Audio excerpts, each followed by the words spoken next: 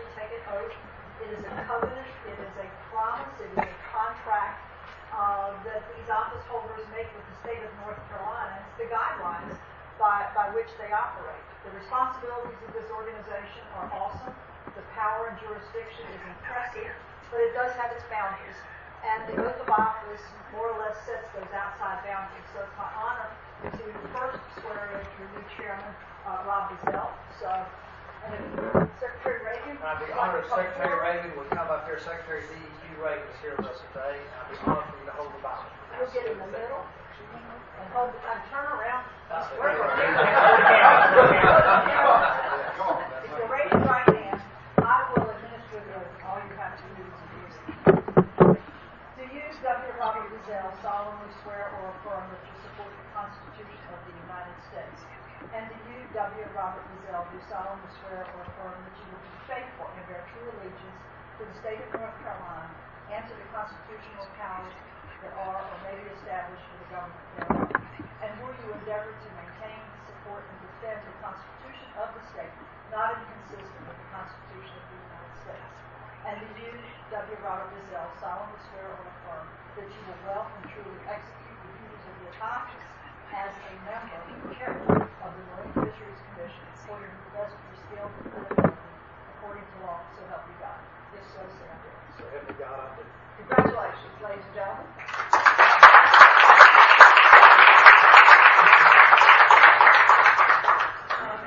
Wait right here. No job is done until the next one. Rob, you want to join us for the pictures also? Okay. Our next commissioner is C. Thomas Hendrickson. He'll step up. And if we have family here who would like to join him,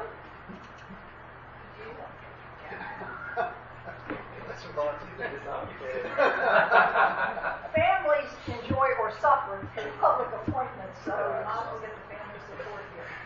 Okay. Do you, C. Thomas Hendrickson, solemnly swear or affirm that you will support the Constitution of the United States? Do you, C. Thomas Hendrickson, solemnly swear or affirm that you will be faithful and bear true allegiance to the state of North Carolina and to the constitutional powers and authorities which are or may be established for the government thereof? And will you endeavor to support, maintain, and defend the Constitution of the state, not inconsistent with the Constitution of the United States? And do you, C. Thomas Hendrickson, solemnly swear or affirm that you will well and truly execute the duties of your office as a member of the Marine Fisheries Commission according to the best of your skill and ability, according to law, so help you God? That's it. Congratulations.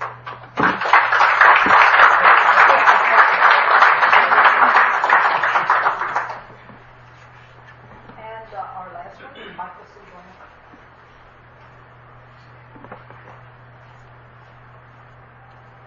You have anything on this? Okay. Well, if you will put your left hand on the Bible and raise your right. Do you, Michael C. Blanton, solemnly swear or affirm that you support the Constitution of the United States? Do you, Michael C. Blanton, solemnly swear or affirm that you will be faithful and bear true allegiance to the state of North Carolina and to the constitutional powers and authorities that which are or may be established for the government thereof? And will you endeavor to support, maintain, and defend the Constitution of the state, not inconsistent with the Constitution of the United States?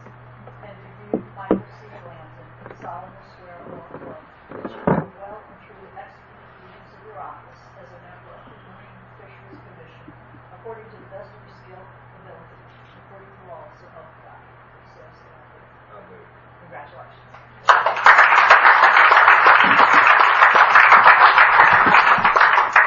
Gentlemen, the job is not done.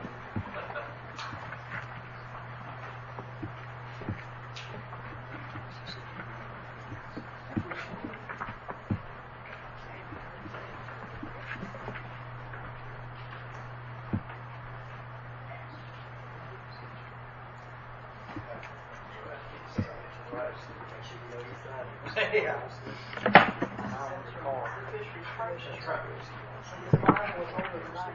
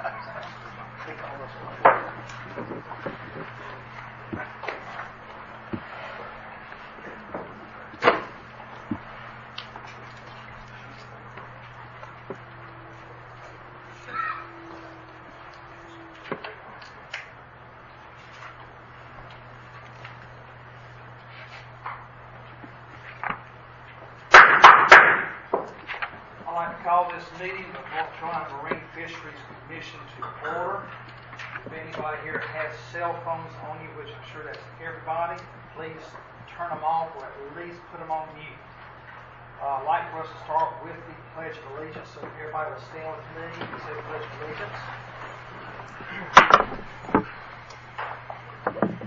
I pledge allegiance to the flag of the United States of America and to the republic for which it stands, one nation, under God, indivisible, with liberty and justice for all.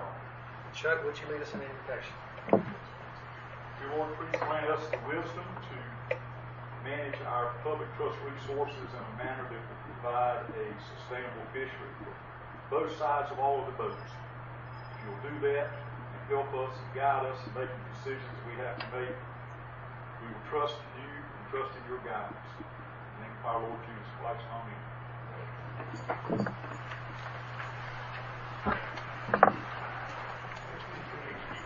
Participation code. Okay, we need to review our entrance evaluation for the new commissioners of this fishery.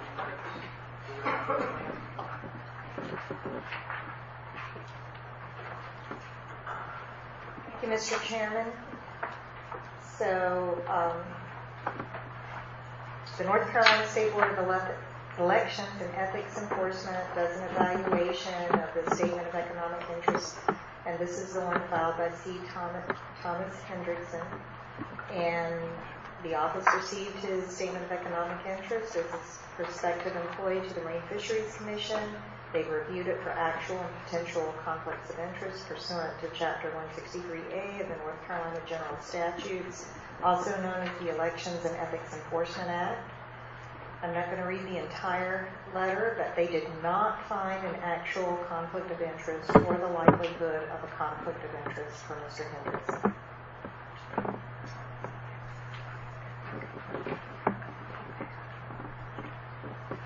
For Mr. William R. Bizzle, they did not find an actual conflict of interest, but they found the potential for a conflict of interest. The potential conflict identified does not prohibit service on this entity. For Mr. Michael C. Blanton, they did not find an actual conflict of interest, but found the potential for a conflict of interest. The potential conflict identified does not prohibit service on this entity. Mr. Blanton will fill the role of commercial fisherman on the commission. He is a self-employed commercial fisherman and must follow the rules and regulations of the commission. He's also a member of the North Carolina Fisheries Association. As such, he has the potential for a conflict of interest and should exercise appropriate caution in the performance of his public duties should his license or the association come before the commission for official action. And to go back to Chairman Bizzle's evaluation, Mr. Bizzle will fill the role of a recreational fisherman on the commission. He disclosed that he is a licensed commercial and recreational fisherman and must follow the rules and regulations of the commission. As such, he has the potential for a conflict of interest and should exercise appropriate caution in the performance of his public duties should his license come before the commission for official action.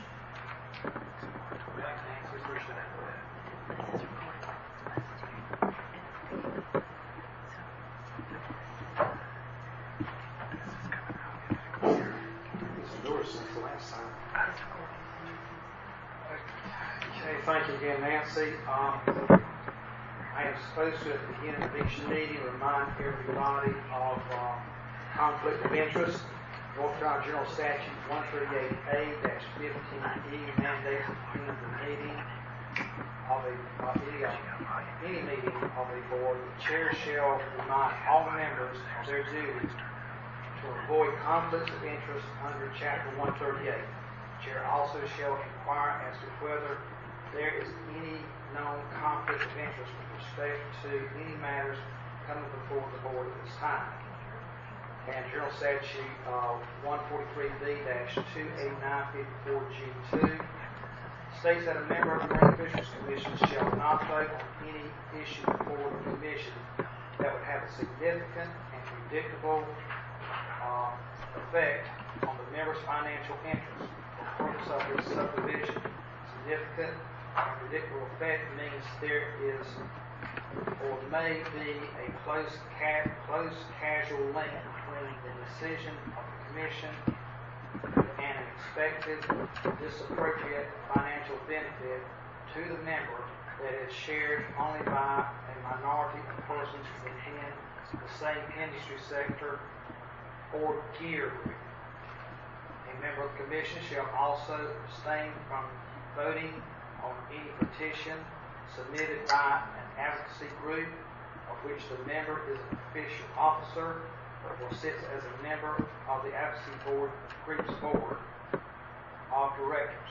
A member of the Commission shall not use the member's official position as a member of the Commission to secure any special privilege or exemption or substantial value for any person. No member of the Commission shall, by the member's conduct, create an appearance that any person could have inappropriately influenced the member in the performance of the member's official duties. Commissioners having questions about a conflict of interest or appearance of conflict should consult with the counsel of the Marine Fisheries Commission or the Secretary's Ethics Liaison. Upon discovering a conflict, the Commissioner should inform the Chair of the Commission in accordance with North Carolina General Statute 138-4-15E. You all have the agenda before you. Is there any, right at this time, possible conflict of interest by our Commissioners? If not, we shall move on. One thing I want to remind everybody is your name is worth a lot. Your good name is worth a whole lot. So if there is the most remote chance that what actions that you all are taking here today could be construed as a conflict of interest, please disclose it to me. Recuse yourself, and we'll record that this occurred. Your name is worth a whole lot more than that.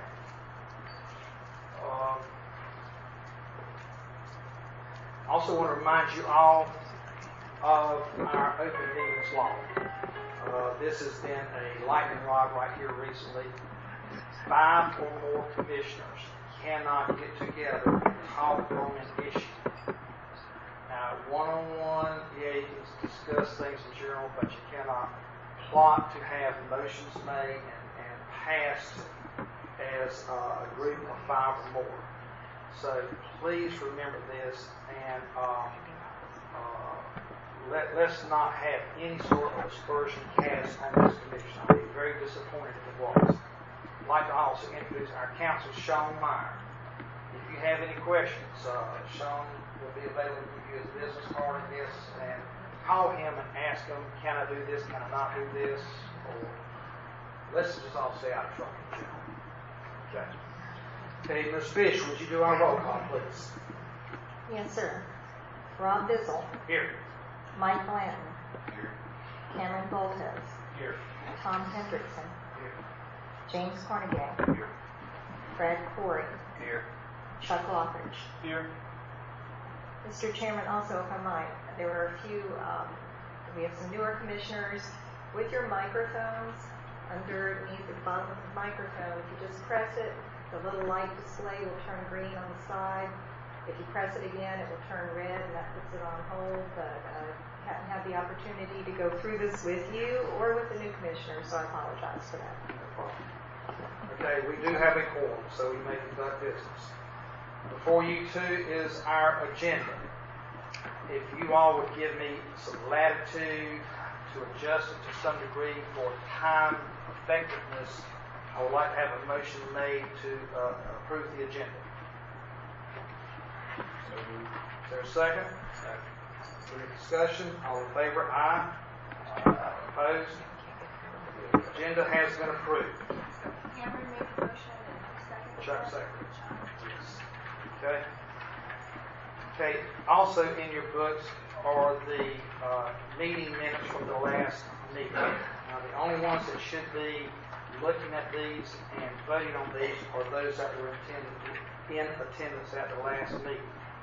So those of you all who were at the last meeting as commissioners, please look at these, and if you see that they are in order, give us a motion to accept. So moved. Is there a second to that? Second. Second, Pete.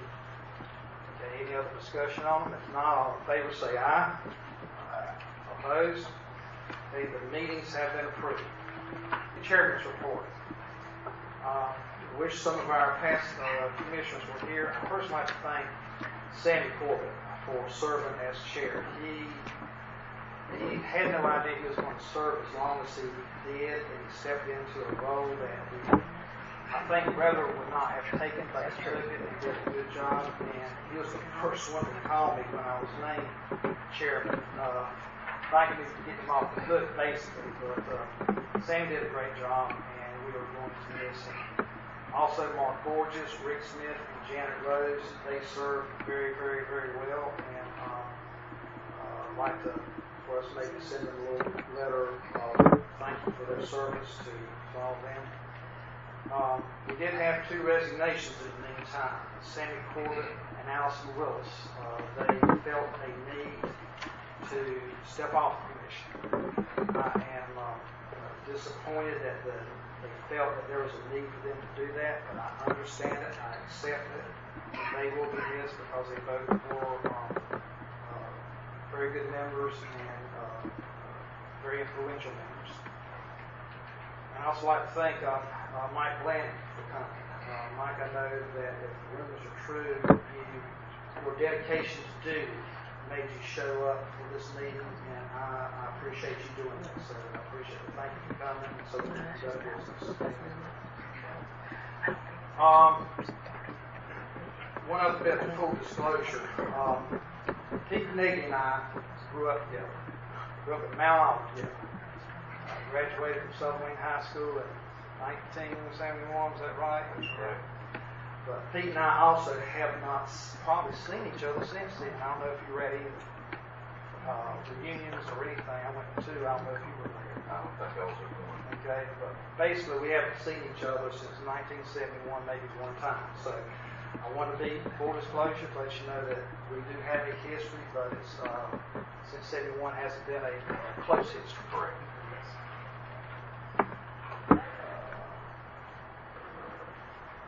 I'd like to also remind my fellow commissioners of what we are, which I think is extremely important. We are a quasi-judicial, governor-appointed commission charged with taking care of the marine, estuarine, public trust resources of this state.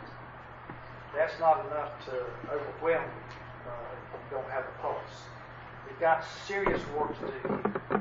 And I hope you all take it in a serious manner. And we need to keep in mind what our purpose is here. Also, I'd like to say, too, that we are not recreational fishermen. We are not commercial fishermen on this commission. We are appointed recreational sea and commercial sea because we bring a degree of expertise of our industry to this commission to help make proper decisions. Our goal is to take care of the resource. And so we don't stand up just for recreational, we don't stand up just for commercial, we stand up for the resource. So I hope you all keep that in mind too.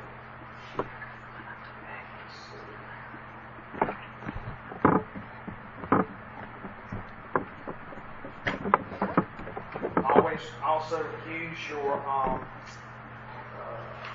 state of North Carolina email that is captured.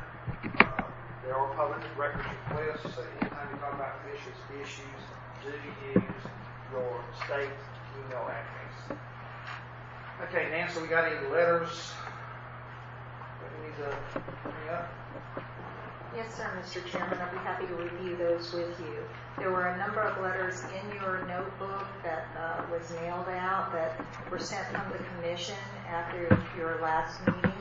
So there had been a motion to send a letter to the General Assembly regarding instituting a land or sale permit for North Carolina residents who hold federal permits. So that is the first letter that was in your packet there, and that was sent out.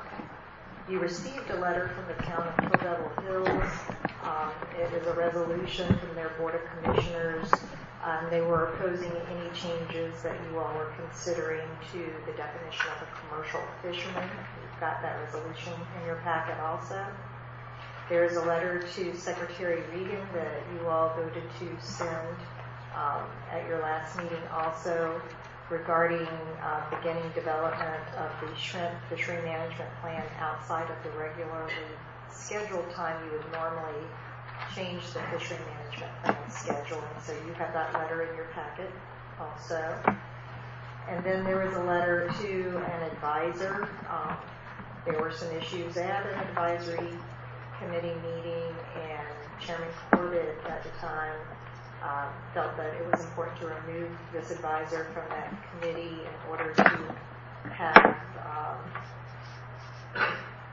more appropriate conduct at meetings, and so you have that letter there also. Then you have some emails that were received. They're in the green colored paper. You have one from Mr. Chris McCafferty. I'm not going to read these to you, but he talks about a number of issues regarding quotas and moratoriums for using public bottom, for leases and fish farming, and talks about catch shares also. You have a letter from the North Carolina Watermen United that is asking you all to delay in action on the striped mullet fishery management plan. Then you have an email from Mr. Tim Fergenrader, and there are a variety of issues that he discusses in that letter there for you all to consider also. So please make sure you review those. And that's it. That's great. Thank you, Nancy.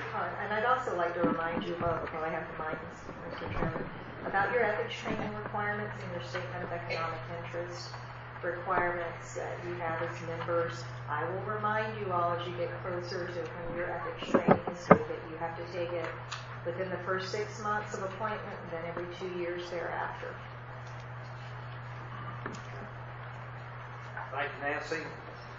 Our 2018 meeting schedule, well, we actually have just one left. It's in Kitty Hawk, and I am looking at, I will mention just a second, changing the format of the meeting, and we'll see if we got availability up there for that space, so we'll get back to that. The 2019 meeting schedule, I am going to go back to having our three coastal meetings in the Morehead City, New Bern area. We're going to do that for a number of reasons. When we have it up in Kitty Hawk, it is a long ways for people in Wilmington to travel to get there, and vice versa. The Morehead City, New Bern area is a centrally located area. Also, it's easier on the staff. We don't have to have them away from their families a couple of nights a year that they probably would not like to. So, unless there's a real problem that I don't know of, we're going to start doing that in 2019. And we're also going to go back to a different format too. I'm looking at having the public comment on Wednesday night. Do the meeting on Thursday and finish up the meeting Friday morning. The public comment, as it is right now, is after some business has been conducted. So if somebody has a real desire to make a comment on something, they're missing out on that opportunity. Plus, we'll maybe have time to allow for more comments. So, looking at going back to that type of schedule, that type of format. Also, I need to appoint the Cruffle Funds Oversight Committee, which are the three regs, myself, Cameron, and Chuck, and Scientist Pete will be on that. That was set up with the last meeting, so we'll have that meeting in place. And also we need to do a Marine Fisheries Commission governmental liaison, which I'm going to fill that role and maybe call some of you all from time to time to help me out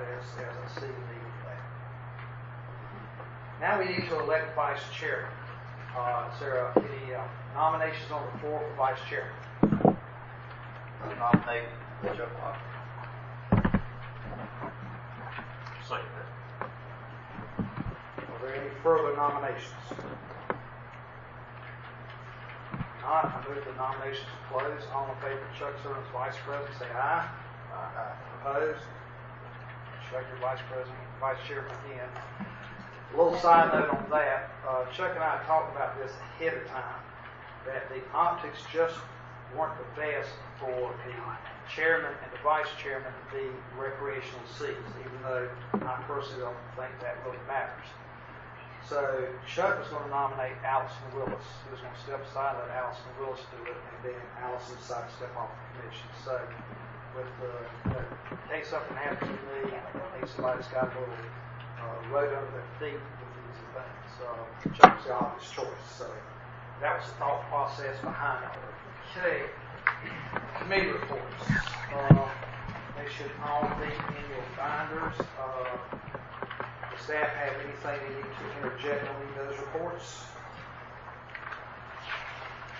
Mr. Chairman, you're going to receive updates later on of the status of the blue crab and southern flounder fishery management plan work that's being done. And then with the northern finfish and southern committees, you're going to receive reports during the striped mullet discussion about the outcome of those meetings. That was the sole topic that they talked about. So you'll get that update during those deliberations. Okay.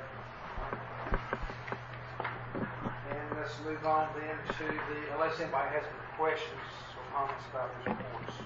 Not, we will move on. First, I'd like to welcome the new commissioners, Henderson, Commissioner Clanton, and Chairman Bizzle. Look forward to working with you. Yes, ma'am. For those of you who may not know me, I'm Lee Paramore, and I'm a biology supervisor in the manual office. And today I'm going to give you an overview of our stock overview for 2018. Just so you know, this is an overview of all the different species and stocks that North Carolina manages. We also include federally managed stocks in the overview, which we primarily focus on the 14 state-managed stocks. The stock overview provides an annual summary of information available on the overall condition of North Carolina's fisheries resources. The division's stock overview report is released each July. It's provided to the public through our division website. All the data in the report includes data through the prior year, in this case will be 2017, and information provided for each species or stock includes basic life history, graphs showing trends in catch and harvest, a summary of the management and FMP status for that stock, based on the most recent stock assessment, and the graphs are also available showing trends in available surveys. And finally, we show key research needs for that species. Last year, there were several changes made to improve the report and to make it more information available to the public in a more digestible form.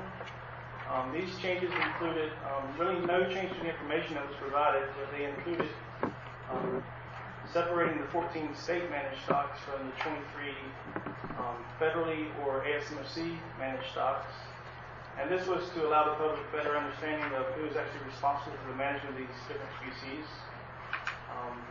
Last year, the web pages also were redesigned, and primarily the redesign part of this was just to simply add graphs showing 10-year trends in landings and also trends in the indices that are available for their stocks. There are some additional changes to the report this year. The primary change involves a change in the terminology used to determine the stock status. In years prior, the division has used the 5 terms for stock status, which are viable, recovering, depleted, concerned, and unknown. This year, the division made the decision to determine stock status based on overfished and overfishing. The primary reason for this change was that the prior terms had overlap in definitions, and also there was subjectivity in determining at what point a stock would transition from one term to another term.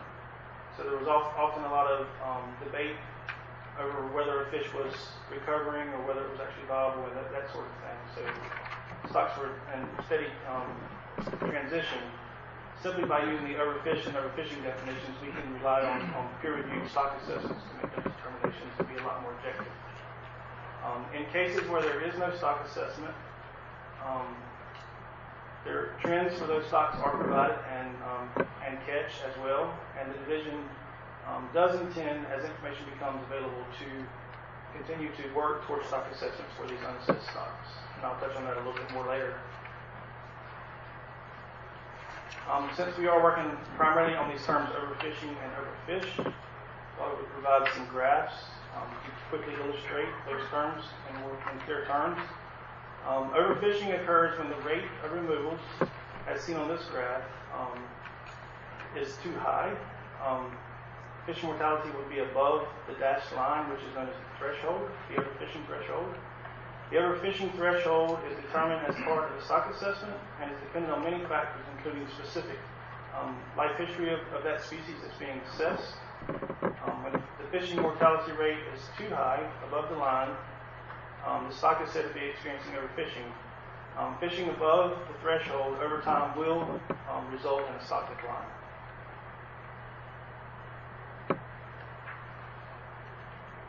The other term that we use is overfish. While overfishing on the prior slide is related to a rate of fish removals, the term overfished or depleted, shown on this graph, is related to the actual size of the spawning stock, and either in terms of numbers or weight. Overfished or depleted occurs when the size of the population becomes too small and falls below the threshold seen here as the dashed line. Supported, they're opposites. Overfishing, you're on the bad side when you're above it. Overfished, you're on the bad side when you're below the threshold. So that's just an important point to be aware of.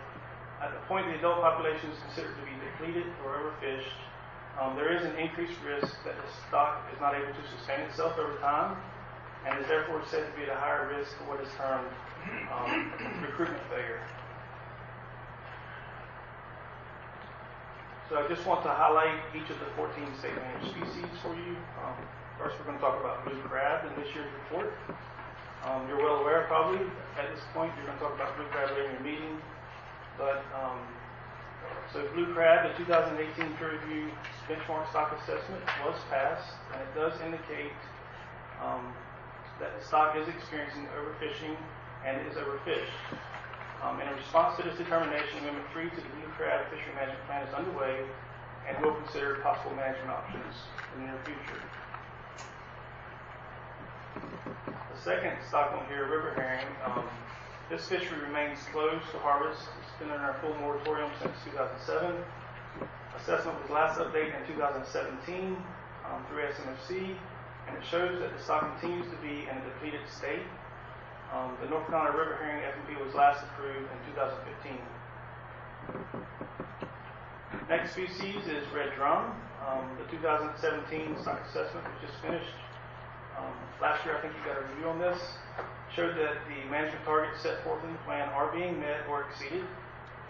No overfishing is occurring. However, for red drum, we do not know the overfish status. That's not unique to North Carolina. That's true for the entire Atlantic coast and the Gulf Coast for that matter.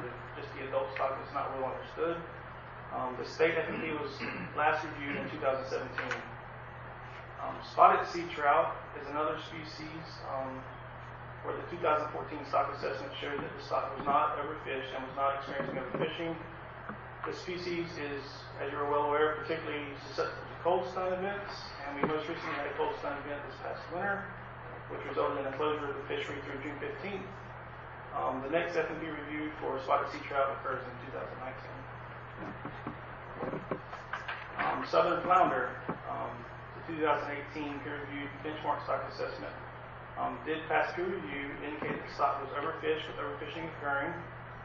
Data in that stock assessment was available through 2015.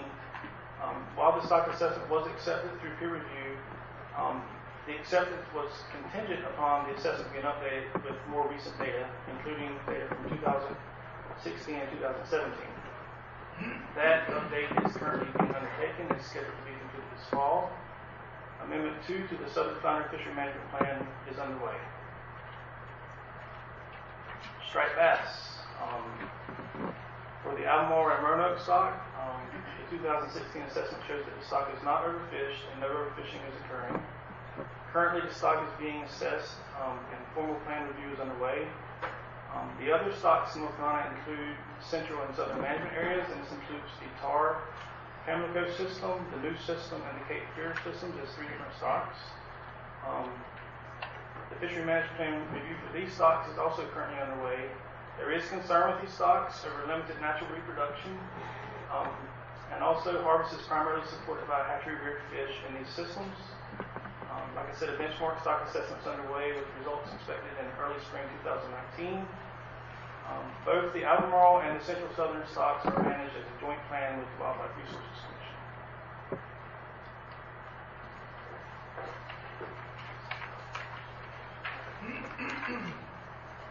So we do have some other stocks and where there are situations where stock assessments are not available. In this case, I'm showing the 4 stocks that this applies to. This includes kingfish or sea mullet, sheep's head, eastern oyster, and park lambs.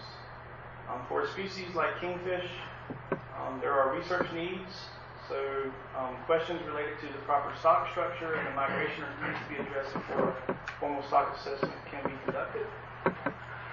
Kingfish does have an FMP that was last approved in 2015. There is a trend analysis in the FMP that helps us maintain sustainable fishery for kingfish, and that's ongoing, and it's monitored through the stock reviews and the FMP updates every year.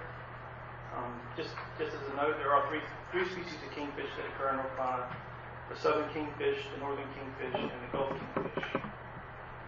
So the FMP is actually focuses primarily on southern kingfish. That's our primary species. No current FMP or stock assessment exists for sheep's head, although this body did take precautionary management measures that were put in effect in 2015. Efforts are currently underway through academia to determine if sufficient data are available to assess this stock, but right now we do not have a stock assessment. In the case of eastern oyster, Amendment 4 to the state FMP was just approved in 2017. No assessment currently exists for this species, but efforts are also underway through academia to explore methods to determine the stock status of this species. Park clam, we do not have a stock assessment. They are managed through Amendment 2. We don't have adequate data to assess this stock, and it really has not been a high priority species for stock assessments because of the nature of the species and how they occur through different areas. The FMP was last approved in 2017. 2 other highlights for this year include what we term annual stocks. These include bay scallops and shrimp. Of course, shrimp include both brown, pink, and white shrimp. Stock assessments are not conducted by the Division for annual stocks. The reasons for no assessments are annual crops are short-lived, they produce a large amount of offspring, and it seems to be that the environmental factors rather than the actual spawning stock biomass tend to determine the abundance of these species in a subsequent year after a spawn. Amendment 2 to the bay scallop, and I just went way too far, hold on a second. Amendment 2 to the bay scallop FMP was approved in 2015. As you know, bay scallops are very sensitive to environmental conditions and at times may be susceptible to high levels of predation. The FMP outlines minimal abundance thresholds that must be met through the division sampling in order for the fishery to open. In 2017, the bay scallop fishery was not open. Shrimp are currently managed under Amendment 1 to the North Carolina FMP that was approved in 2015. Also, as you are well aware, most recent work in this fishery has been aimed at reducing finfish bycatch associated with shrimp trawls. The collaborative effort between the division and the industry has most recently led to the adoption of rules for area-specific modifications to further reduce finfish bycatch. And those measures are planned to go in place July 1st of 2019. I just want to walk you through what you see when you go to the division's website. So this is the initial page you'll see when you click on the stock overview. The introduction provides background information. It explains changes in each year's report, including the changes that occurred this year. Links are also provided to annual FMP update and other management entities such as ASMFC and the councils. And you can access the current year's report and also any prior year's report from this location. And you can also access the Division's Fishery Management page through some of the links on the side that you see here. As you scroll down the page, you will encounter the 14 state managed species. It gives a little web blurb for each of the species that highlights what's going on with that species, what some of the recent changes have been in the most recent year, if there's been any regulatory changes, if there's been any changes to new stock assessments and those sorts of things. And then you can also click on a link for that species to provide even more detail. And so when you click on that, you're going to see, so I think the example here is red drum. It's going to take you to the actual red drum page. And it takes you here, and for each species, it includes information on, as you can see in the red box, life history, catch and landings, a summary of the management of that stock. That includes results from most recent stock assessment, and also a list of research priority needs for that species. And finally, there's also a list of links for other websites that provide additional information for that species. So as an example here, we're going to pretend that we were clicking on the stock overview, which is right here. When you click on that, you're going to go to a part of the web page. It looks similar, very similar to this. There's actually some more graphs there that aren't shown, which include things like landings and trends in landings and other things. But the stock overview section provides a clear bulleted list of the most recent stock assessment results. So if you look at red drum, you can't see it very well, but there it says assessment, yes. Terminal year of the last assessment, 2013. Is the stock overfishing? No. Is the stock overfished? Unknown. And then it provides more in-depth paragraph that gives all the information that was previously given in previous stock overview sections for the species. The stock overview will also provide, as you see in the graph, it will show trends and surveys that are used in the stock assessment. So in this case, we see the trend in the longline survey for red drum, and we see the trend in the fishery independent gillnet survey for red drum that goes into the stock assessment. And that's in addition to what information that was not provided in the previous stock overviews. All the rest of the information is pretty much the same. So with that, I will take any questions. Of course, in the back of the room, as Director Murphy had mentioned, there is a poster that provides information, and I'll be sitting back there to answer any questions you may have also, but I'll certainly take the questions now. Question for Lee.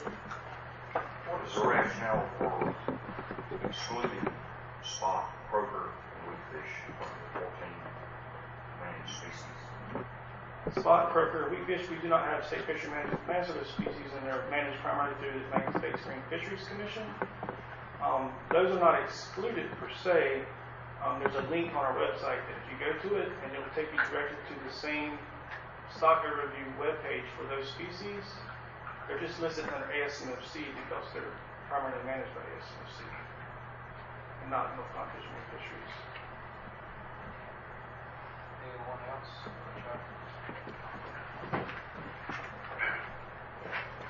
Thank you, Lee. The information that you give on this page is basically what a person is going to look at and see. Short, sweet, concise, and even on page 5 or whatever. I'll speak about rockfish in a second, but that's basically what they're looking at, and I think it leads folks, to have to go to look at trends and everything else to see where the fish are. I am concerned about having fish that are not listed as overfished and overfishing occurring being looked at by the public, legislators, and other folks as being no problem. And I think things could maybe be cleared up a little bit. For instance, in the striped bass, the Albemarle Roanoke, you've got 2016 assessment, not overfishing, no overfishing. That indicates to me it's doing pretty good. Currently being assessed, plan review underway. But when you look it back up, you show that there is a very distinct group of females in that stock that are missing. I think that is very pertinent to know. Also, if you go down to Central Southern, fisheries supported primarily by hatchery reared fish. I'm pretty sure that peer review shows now that those fish are what be 90% plus hatchery fish, very limited natural reproduction, currently being assessed, plan review underway, and again, peer review shows that we've got probably what they're referring to as cryptic mortality that exceeds both the recreational catch and the commercial harvest on that. So, I mean, I think it's very easy to gloss over something unless somebody has the time and spends the effort to go in here and look at this. So I have concerns about this. I like it. I mean, I have no problem. But you got to realize that most folks are even worse than we are, and there's some of us that really can't, convert inches to millimeters when you measure fish, so without looking it up on the internet. So I would defer to Pete on this, but I think this is very useful. But I still think people that are used to looking at concern, viable, no idea, whatever, I mean, are going to look at this and feel very good if our fisheries, don't show overfish or overfishing occurring. I think what you're looking at is the actual presentation I just gave you. That's not what you'll see on the website. Okay. What you see on the website is a little bit larger paragraph. Of course, I can't focus so much in the presentation, so we just kind of get highlights. But you're going to see the same exact, what we call the web art that you've seen for the last 15, 20 years. That has not changed. And then you click on the species, and it takes you to the page that gives the types of information that you're talking about. I've looked at that. I use this as an example, but this is the type of thing that would go and walk the halls of the legislative building. This is the kind of things that a DMS staff person would visit a fishing club or whatever and show as a PowerPoint. I'm just saying that when you go to the website, we have a lot more detail, and it's absolutely perfect for folks who are detail oriented. But it is very easy to look at a short review of this and realize that there's some problems. I don't think we glossed it over at all. I think the fact that we're saying that there's hatchery reared fish is primarily supporting that fishery is putting it out front. I mean, If I may, sure. It's our attempt here was to actually be more transparent with the information. We want people to dig down into this, and any document that we put out really always has the potential to suffer from lack of context that backs it up. And we talked about that a little bit this morning. What we're trying to do here is to what was told to me when I came on is you manage by science. So that's what we're doing. We are telling you exactly what we do and what we don't know about this fishery or about these stocks. In some cases, the terminology was misleading because a listing of concern, for example, for one species might mean you're getting near a threshold. For another species, it might mean you have a big gap in your knowledge of data. And so it was hard to sort of lump everything in. The other thing was, and we actually had this discussion at ASMFC last week, when you use these kind of buckets to put things in, how to get between one and the next one, whether it should go up or come down or skip one and go to the next, is really subjective. And we were trying to eliminate the subjectivity. So what we've tried to do is put all the information out that we know. But yeah, it does take some digging. You gotta read it. And so trying to use links and trying to use the internet technology to get people where they need to be is the way we address that. Any other questions? Yep. I just got real quick, and I could go to the internet and find the answer. But on the river herring, so you did your last guess, assessment in 2015? 17. Assessment update. Okay, Plan as approved. Dated Okay. 15. Says, but since it's moratorium, is there an increase in the river herring? I probably can't speak to that as well as my colleagues here. I think they did see a slight uptick in biomass of river herring, but nothing that would warrant any sort of change. It's still a very depleted state. They're just not reproducing? They are seeing some reproduction, but they're still well below the targets of where they like to be. It's not bounced back in any form or fashion that would get us excited. So it'd be similar to the striped bass. I mean, they're just, the striped bass river herring are not naturally reproducing. In those southern river systems. Right. That appears to be, on the average, true, yes. Anything else?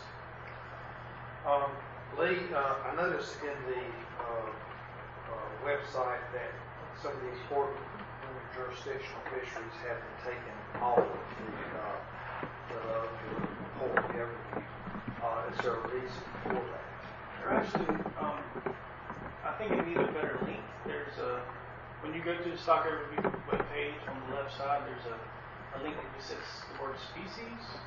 If you click on that word species, it'll take you to another webpage that has all the interjurisdictional species, and you just click on the species that you want to look at, and it'll actually give you the stock overview report for that species. I think it just needs a clearer label. I agree with you. Yeah. Something needs to fix. Yeah. Okay. That's good. So they are there. When you go to the original page, it goes to the blurb, those web blurbs for the state species, and then it gives the list of the interjurisdictional species, and it shows the different member species that. But we should probably hyperlink those species to take you to the stock overview. Very nice. Yeah, that's a good point. One more quick question on interjurisdictional species, for example, the ASMFC. When you say they're primarily managed there, that is correct. Correct me if I'm wrong. Does the ASMFC for, say, this particular species, great trout or weakfish, they give us basically an allocation from them on a per state or per region basis, but then we manage that within North Carolina as to how we would manage that. Is that legal terms correct, or am I way off on that? No, I mean, I think it varies by species. For species like weakfish, they set the criteria that we have to manage by, size limits and those sorts of things, and we have to be in compliance with those, and those a lot of times are coast-wide, or they could be regionally or state-specific, but we're not allowed to manage outside of those. There are sometimes these things we call conservation equivalencies, where they'll allow us some flexibility, but we have, as a management agency, have to show that what we're going to do is be conservation equivalent to what they're asking us to do. It'd be almost like a de minimis situation where we can't be any more lax than the ASMFC on most species, but we can be more restricted. That is true. Thank you. Anything else? Steve, thank you very much. All right, thank you guys. So what we're going to do is take the 9:15 tomorrow and one of the report fishery management plan for Captain Bloom. Captain's ready for us. We are not going to vote at this time on the schedule modifications, so we're just going to take the report and then address the schedule modifications tomorrow. So, Captain, good to see you.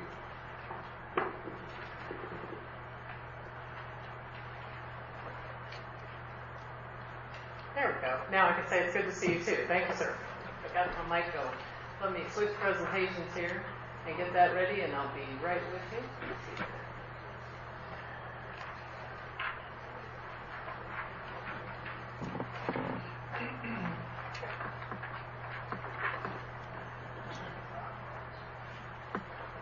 Cancel or retry?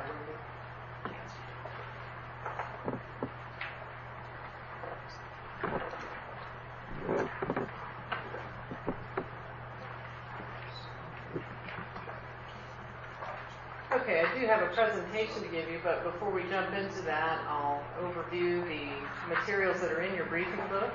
There's a tab called FMP Update. And So we're going to pretend, as the chairman said, that it's tomorrow morning, and I'll do the majority of the materials. I'll cover what's behind that, other than the schedule. We'll get back to that tomorrow since that's an action item. And so the first item behind that tab is a memo that just details the contents of the materials for the FMP update. And there are 4 separate items, and I'll go through those with you. Most of them are informational. As I said, the schedule is an action item for tomorrow. And so after the memo, the next item is a 3-page summary of the status of the fishery management plans. This is a document that the staff presents to you at each business meeting. At the August Commission meeting, it takes a slightly more thorough form. It also is used to relay information about the fishery management plans to the department secretary to assist him in his statutory obligation to monitor the progress of the fishery management plans. And so it does look a little bit more detailed at your August meeting than it does the rest of the year. But the document does provide a background on the authority and the process for the fishery management plans, and then on the status of each of the 13 state fishery management plans. And so I guess it would end up being tomorrow. You will hear from some of the individual staff leads that are responsible for the reviews of plans that we have underway right now. So stay tuned tomorrow for that. But I wasn't going to take the time to go through any of those in detail unless there are specific questions. Again, you'll be hearing from a couple of those leads tomorrow. But I'll pause there in case there are any questions or concerns about that, Mr. Chairman. Any questions on the fishery management plan review? On page 7,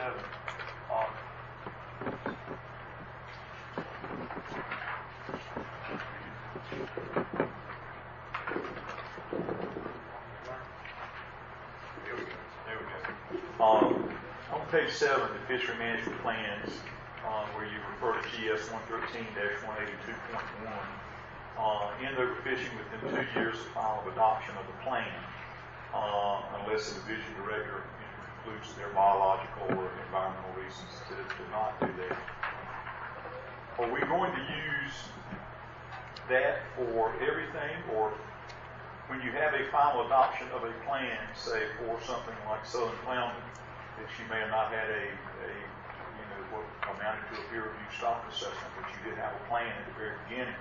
Because the ending overfishing within 2 years was part of 2010-13, which has been around for quite a while. So I guess just the question is where are we going to start? Are we going to start on the final plan with the flounder amendment, or are we going to start from the beginning and say we should be somewhere, or we're going to be somewhere in between? Well, perhaps it would be best to just pause that question. I believe the page 7 you're referring to is actually part of the presentation. And so it might be best to let me provide the details of that slide to the commission. And then certainly either at that point during the presentation or at the conclusion of the presentation, it may be best for the director to address that question. But we can stay tuned for the details first. The 3-page memo is the synopsis of the fishery management plans, and that is what will be forwarded to the department secretary. So on those brief overviews, I just wanted to ensure there's not questions about specific plans that I might be able to address. Okay, so stay tuned. All right, so I'll go ahead then and just point out your fishery management plan review, and that's under separate cover. It's a pretty comprehensive document. Each one of you should have received a copy. It's a comb-bound document, several hundred pages in length, and actually connects right back to what Lee Paramore was just presenting to you, and addresses some of the concerns about the interjurisdictional species. First, let me assure you we will address the link on the website to make that more obvious to get to the details of the interjurisdictional species, but let me just explain what this document is. It's a compilation of all the annual updates about our state-managed, our federally managed, and our Atlantic States Marine Fisheries Commission managed species. And again, for those, there are fishery management plans for North Carolina. The updates are based on the data that's available through the previous calendar year. and staff provides the document to the Commission each August. It is a very useful resource document. I carry mine pretty much everywhere I go, except maybe the grocery store. And so any of the meetings we're going to, though, it's a great resource document to have with you, and it does give you the most recent fishery management plan schedule recommendations as far as the reviews of the plan, and that's based on the latest data that we have. It also provides a comprehensive list of our research recommendations for all of the fishery management plans. And so it is an invaluable resource document about the latest status of fisheries occurring in North Carolina, both the ones that have a state plan and the ones that are interjurisdictional plans. It is organized into two primary sections. The first section is the state managed species, and then the second is the interstate managed species. And that's further broken down into those species that either have a North Carolina index or those that do not. What that means is that data was used by the federal management councils or the Atlantic States Marine Fisheries Commission in their respective plans. So that's how the document is organized. Each update in the Fishery Management Plan Review contains information about the history of the plan, the management unit, goal and objectives, status of the stock if it is known, status of the fishery, including current regulations and commercial and recreational landings, monitoring program data, including both dependent and independent monitoring, management strategies, as I said, research needs, and then recommendation on the timing for the next plan review if it is a species for which there is a state fishery management plan. So encourage you to take a look at that. That is actually what informs our stock overviews. And so the stock overviews on the website is a trimmed down version. This has all of the details behind it. And so the third item is what Commissioner Lockridge was peeking ahead at, is the presentation. And a couple commissioners were actually in attendance at some of our advisory committee meetings earlier this summer, where I gave a lengthier version of this presentation. So rest assured, Mr. Chairman, we have done what we can to shorten this presentation, but it is still about 20 minutes in length now. And so we will get into that in just a moment. That presentation is about the division's efforts to streamline the fishery management plan documents. It is important to note that those efforts focus on changing the documents themselves and not on the requirements of the process, as those are set forth in state law and must continue to be met. So we'll get into that presentation in just a moment. And as I said, the 5-year schedule, I'll save the explanation and lead in for that for tomorrow. So unless there's any questions, I'll go ahead and start the presentation, Mr. Chairman. I do have a question or an observation. This is a heck of a document. 589 pages. I'm wondering, I don't know how much staff time is used to put this together for our edification here. And, this is something that if I use 1% of it, I've done a day's work. Is this better in this format on the website? Do we need this detailed information outside of going into an FMP revision? Just like have little thoughts on the amount of work that's required to put this together for us, and cost versus benefits. Sure. Well, the information that's provided to you in this book is certainly something that we want to provide to the Commission, but also to the public, and it certainly is available on the website. But it represents the work that the staff needs to do to manage the species and to check in on them each year. We do an annual update on all of our species every year, and that is so that we can keep a pulse check on any changes in the fisheries. And so that work needs to be done. This is our effort to bring it forward so that it is, digestible.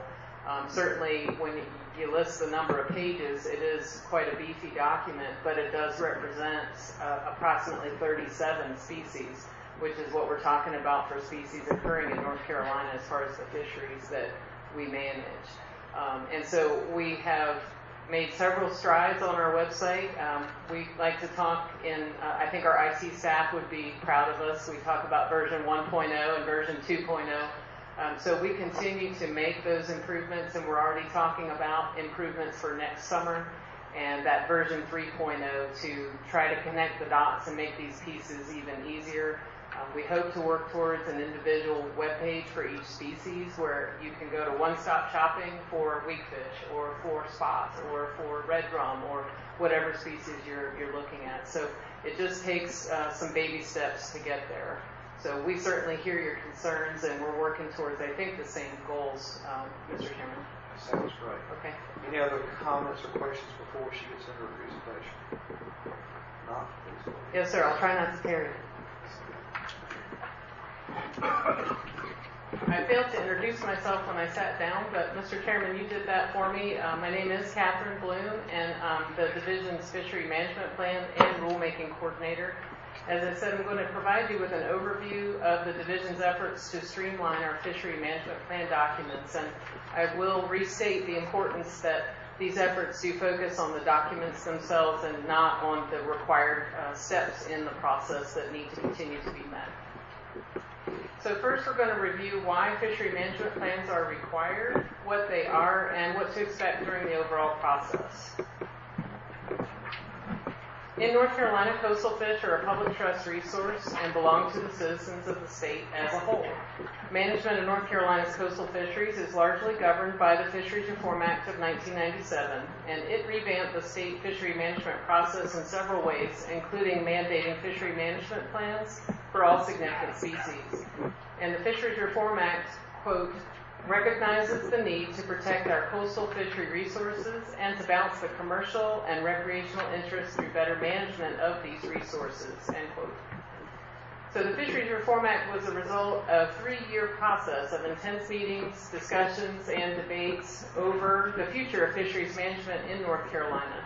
And that was in order to ensure healthy stocks and the wise use of our resources. It was adopted largely to move away from management based on hot topic issues and emotional outcries that had no formal criteria for planning or management decisions. The Coastal Habitat Protection Plan is an important part of the Fisheries Reform Act and recognizes that overfishing is not the only obstacle to sustainable harvest. It documents the ecological role of aquatic habitats for coastal fisheries.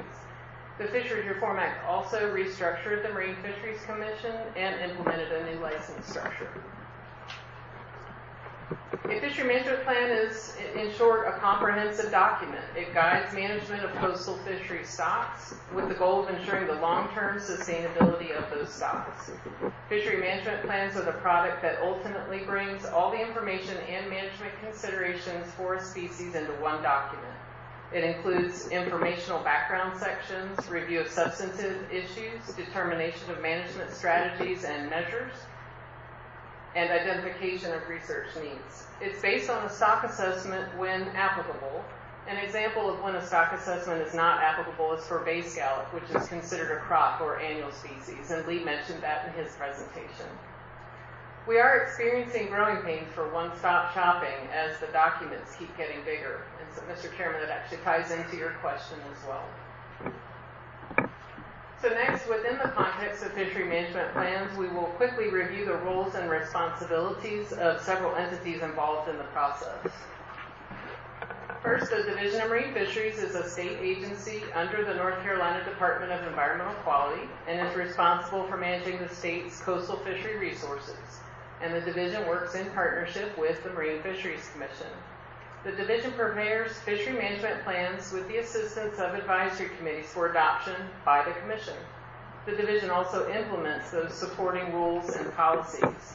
So the division provides the science on which state management decisions are based. For management of fisheries within the jurisdiction of regional and federal boards and councils, while the commission can advise the state, the division is responsible for decision-making that occurs at the table of those boards and councils. Next, the plan development team consists of co-lead scientists, which you'll hear from a couple of those tomorrow, a stock assessment scientist, and other division staff with technical and scientific expertise and knowledge of the fishery, including licensing and statistics, enforcement, habitat enhancement, protected species, and fisheries management. The plan development team prepares all the documents and serves as the contact for the public for all activities related to the plan. So division staff carry out data collection, analysis, writing, and presentation of plans, and assures compliance to adopted plan regulations. This may sound like a simple, concise task. However, it is time-intensive to analyze the available data and carefully consider the possible options that are reasonable and enforceable for each given issue.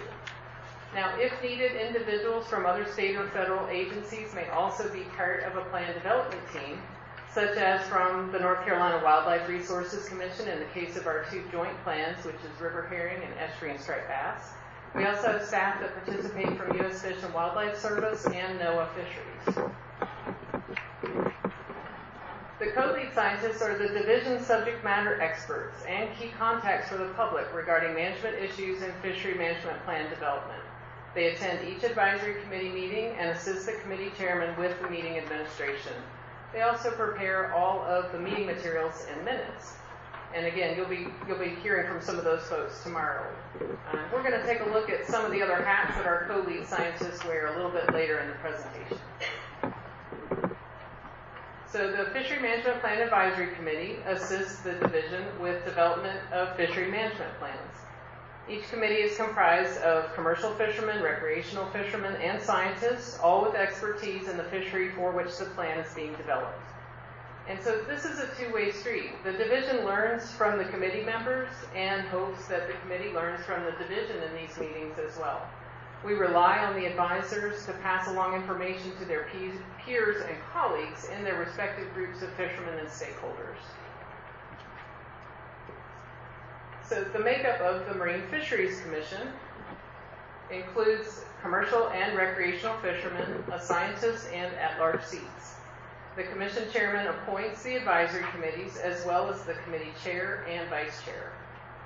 The commission approves the state fishery management plans and adopts implementing rules. So the commission has the authority for state management decisions. As mentioned earlier, the commission can advise the state regarding marine fisheries within the jurisdiction of regional and federal boards and councils, and this includes the Atlantic States Marine Fisheries Commission, the Mid-Atlantic Fishery Management Council, and the South Atlantic Fishery Management Council. However, the division is responsible for the decision-making that occurs at the table of these boards and councils. So in this section of the presentation, we're going to get more into about what form the fishery management plan documents can take and what they must achieve. So a fishery management plan document can take several forms. The original plan, all of which are complete for the state's fisheries. The 5-year review, which can yield one of two things, either an amendment, which has management changes, or an information update, which has no management changes. There can also be a supplement to a plan. In 2010, the General Statute for Fishery Management Plans was amended to provide for a supplement process, which is constrained for use only when the Department Secretary determines that temporary management measures are needed to supplement an existing plan in the interest of the long-term viability of a fishery. And that language is out of the statute. The final form a fishery management plan document can take is for implementation of adaptive management, and this is called a revision.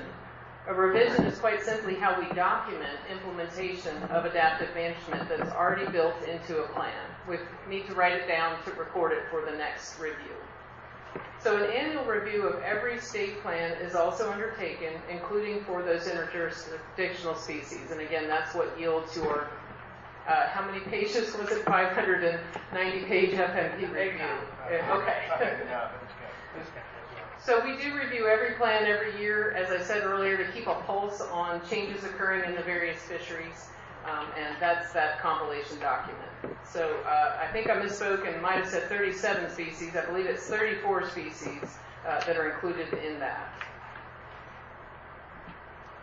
Okay, so we reviewed what form fishery management plan documents can take, and now we're going to review what they must achieve. And so, again, referring to the statute, Fishery Management Plan Statute 113-182.1, They must end overfishing within 2 years of final adoption of a plan, achieve a sustainable harvest within 10 years of final adoption of a plan, and include a management options that have at least a 50% probability of achieving a sustainable harvest. And so each of those items has an asterisk next to it, and that is the exception that's provided in statute that allows a determination to be made by the division director that the biology of the fish, environmental conditions, or lack of sufficient data makes implementing the requirement incompatible with professional standards for fisheries management. And again, that language is from the statute. These determinations can be confounded when there is either no stock assessment or the stock assessment was not accepted for management use. And the statute provides the division director a mechanism to address this. An example of when the division director's discretion may come into play could be for a long-lived species such as red drum, where the life history may necessitate a longer rebuilding period. So that's just for an example. The statute also requires the plans to be reviewed at least once every 5 years. And so certainly I'm glad to pause there if we want to get back to the earlier question, or we could wait till the end. It's certainly up to you all. I'll press on. There may be other questions. We can handle them all at once. Okay. So in the next section, we're going to look at what we've been busy producing since 1997 and what fishery management plan documents contain now, why we're changing the documents, and what our goals in doing so are. So here's the inventory of the completed fishery management plan documents. Each first order or original plan for a species that has been identified as significant has been adopted, and there are 13 of those in total. We have completed 18 amendments of the plans as shown, and remember, an amendment indicates there were management changes. There have been 3 information updates where no management changes were needed, and we've had 4 supplements, which is when the department secretary determined temporary management measures were needed to supplement an existing plan in the interest of the long-term viability of a fishery. And finally, we have completed 2 revisions. A revision is how we document implementation of adaptive management already built into a plan. So of note is the length of some of these documents. Earlier I mentioned we're experiencing growing pains for one-stop shopping as the documents keep getting bigger. Most of these documents are hundreds of pages long. The fishery management plans from the federal councils and interstate commissions are similar in length, and these agencies are experiencing similar growing pains. The longest of the plans for North Carolina is the 2013 Estuarine Striped Bass Fishery Management Plan Amendment 1 at 829 pages in length. So in our effort to streamline the fishery management plan documents, we are still doing the same amount of steps that went into these completed documents that are 600 to 800 pages long, but now we're packaging the final product in a different manner that is easier for the public to digest. So moving forward, these former plans can serve as source documents. If scientists or the public want to go look in detail at the several hundred-page long stock assessment or the working papers that discuss all the data sets, that is still going to all be available. Next, we will review what our current fishery management plan documents contain. They currently include a list of existing plans, statutes, and rules, information on the life history of the species, characterization of the fisheries, a socioeconomic section, environmental and habitat considerations, principal issues and management options, management strategies, research recommendations, and the stock assessment is included as an appendix to the plan, and that certainly adds to the length of the overall document. So again, the contents of the documents are set forth in that fishery management plan general statute. It's important to note that management issues can be resource-based or socioeconomic in nature. So we reviewed what we've been busy producing since 1997 and what fishery management plan documents contain now. So next we're going to review why we're changing the documents and what our goals in doing so are. As I mentioned, the first order or original plans are complete, as are several subsequent reviews for many plans. So it follows that we would be more selective about true management issues because we're not starting from scratch.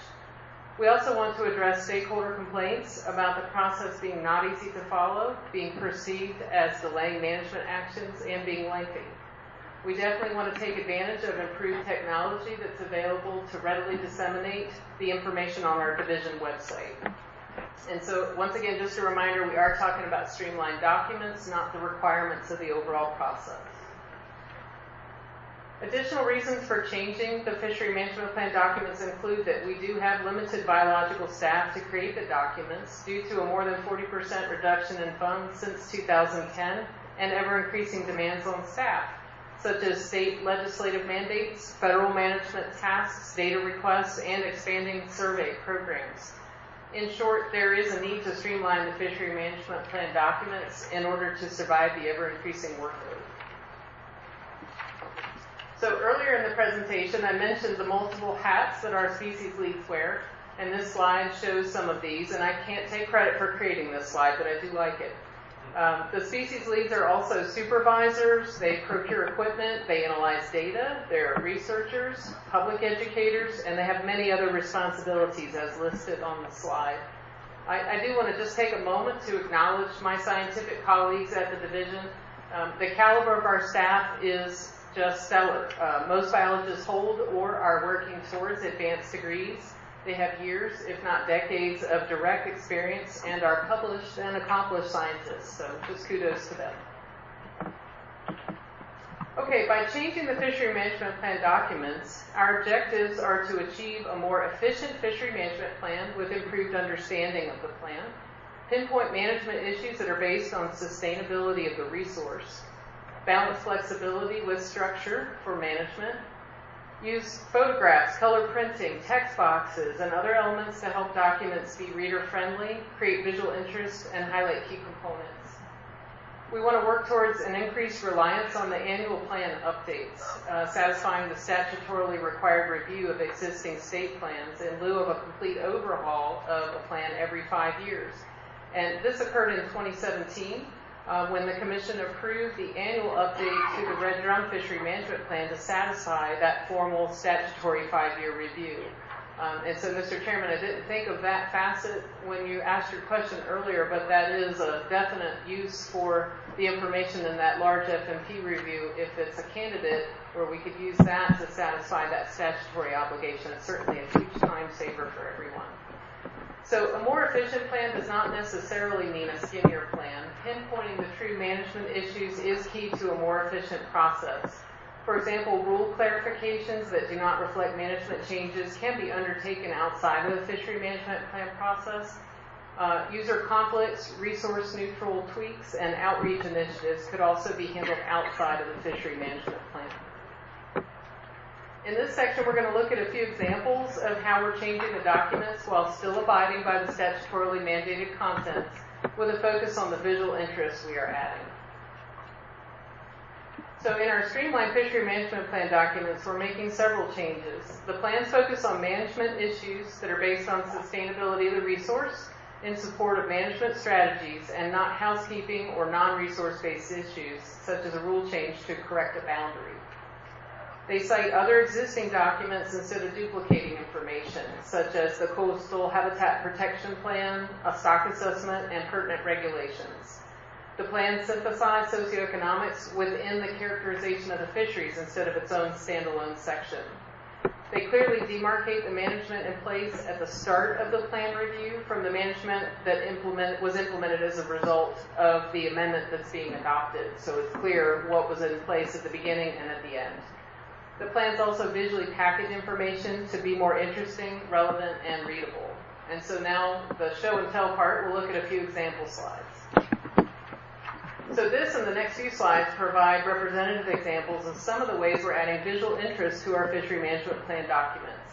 A key to this is to rely more heavily on electronic distribution of the documents, which makes adding color photographs feasible. It is key to have clear and colorful charts that synthesize the big picture information about a fishery. The use of text boxes helps to elevate important points or items we want to highlight. Tables that pull together the bottom line of a fishery help to highlight what is currently going on without going into analysis paralysis, right? We're looking for that just right level of detail.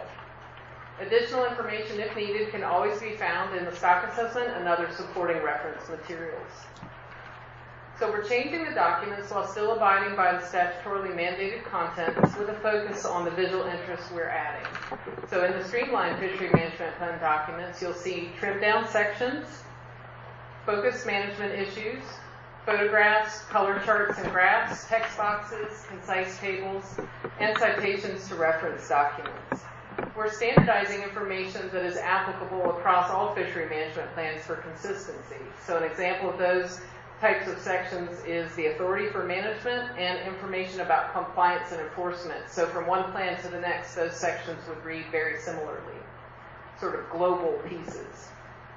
Other sections of the plans are species specific and will vary slightly from plan to plan depending on the life history and other characteristics of the fishery. Excuse me. So in conclusion, the key to successful management under the Fisheries Reform Act is to base management decisions on sound scientific data and analysis. The new streamlined fishery management plan document format more effectively disseminates to the public the rationale for the science-based management strategies. A healthy resource fairly and equitably benefits all user groups. When the outcome of a stock assessment deemed usable for management indicates that management changes are needed, it's important to focus on resource-based management issues. We have to retool how we write trim fishery management plans. And with that, I'm glad to take any questions, Mr. Chairman. Thank you. Any questions or comments from our commissioners?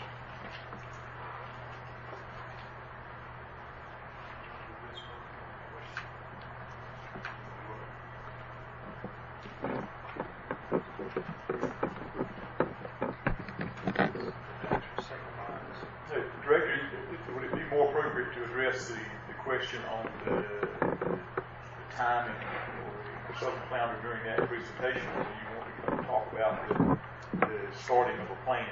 And also, if you would address the statute, which doesn't really have any penalties for not ending overfishing or stopping or having action. I mean, it's just nothing. I mean, I don't think when the statute was written, 2010-13, it had no imagination that we could go 10 years and rebuild the stock and have a sustainable harvest and actually fail. So, I mean, how do we address that, and where do you start on your plans? And we can answer it now, or we can answer it during the flounder presentation. Yeah, I'll take a stab at it. So, first of all, plans evolve over time, right? So management measures that are put into a plan are followed by other management measures that are put into the plan. 1A21 basically requires that we provide, when the division develops fishery management plans, one, that we include all this information that's in statute. Two, that we give you management recommendations, and that we specify a time period of 2 years to end overfishing.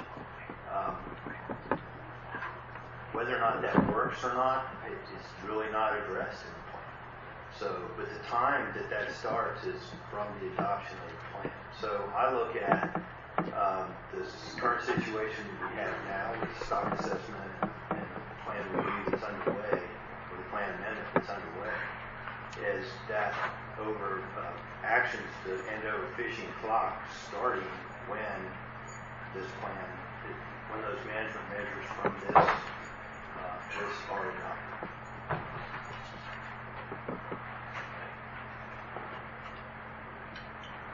Anyone else? No? Great. Catherine, So thank it's you so everything much. except the schedule, which we can, we'll cover tomorrow. So I'll be back before you. Yes. Yep.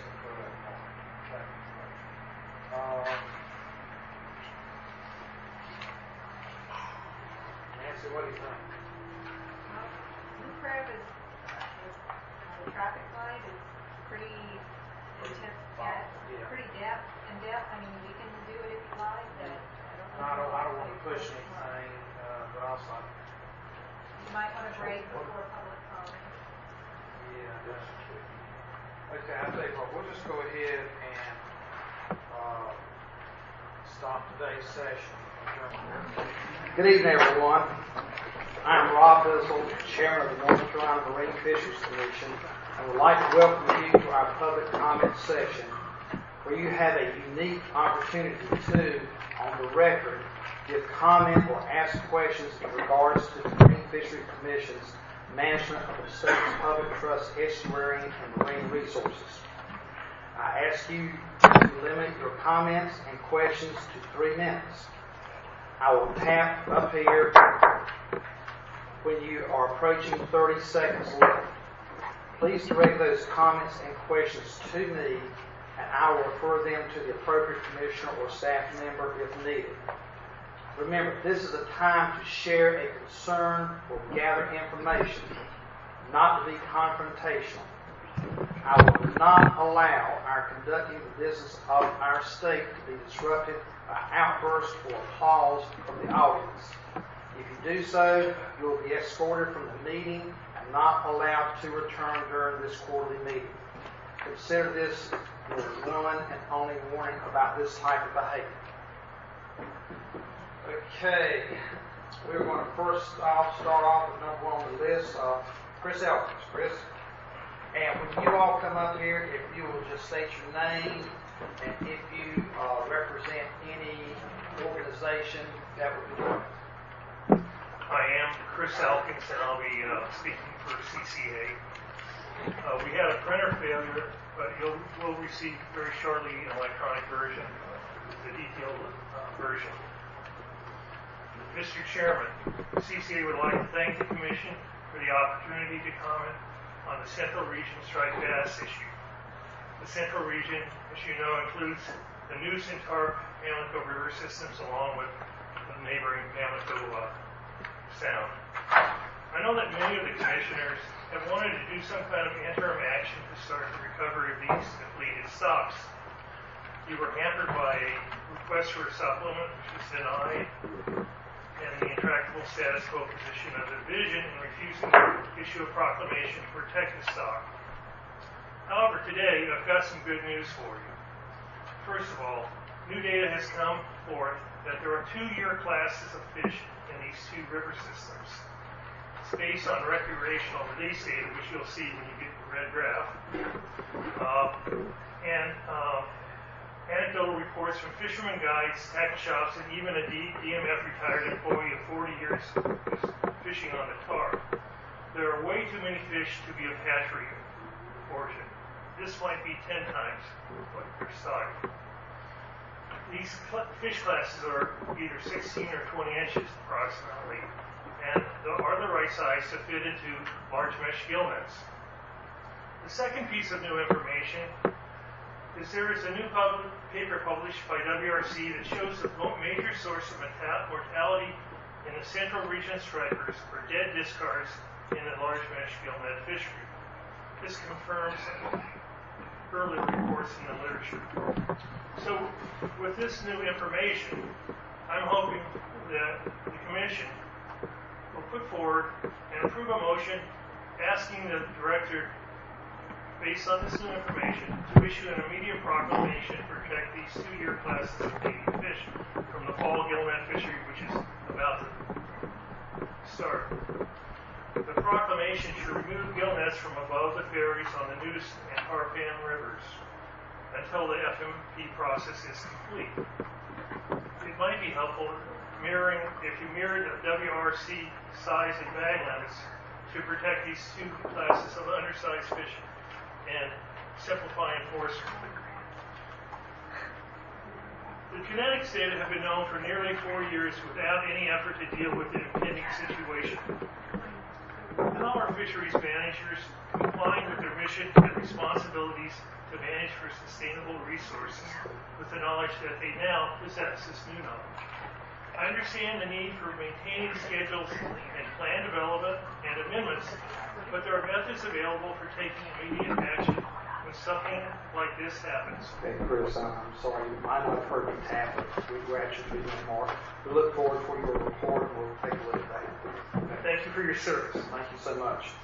Next up is Bud Abbott, and right after him will be Glenn Skinner. I'll give y'all one in advance to be ready to come up. So, Bud Abbott? Bud left. Bud left. Okay, Glenn Skinner, and then John Willis.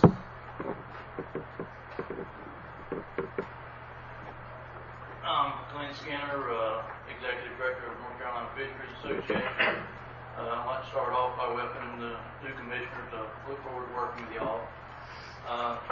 As y'all well know, I sent out a letter to all of you. I hope you got it, or an email. We had 2 commercial commissioners resign right ahead of this meeting, obviously putting everybody here in kind of awkward situation.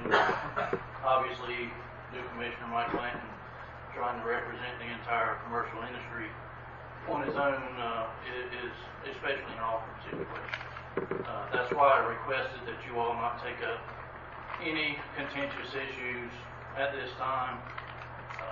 I hope y'all honor that. At the beginning of this meeting, Mr. Bazell made a statement that I agree with. We're not commercial, you're not recreational, you're commissioners, but you are here for the knowledge that you have obtained through either recreational or commercial fishing. A vast amount of that knowledge is missing right here today. You all heard Mr. Elkins mention something about the central southern area striped bass. We do not have a commercial representative from the central or southern area on this commission right now. If you start that discussion, you will have nobody with the knowledge to tell you how the stuff you discuss will impact the commercial fishermen in that area. I once again would like to request that you all table any action on any contentious issue like that until we get these 2 seats filled, and hopefully they'll be filled by the next meeting and you can move on with business. But I would appreciate it, and I'll thank you in advance for not taking up anything like that. Thank you. Thank you. Okay, John Willis and then Brent Fulcher.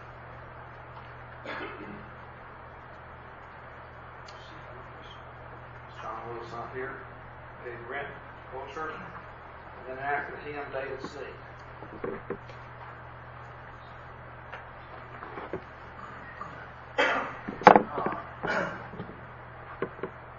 Brent Fulcher, Chairman, North Carolina Fisheries Association, business owner in Carter and Craven County, supporting probably 200 independent fishermen. I'd like to thank all the commissioners, but also give a great welcome to the 3 new commissioners, Mr. Bizzle, Mr. Henderson, Mr. Blanton. You've got a big job ahead of you managing our resource. Mr. Bizzle, I heard you mention something, and it's my first meeting as you having chair, and also my first meeting with Mr. Murphy being director. But I've resonated this over the past few years. I think the easiest way to fix the gillnet coverage problem is a call-in system similar to the federal government uses on my vessels. We have to call in and get a waiver or an observer. It's a simple program. I think the division can handle that request. They have a call-in system 24 hours a day already. It would give equal coverage to all fishermen, not just a choice few that don't dodge phone calls. And I think it would be a lot easier management-wise for the state. It's the first thing I want to talk about. I'd be happy to talk to anybody on a further note on that, you, division, at a later time. Secondly, I'd like to thank the commissioners and division for working along with the shrimp industry on the collaborative research work we've done over the past 3 years with the work group, bycatch reduction. It's been very positive. The state of North Carolina is leading the country, probably the world, in bycatch reduction. What we've done, and I can see promising going forward with that, and I hope maybe all your commissioners can see forward to help continue on with that, and possibly some of the commercial fishing resource fund money can be appropriated to help the state with that burden. And last and least, you as chair, I've had the privilege to be an AP member at the state level, FinFish, previously protected resources also, but also had the privilege to be a federal advisor on the Sea Scholar Plan from the New England Management Council. And what I've seen in the past 4 years has been very different at the state level versus the federal level. You have an AP advisory committee that puts a recommendation forward, a central or northern, that then takes that information and goes to the commission. That information a lot of times doesn't get used, in my opinion, very wisely. In the federal management side, you have those same 3 levels.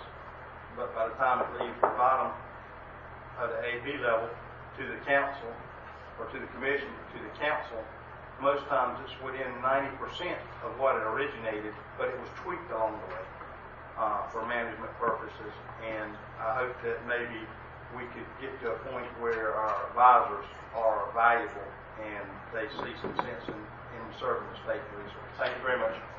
Good luck. Would you mind if I ask a question? Sure, go ahead. Brent, on the observer piece, on federal stuff, with the commercial fishing license fund and having the MOU now and the licenses still being collected or whatever, are you saying that with the division being understaffed and with it being a huge aggravation to the director and the observers and then having law enforcement officers involved, are you saying that you would be willing to discuss a federally licensed observer program as opposed to having like a contract, folks, instead of having what we currently have plus the law enforcement officers? I think what we currently have is an observer program that is wholly funded by the funds that come out of the commercial fishing license now. So it's wholly funded by the industry itself, not by taxpayers' money. Secondly, I think it would be beneficial to the division and the state that when an observer cold calls a fisherman and they don't know if that fisherman's working this week, next week, if they call him on Sunday and he's not fishing before Wednesday and he hasn't decided if he's going fishing, he has an estuarine gill net permit. So you have the base of individuals that are participating in the fishery, or the division does. If you mandate it the way the federal government does, they say, I have a federal fishing permit on one of my vessels, and before you leave port, you have to call this number. When you call that number, you have to declare when you're leaving, what area you're planning to fish, and then at that time they give you a confirmation number. They'll call you within 24 hours or 48 hours to tell you you've been picked an observer. If you've been picked for that observer, then it's your responsibility as a fisherman to call the observer and say, I'm going to be leaving Davis Shore, I'm going to be leaving Neuse River, landing in New Bern at this time, this day, and it makes it easier where you don't have to have an alternate platform or Marine Patrol doing that observation. And it shares the burden with all the fishermen instead of the choice few that always end up carrying observer coverage. And I think that's a bad representation of the fishery to begin with, because now you're sampling the same area every time instead of getting a diverse sample across the state. Yeah, I'm not questioning the funding being done completely by the license increase plus some excess and whatever. I'm just asking if you would consider even discussing allowing the division or to allow the commercial fishermen work with the division to find an appropriate contractor to take this over and do this without involving the man hours that the division is currently putting into it. I think that I'm speaking outside the box, but I think there's a lot of data that the division collects that might not be utilized if you let an outside source collect that data, number one, because they don't solely look for turtles, even though that was the mandate. They don't solely look for turtles. So there's a lot of data that goes into other management plans that comes out of the observer program, which is very beneficial, and it either proves or disproves a situation. What I saw as a problem was when Mr. Bizzle asked Mr. Murphy, what was your observer coverage? Did you meet it?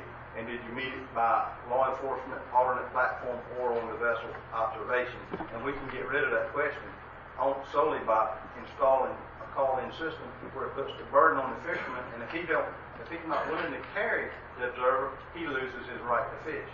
Put the burden on the fisherman, don't put it on the division. There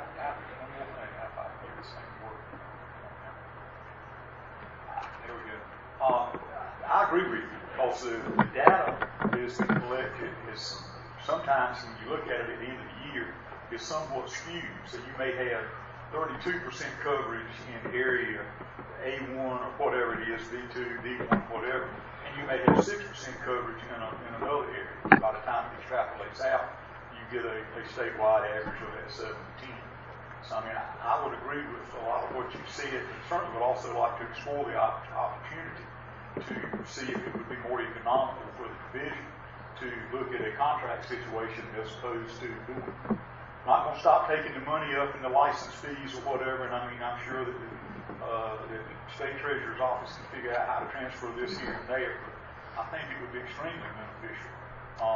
Not that I discount the data, but unfortunately, sometimes data is overvalued, especially if it's not used. But I agree. I'd love to have some more conversations with you.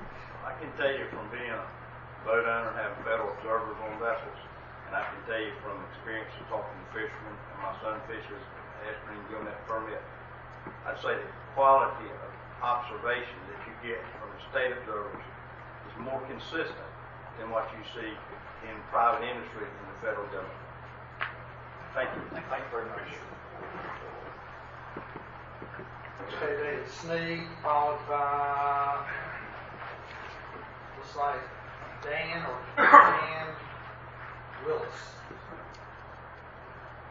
Thank you, Mr. Chairman and Commissioners. My name is David Sneed. I'm the Executive Director of the Coastal Conservation Association here in North Carolina. Earlier this year, we published our second annual Governor's Briefing Paper on marine estuarine resource issues. The first paragraph referenced the 2017 DMF stock status report that showed 22 state-managed coastal shellfish and finfish stocks, only 4 could be said to be viable. To the division's credit, they addressed this glaring problem not by changing how we manage our state fisheries, but by changing how we reference the stock status. Beyond that, to my knowledge, none of the other issues we raised in our annual report have been addressed by the Commission, the Division, or the Secretary. So we continue to see reports that paint a dismal picture of our fisheries. Blue crab, our largest commercial species, is overfished and overfishing is continuing. Southern flounder is overfished and overfishing is continuing. And the native striped bass populations on the Tar, Pamlico, and Neuse River systems are close to being lost forever. So I want to remind this Commission and the public of the concerns that we raised in our annual briefing paper. What we are witnessing in North Carolina is in the case of North Carolina's coastal marine resources, is the all too familiar, well-documented tragedy of the commons that typically follows long-term government management of publicly owned resources. The basic tragedy of the commons concept is that when individuals are allowed to personally profit from using resources they do not personally own, there is no economic incentive for those individuals to use the resource in a responsible, sustainable manner. There is no incentive to conserve the resource, since if one individual does not use it, someone else will. In recent history, while both state executive branch and legislative leaders have orally touted their support for coastal fisheries resources, their actions have many times not matched their words. CCA North Carolina continues to believe strongly that it's time for a new day in our state with regard to the management of critical coastal fisheries resources, and that a new day can only be ushered in by actions that match words by politicians and public resource managers. Coastal fisheries management decisions must reflect the voice and interests of every citizen rather than primarily just those who stand to personally profit from the exploitation of our public resources. All of the state coastal fisheries management agencies are executive branch agencies in respects that all of you are appointed by the governor. The legal tools required to conserve, protect, and otherwise properly manage state public-owned resources exist under current state law, and the tools are there. We just use them. My time is up. I thank you. Thank you, Dave. Appreciate it. Okay, like I said, I think it's Jan Willis. I think, okay. And Blakely Hildebrand after her.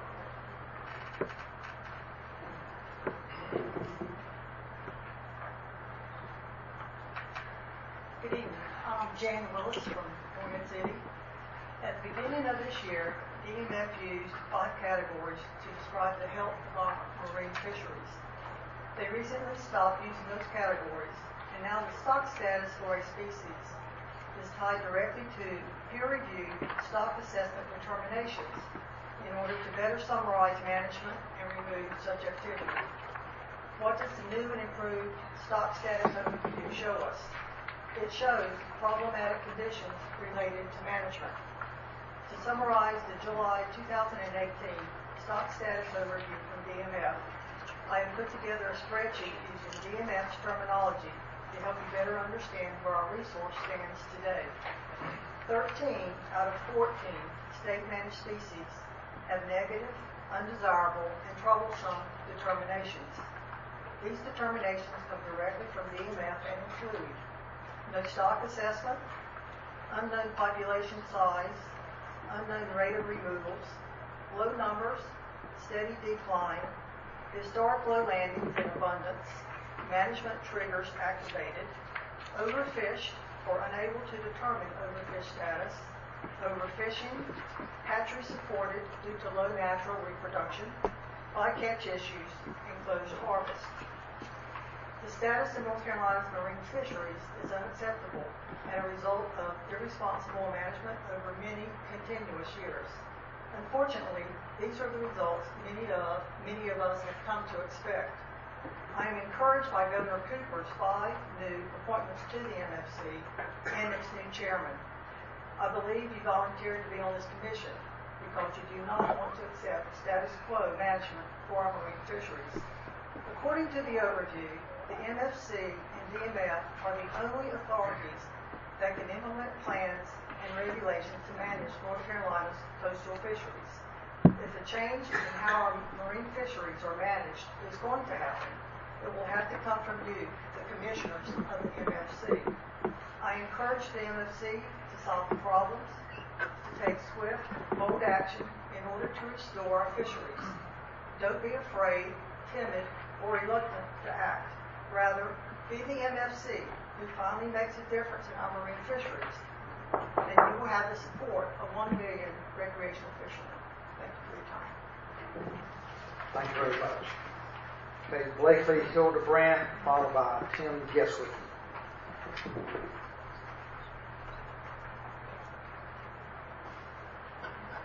evening, Commissioners. Excuse me, my name is Blakely Hildebrand. I'm an attorney with the Southern Environmental Law Center, and I represent the North Carolina Wildlife Federation with its petition for rulemaking that was adopted by this body about 18 months ago. Welcome the new commissioners and the new chairman. Congratulations on your appointments. Look forward to working with you. The draft fiscal note on the proposed rules is not specifically on your agenda, but I did want to bring that to your attention today and take the opportunity to address that document during this public comment period. The Federation has reviewed the draft fiscal note that's associated with the proposed rules. We understand this was a large undertaking by the division.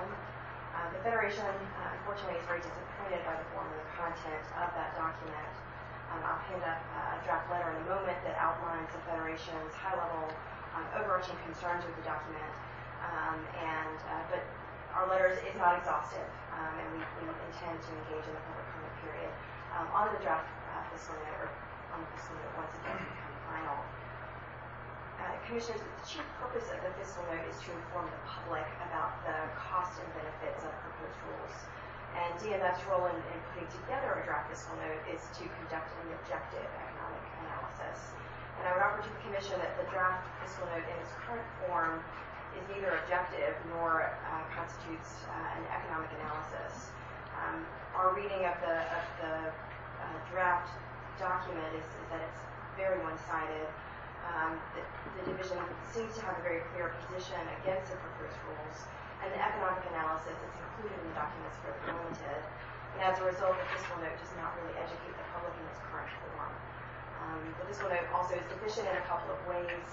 The fiscal note is required to address the benefits and look at the costs and benefits of the proposed rules. And the so-called benefits section is only 5 pages of the 171-page document. And the discussion of benefits, we don't believe, is fully developed to really account for many of the key benefits that would result from the proposed rules. The other component of the fiscal analysis that is very key to that analysis is the alternatives analysis. And the fiscal note is required to evaluate 2 alternatives that were rejected by the Commission in order to give the public alternatives against which to evaluate the proposed rules during the public comment period. It's unclear to us which alternatives are being evaluated and which strategies which costs and benefits are associated with those alternatives. The Federation does plan to respond in full to the Commission, to the fiscal note once it comes out, and in the interim, the Federation hopes to work with the division to remedy some of these issues. Thank you for that. Thank you very much.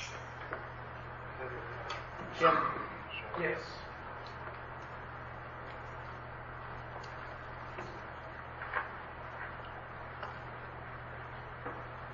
Did you say you had a draft of the letter you were going to share with us? Yes, sir. I'm going to pass it up in just a minute. Thank you. And I'll also share it. Thank you. Tim Guest-Wiki, followed by Dick Allen. Tim Guest-Wiki, North Carolina Wildlife Federation. I also would like to congratulate and welcome the new commissioners. Look forward to working with you. And while I have the mic, I'd also like to announce that we received from the division and the colonel the Marine Patrol Officer of the Year, Jason Parker, who we will be recognizing at the Governor's Awards Banquet September 8th. I know Director Murphy and some of the enforcement folks will be there, and I will send every commissioner an invite. We'd love to have you there. Sound Solutions is our campaign, as you all know, and it is not about recreational or commercial fishing. It is about the resource. It is extremely important to North Carolina Wildlife Federation. Our board has adopted this as a conservation priority. We deal with all sorts of hunting and fishing and wildlife issues. This is key, which is why we filed our petition for rulemaking. It was not about commercial or recreational fishing. It was about the resource. The fiscal note draft analysis we received is 170 pages of what I would term, at best, a flawed document. That is extremely biased and does not provide a real fiscal analysis, as you will read in our letter. It's disappointing for us, but I think it also should be disappointing for the division, for the Department of Environmental Quality, for the governor, and for the people of this state.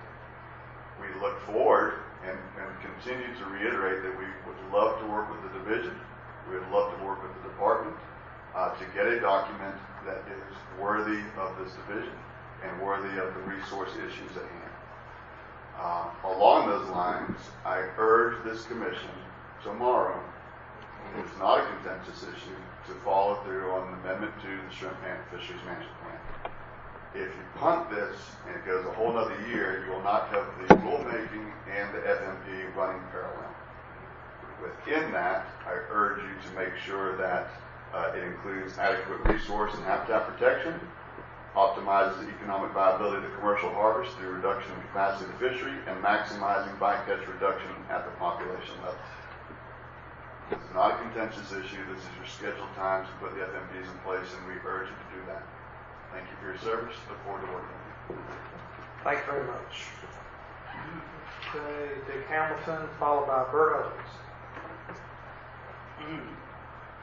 Good afternoon, Mr. Chairman, members of the Marine Fisheries Commission. I'd like to talk to you for 3 minutes, about the central and southern striped bass situation. I have a great affinity for this resource, having spent 37 years working for the Wildlife Resources Commission. And we took care of that fish in those rivers. We're trying to take care of it now, but notice we need a little help. And so we're asking for y'all to consider some options that might be available. This is a unique time. We have an opportunity, as Chris L. can explain to you. We've got a couple of year classes there, and we need to work with them because they're all we got to work with, and we may not get another one in a long time.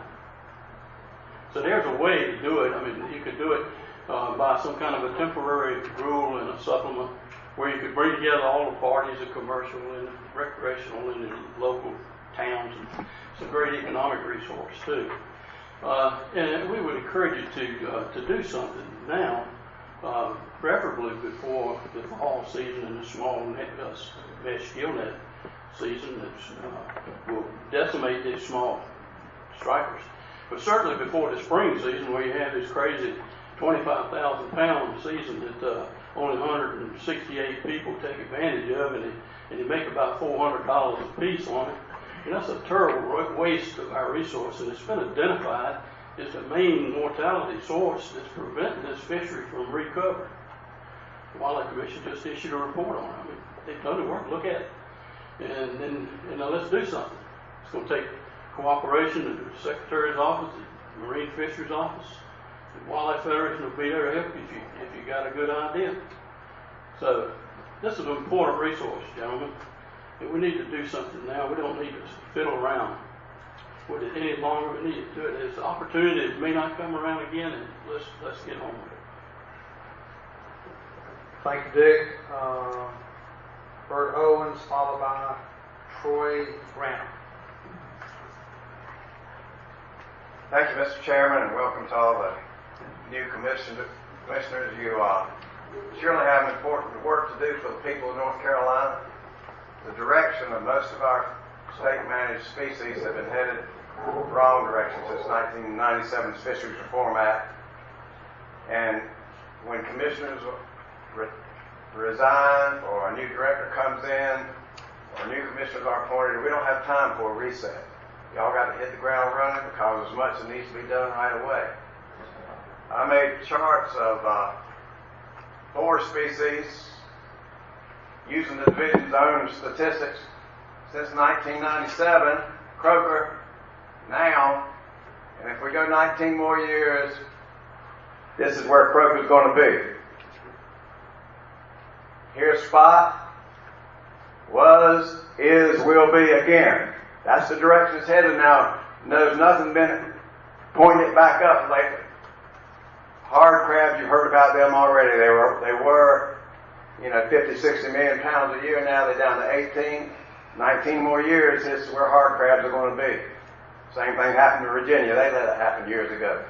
Southern flounder, people say they're catching as many as they ever have. Unless you look at the division statistics, and they aren't. Southern flounder, a year ago, after 19 more years, this is where things are headed, and it needs to get stopped. Y'all are the ones that can stop it. So, if you want commercial fishermen to still have fish to catch, you'll act. If you want recreational fishermen, when they get a few days off and can go to the coast for a couple of days a year and be able to catch something for supper, you'll act. The Reform Act of 97 clearly states that the Marine Fisheries Commission power and duty, it says duty, to manage, preserve, and protect our resources for commercial, and it says, and sport fisheries. It further states that the commission, not the DMF, is to provide fair regulation of commercial and recreational, not just commercial.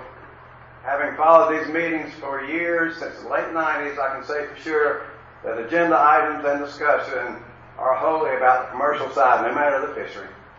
And regulation has been anything but fair. For example, as important as sea trout are to anglers, the first time they were closed because of the cold sun, the commercial side was left open. Time doesn't allow for other examples, obviously. Equal action and consideration on the recreational side is already 21 years overdue. This commission could and should correct this error by taking action in the central southern management area for striped bass now, as other people have spoken, so we can save that stock before it's too late. I'm over. Not sure. 30 seconds on it, but thank you, Lord. Oh, was it? Now you're over. Okay, Troy Branham, followed by Terry Hackett.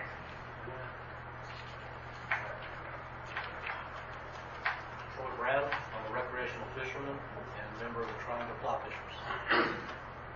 Thank the commissioners for your service, and congratulations to the new members. My father just turned 81 years old. I wonder if he will see another decent spot run. I doubt it. I wonder if he'll fill another cooler with gray trout, or any of them. I doubt it. My grandsons are 7 and 10 years old. Will they ever have the experience of a great spot run like we did? I doubt it. It's a real shame, and it's our fault. But this commission will start a change in the direction that will give them that opportunity. I wonder if all the stripers in the noose will be stopped fishing in a couple of years. I'm pretty sure of it. We will have wiped out the native stripers for pennies, and that's a real shame. The division is fully responsible. What will you tell your grandsons when they ask, Why did we let it happen? You can do more studies, more research, on and on and on, or you can fix it. We all know what the problems are. All the other states have figured it out. Do something. Thank you. Thank you very much. Terry Hackett, followed by it's like Dan Eastrom. I don't know if I got that right. Good evening. Thank you for this opportunity to speak. My name is Terry Hackett. I'm the current president of Triangle Fly Fishers. We are a very diverse group of fly anglers that number somewhere around 1,000 members. We fish from the mountains to the coast.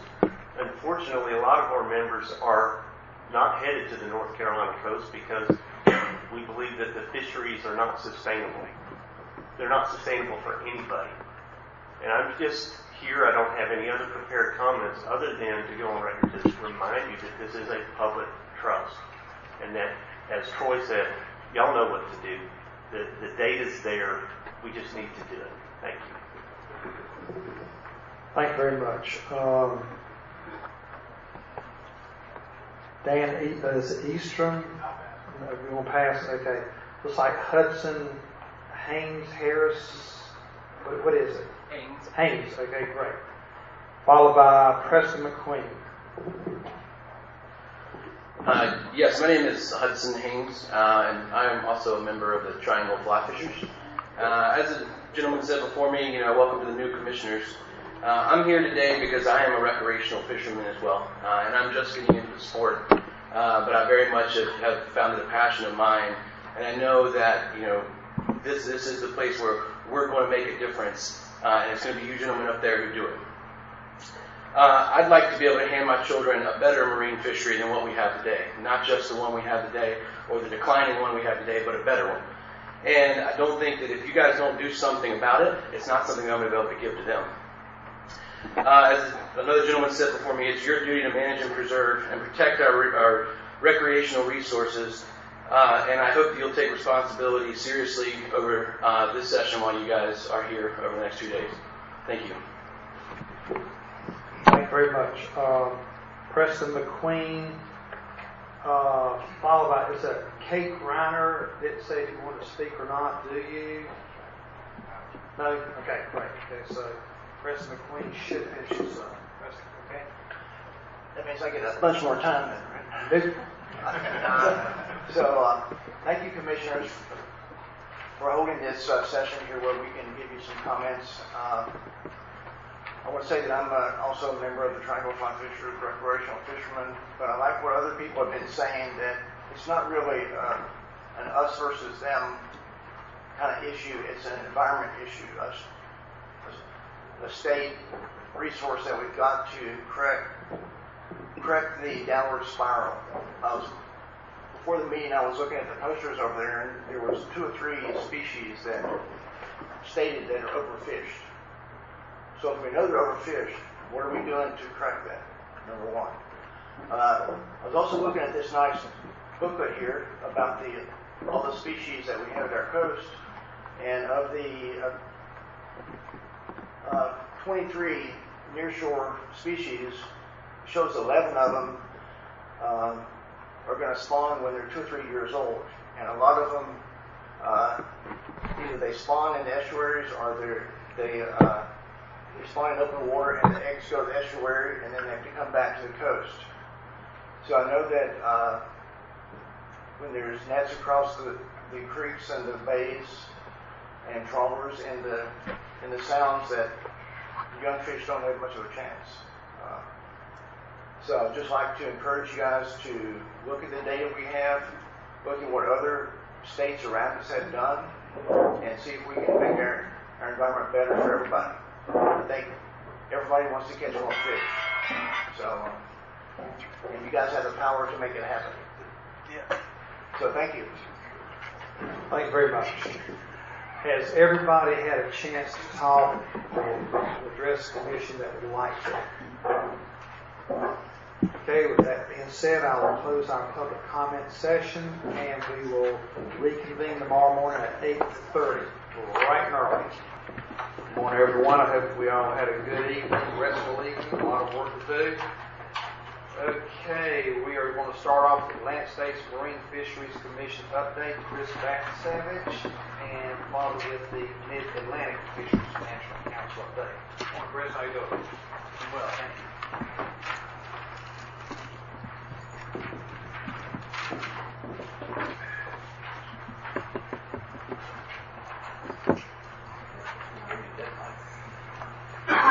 Just saying Krispy Kreme just puts everybody in brain fog.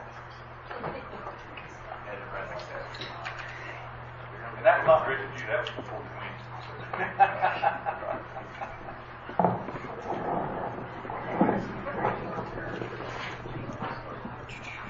We got a good mic here. Take Chuck's microphone.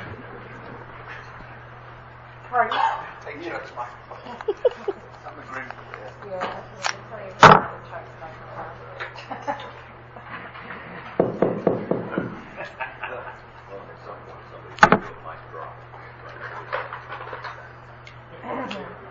This mic cost $600. That's why we need stands over here. Change the batteries.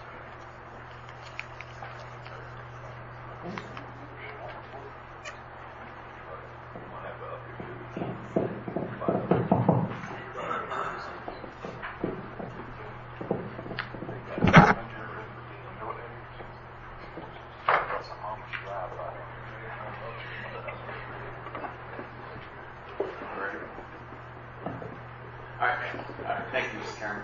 I don't know if in the briefing book or the supplemental materials you received the meeting summary from last week's ASMFC meeting in Arlington. I'm just going to hit on a few of the species and boards of interest. I'll start off with Atlantic Menhaden. Atlantic Menhaden Board met to consider a postponed motion from its May meeting to find Virginia out of compliance for not fully implementing Amendment 3 to the Menhaden FMP. Specifically, they didn't implement the 51,000 metric ton Chesapeake Bay production fishery cap. There was pretty extensive deliberations at the meeting, and with the understanding the cap is unlikely to be exceeded this year, the board decided to further postpone the motion to its February 2019 meeting to allow the Commonwealth's legislature an opportunity to implement the cap when it reconvenes in January. And with Atlantic Menhaden, the legislature in Virginia manages that fishery, not the state fisheries agency, which complicates things. We have concerns over the precedence of not moving forward with the non-compliance finding and what that could do for other ASMFC managed species. At the same time, there was a lot of concern by other members of the board regarding the U.S. Secretary of Commerce again disagreeing with another non-compliance finding by ASMFC. If you recall last year, the Secretary of Commerce did not agree with ASMFC's non-compliance finding with summer flounder. So we'll see what happens in February. On American eel, the American Eel Management Board approved Addendum 5 to their fishery management plan. This addendum set the commercial coastwide landings cap slightly higher to reflect updated landings data. It adjusts the management triggers to reduce total landings to the coastwide cap when the cap's been exceeded, and removes the implementation of state-by-state allocations if a management trigger is met. And that was a point of contention where if the trigger was met, state-by-state allocations would be implemented. And as is usually the case, there's not a set of state-by-state allocations that works for everyone. So this action did away with that option. The addendum also maintains Maine's glacial quota of 9,688 pounds, but it doesn't allow 3 contiguous states to pool their 200-pound glacial allocations for aquaculture purposes. Going back to Maine's glacial quota, there was an option in that addendum to increase it to about 11,500 pounds, something like that.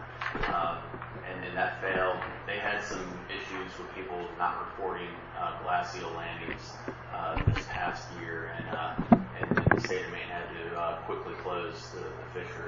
and I guess there's ongoing investigations regarding that, but I think that was enough cause for concern for folks around the board not to approve a higher quota for that. And finally, the board approved a glacial aquaculture plan for the state of Maine. Coastal sharks, I'll just touch on it real quick. That board approved Addendum 5 for public comment. This is more administrative in nature, but it streamlines the process for state implementation of federal shark regulations so that complementary measures in state waters occur quicker, instead of going through the formal addendum process. The Coastal Sharks Board has the option of adopting federal coastal shark measures or not. This is just going to make it a little quicker. The board was also presented an update on draft Amendment 11 to the NIMS highly migratory species FMP for short fin mako sharks. This is putting in measures to reduce the harvest of makos to end overfishing. The public hearings for this are going to be held. I think they're being held now, but we'll have one in Manio on August 28th and Morehead City on the 29th. And it's anticipated that the regulatory changes for this action will be implemented next spring. Spot and Croaker, Southland Board met to review the 2018 update of the traffic light analysis for these species. The analyses were updated to address discrepancies in the trends between the harvest and abundance metrics. Back in May, the board postponed a motion to incorporate these updates, incorporate the updates and move forward with management measures until the joint Croaker and Spot plan development team could recommend management response to triggers.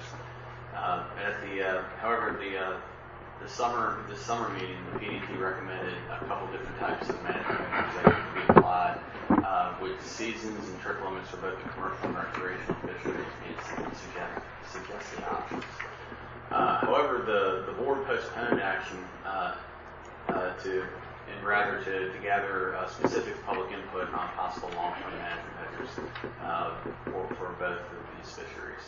There was concerns and uncertainty among the board members over what type of management measures to include as options. So we weren't really sure how to move forward with this last week.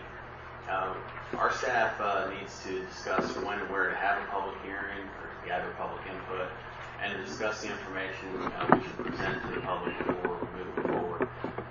And I followed up with the ASMFC staff yesterday as far as when the board is going to revisit this again. I think the plan is at the February 2019 meeting, Southland Board is going to be reviewing public input, so we'll put something together here in the coming months. I'll just close on this by saying the board is generally concerned about the spot and croaker populations along the entire Atlantic coast. We just need to figure out the management strategy and impacts before moving forward with an addendum. And then the final thing I'll touch on is cobia, because cobia is always on the agenda for ASMFC these days. Southland Board approved for public comment the public information document for draft Amendment 1 to the ASMFC's cobia FMP. This amendment was initiated to address the likely removal of Atlantic cobia from the South Atlantic and Gulf Council's fishery management plans. This action is currently being reviewed by the U.S. Secretary of Commerce, but it's expected to go through. And this action would result in ASMFC being the sole management body for the cobia stock, Atlantic cobia stock, which ranges from Georgia to New York. The public information document outlines three main issues: recommended management measures for federal waters, harvest specification process, and biological monitoring requirements. Public hearings will occur next month, and the public comment period ends on October 4th. They haven't scheduled the hearings yet, but I suspect there'll be at least one, possibly two. And that concludes the ASMFC update. Questions, comments from commissioners? Chuck. Chris, if ASMFC is concerned on spotting croaker, do they still not include in their assessments a zero fish in their assessment? And if not, would it be appropriate for us as a commission to send them a letter requesting that they use their model and include A0 fish in their assessment and their management for those species? So the stock assessments for both species did not pass peer review. So what we use instead is the track flight analyses, and those analyses do include the A0 fish. And it's not something to trigger management, but they also have a track flight analysis looking at shrimp trough discards, to look at any trends as far as the amount caught in any given year. So they are a part of the analyses. Because it's not in the form of a quantitative stock assessment. Okay. Can you put a package together and send that to all of the commission? What would you like? The stoplight approach on spotting croaker, where they use the A0 fish, and they would be interested in it. If you put it together in something simple, it'll save us probably days being IT illiterate to find it on the ASMFC page. Yeah, I can work with staff, and we can do that. Probably the meeting materials already presented is the best source of information. Be great. Thank you very much. Anybody else? Okay, Tom, move on to the next one, please. Okay, in the briefing materials is a memo and meeting summary from the June Mid-Atlantic Council meeting that was held up in Philadelphia. Pretty short summary compared to the meeting I was just at. This one wasn't a whole lot going on, but a couple things I do want to touch on. One is the Summer Flounder Commercial Issues Amendment. The Council approved the draft environmental impact statement for this amendment. And the issues addressed are the permit qualifying criteria, state commercial quota allocations, and framework provisions for commercial landings flexibility. Public hearings on the draft have been scheduled. That came out last week. And the one in North Carolina is going to be on September 12th in Washington, North Carolina at 6 p.m. As far as the commercial summer flounder industry in North Carolina goes, this hearing is a big deal.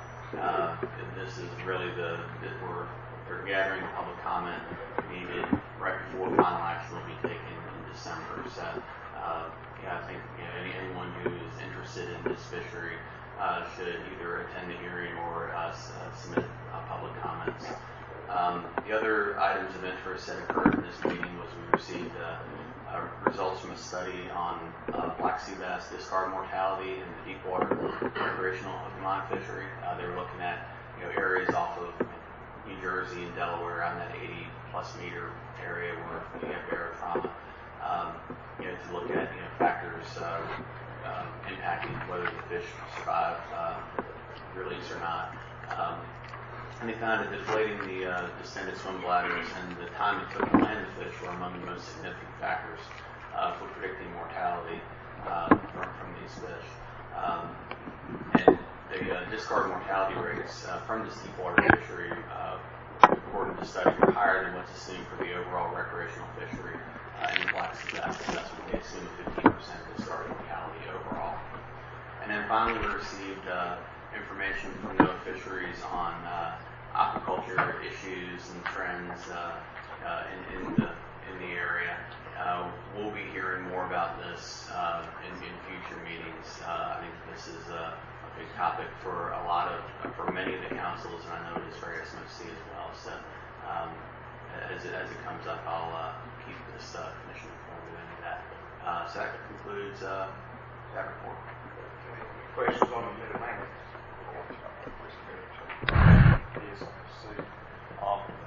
On the summer flounder, we have in the past sent a letter to them under public comment rules to recommend an option chosen and supported by our ASMFC representatives in this commission. Do we have time to address that in August, or would you like to get together with Commissioner Planning and the chair and see if there's any way that we need to weigh in on the summer flounder issue with public comments being made? I think it would be appropriate if the commission thinks it's appropriate to submit comments. Now's the time. I have to go and look and see what the public comment period is. But however the chair wants to deal with, I guess, work to get some comments in, I'm happy to work with the chair and any other commissioners on trying to get those. It's where you have the options in front of you and things like that. I mean, Mike, would you be happy helping with this?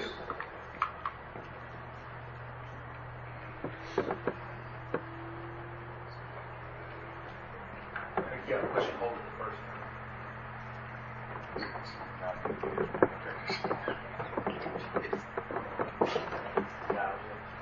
I'm sorry, it's my first time operating this mic. Get over a learning curve, but sure, yeah, we definitely need to probably put some input in as a commission that the summer flounder fishery is very important to the commercial industry of the state. The commerce it creates and the revenue drivers behind that fishery is fairly important, so I feel like it is necessary to chime in as a commission. Well, can we do this, and this is to our attorney, can we do this and put it in the hands of the chair and Mike and Chris to do this without us approving anything, or can we pre-approve a letter to be sent? What do we need to do to not cause an issue of statute and rule? I appreciate you asking me to weigh in on this one. I told you I was ready to begin. And if you're going to be offering up the position of the commission, that is something that I think the commission should weigh in on as a whole. Whether you want to do that in authorizing the chair to send a letter or send comments in this process. I think that could be done if you want to have. I think if the chairman is going to be sending a letter on behalf of the commission, it'd be best to have the commission weigh in. Would doing it electronically be sufficient? But if it's the position commission that's being put forward, I think that's got to be at a meeting. When is this these comments? What's the deadline on those?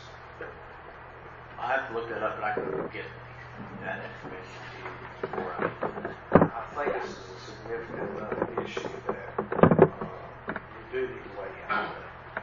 And if the deadline is before our next meeting, which I would just assume it would be, we may need to call a special meeting to address this, maybe have more here. It shouldn't take real long, but I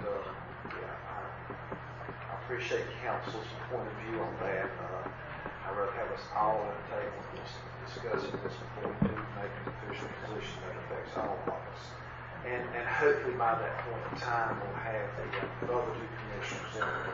We'll put it on kind of as late as far out as we can, because as you all know, the appointing of the commissioners is a time-consuming process. I mean, it's at least a month long, at least if everything falls into place. So find out what our deadline is, and then we'll go from there if you would. And thanks to the people in the room behind me, the deadline is October 12th. So, yeah, it'll be well before the November meeting.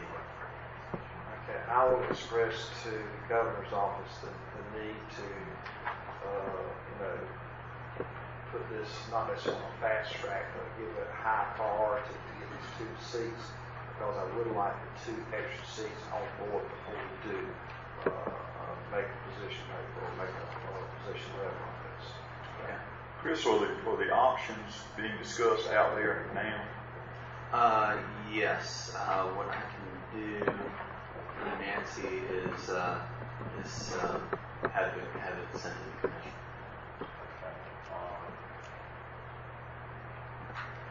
Mike, once we get those, I mean, if we don't have appointments, wow. I mean, I don't know. This is very important. I would defer to you and maybe ask Glenn if they have any.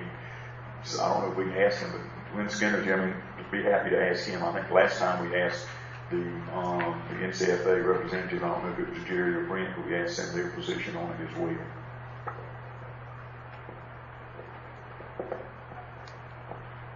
Yeah, I do feel comfortable enough to discuss this if the appointments are not made, being that I am involved with Atlantic States and I have been pretty up on the issue. I can reach out to industry to make sure that we have significant input from that before the special meeting, if that comes about.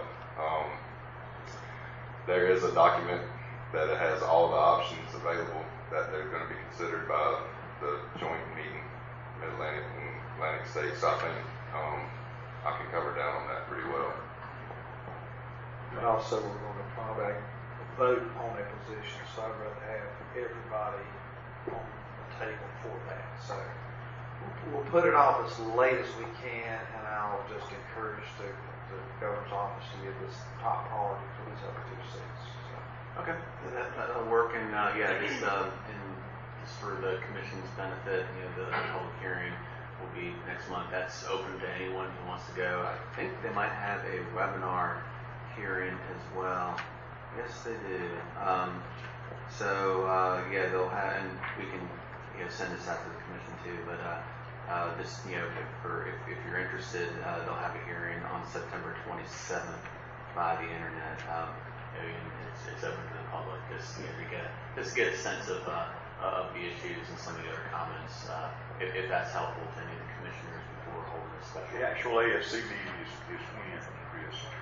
The actual meeting for final action is going to be second week of December up in Annapolis now. Okay. I'd simply make a motion now if I'm saying that motion that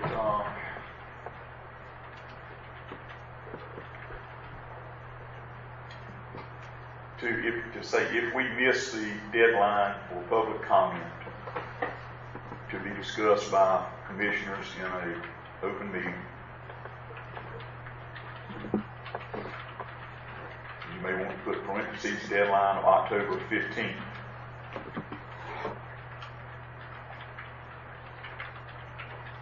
Or October 12th, okay, sorry about that, October 12th.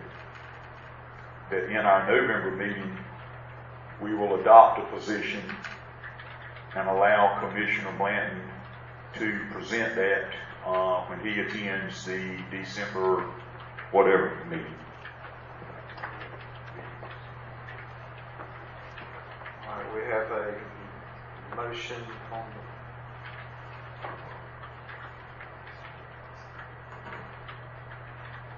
I guess you could put for summer flounder, Patricia. I'm sorry, I thought everybody was saying that's my fault.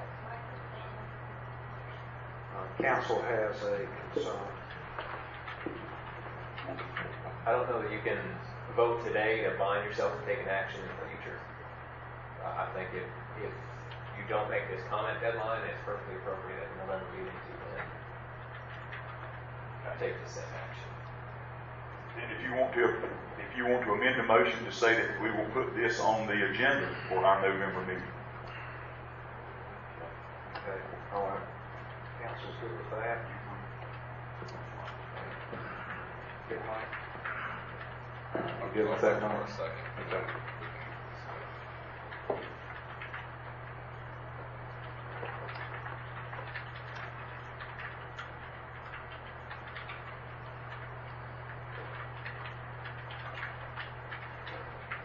Who seconded? Not yet. I want to get the full motion up there. Okay. Okay, the motion is made. Is there a second to the motion? Who made it? Okay. Made by Cameron Boltus. Okay, any discussion on this motion? Can you scroll down? Yeah, scroll down so we can see the whole motion. That's it. This was all amended. Okay. Well, let's go from top to bottom. Let's go from top to bottom.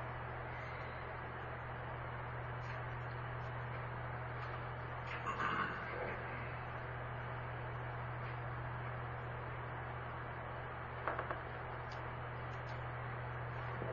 I think what we're doing, Mike, is since council said that we can't say we're going to do something in November till we get to November, but we're pretty much guaranteeing that even if we miss the October 12 deadline, that we'll send with you or the representative to the ASMFC a position to be presented by you as the ASMFC rep at the meeting where action would be taken. So we'll have something either by October 12th or we'll have something by our November meeting in the form of a letter for you to carry with you. Absolutely. I think that would be appropriate to present the decision of the North Carolina Marine Fisheries Commission through me as a commissioner within the discussion. I'm not sure if you could do that or not. And public comment, immediate public comment, I assume would not be about agenda items, correct? I'm asking, most time when the chair calls for public comment is for items other than on the agenda. Not necessarily. Go ahead, Steve. Yeah, I just, as your seat on the Atlantic States Marine Fisheries Commission, you're representing the legislative parts and not this commission. So that's right. So I think we can certainly bring that to the ASMFC, but probably not as you representing that. Yeah, and that's what I was contemplating in my head. I don't know that I could have done that so far as openly as a commissioner on that board and a commissioner on this board. It would probably be a discrepancy. So, Chris, as the DMF representative, could carry that. Is that what you're saying, Steve? Yeah, and the way the statutes read for these things is that the commission, we seek the advice of the commission on management measures for these interjurisdictional and council managed species. So yeah.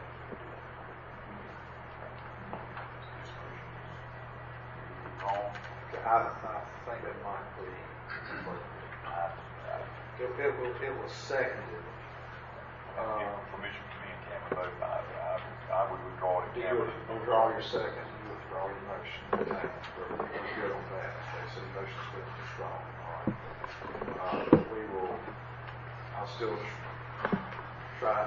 If we have two new commissioners before the deadline for comment, I'll strongly consider having a special meeting for us to discuss that. Okay. All right. Anything else, Chris? No, Chris, thank you very much. Thank you. Okay. Good morning, Mr. Chairman, board members. I am Carter Whitten, captain of the Southern District for the Marine Patrol. Along with me is the section chief for license and statistics, Stephanie McInerney. The eligibility pool last year from July 1, 2017 to June 30th, 2018 had a total of 97 applications. With that, we approved 84 applicants to receive commercial license. At this time, we have 6 pending applications for this upcoming year. Using the same analysis as last year, we have a total of 2,723 licenses available in the eligibility pool for the 2018 and 19. We currently have a meeting scheduled for October the 11th, and now we need the commission to determine the number of licenses it wants to place in the eligibility pool. Okay, any thoughts, comments? How many do we have in the pool right now? 2,723. 2,723, okay. Sammy and Allison, unfortunately, you handle a lot of this. A question on the pool, and maybe Mike can do this as well. We can increase that 2,700 approximately, or we can decrease that 2,700 approximately. So you cannot increase it because that is a total with the number of licenses currently issued plus that number equals the cap. Okay. So you can decrease it. That's an option. Okay, so if you wanted to go to 500 or add 500, either one of those would be an option. You wouldn't be able to add the 500. Your number. The cap is at the 27, so you're at that number. Right. the decreases, that was one thing Sammy always had a hard time explaining to most of the commission. So I defer to Mike for a comment. So we had, the number of licenses that were issued last year was around 6,000 something, so the total number of those plus this 2,700 equals the gap. Thank you. Mike, you see anything, what's your thoughts on this one?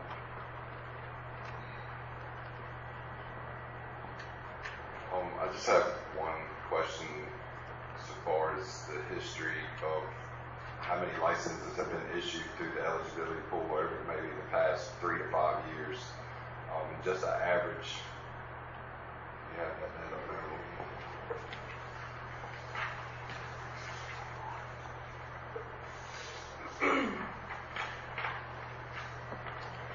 So over the last several years, as Carter reported, we had 84 that were approved in the last fiscal year. The year before that was 32. The year before that was 45. So you're averaging around, in the last few years, 50 to 100 licenses that have been approved. What you have to remember with last year having to jump was the limit change for shellfish license, so that a lot of those people went and got a full license to be able to get the full limit shellfish for oysters mainly.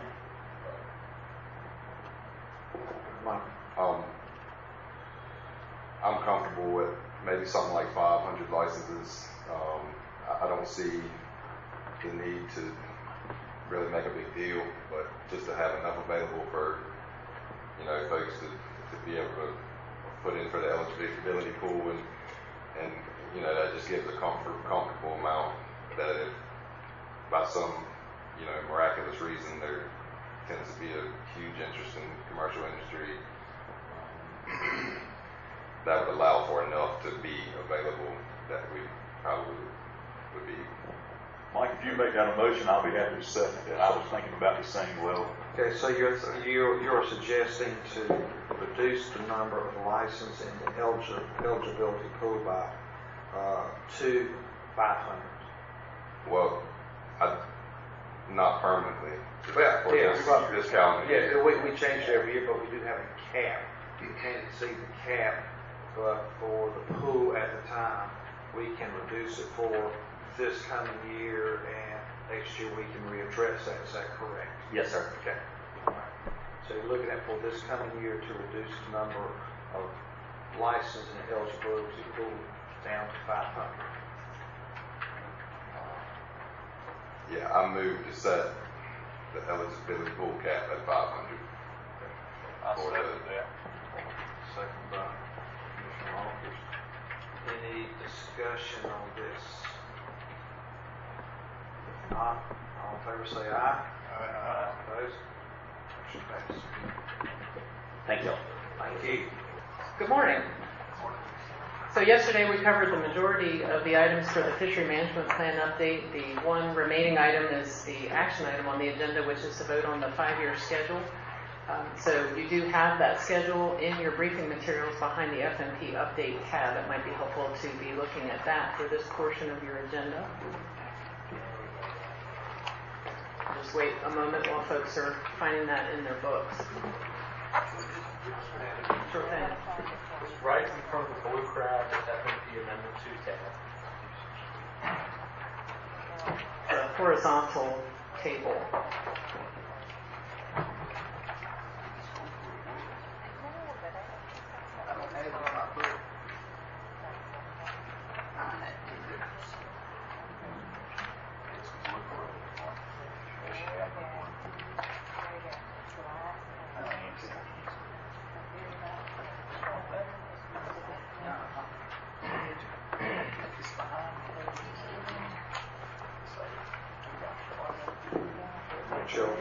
This man's a pilot. I'm Expiration.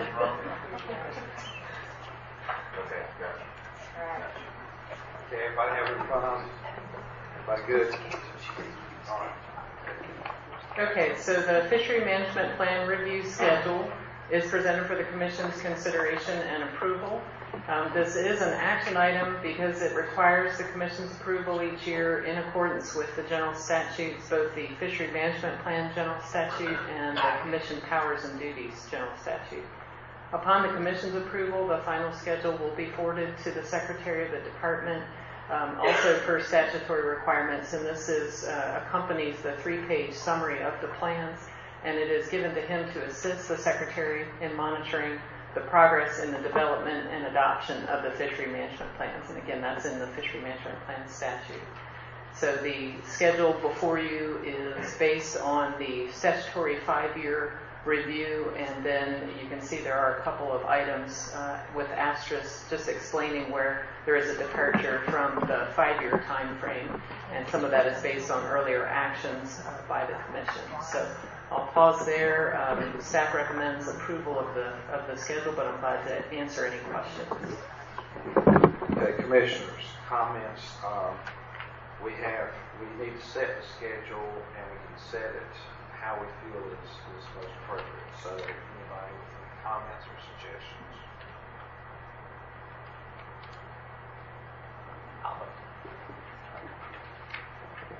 On the roll as always.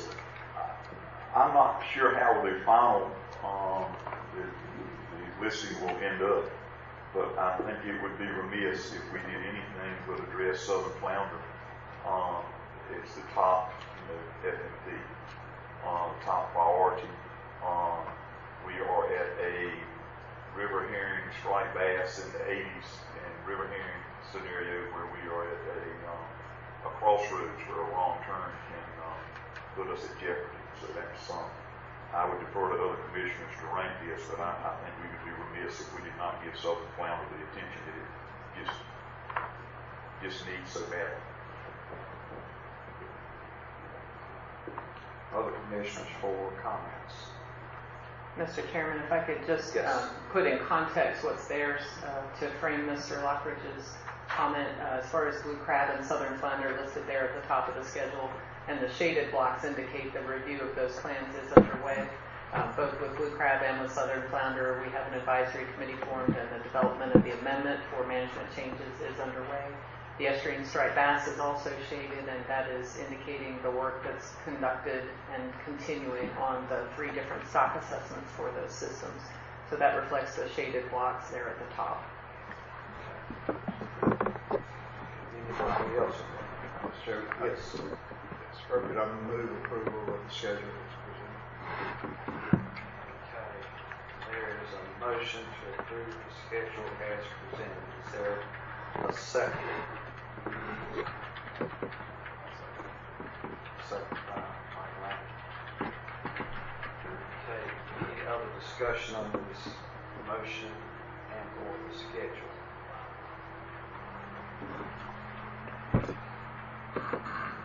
If not, vote on the motion. All in favor by show of hands. All opposed. Okay, the schedule is accepted as presented. What was the number on that? It was 1, 2, 3, 4, 5 in favor. How did you vote? Well, before we got to vote, I had a question. I have a question to ask the lady. Okay, well now it's kind of out of order. That's fine. Okay. And opposed. Okay. So 1 opposed. Okay. 5, 4, 1 opposed. Okay. And that now concludes the Fishery Management Plan update, Mr. Chairman. Thank you. Thank you very much. My name is Jason Rock. I'm the blue crab biologist with the state. And this is Corinne Flores. She's the co-lead for the FMP with me as well. And today we're going to be discussing the annual traffic light update for blue crab. Just to give you a little bit of background on the traffic light. Traffic light analysis was initially developed to reduce reliance on data-intensive stock assessment models. One advantage is that it allows for more timely fisheries management decisions compared to traditional stock assessments, and it also has fewer assumptions associated with it. It's also a way to visually represent data that is easy for the public to understand. red being bad, green being good. Traffic light is not unique to North Carolina blue crab management. It's currently used to manage northern shrimp and as management triggers, as you heard earlier, for Atlantic croaker and spot. It's also been evaluated for use in broadtail, shortfin squid, and snow crabs.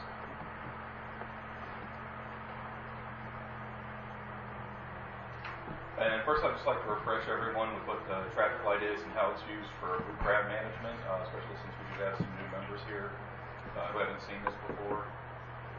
The traffic light was implemented in Amendment 2 and was used to assess the blue crab stock at the time. It is updated annually as part of the Adaptive Management Plan in Amendment 2. And Amendment 2 will still be used for management of the blue crab stock until a new management strategy is adopted in Amendment 3. And the traffic light itself uses both qualitative and quantitative indicators for blue crab stock. Each indicator is evaluated against a set of base years, 1987 and 2009 in this case, to determine the condition of each indicator. And from this evaluation, each indicator is assigned a percentage of red, yellow. Can I interrupt you real quick? I'm sorry. Can I call a short recess for just a second to discuss something? Sure. I appreciate it. Yes. With our counsel, I'd like to talk to this person. All right. If there's an issue, that's that first.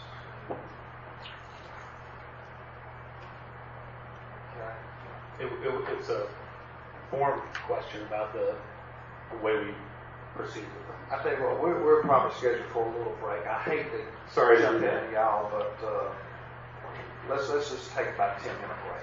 That'd be good. That's within your Krispy Kreme run, then.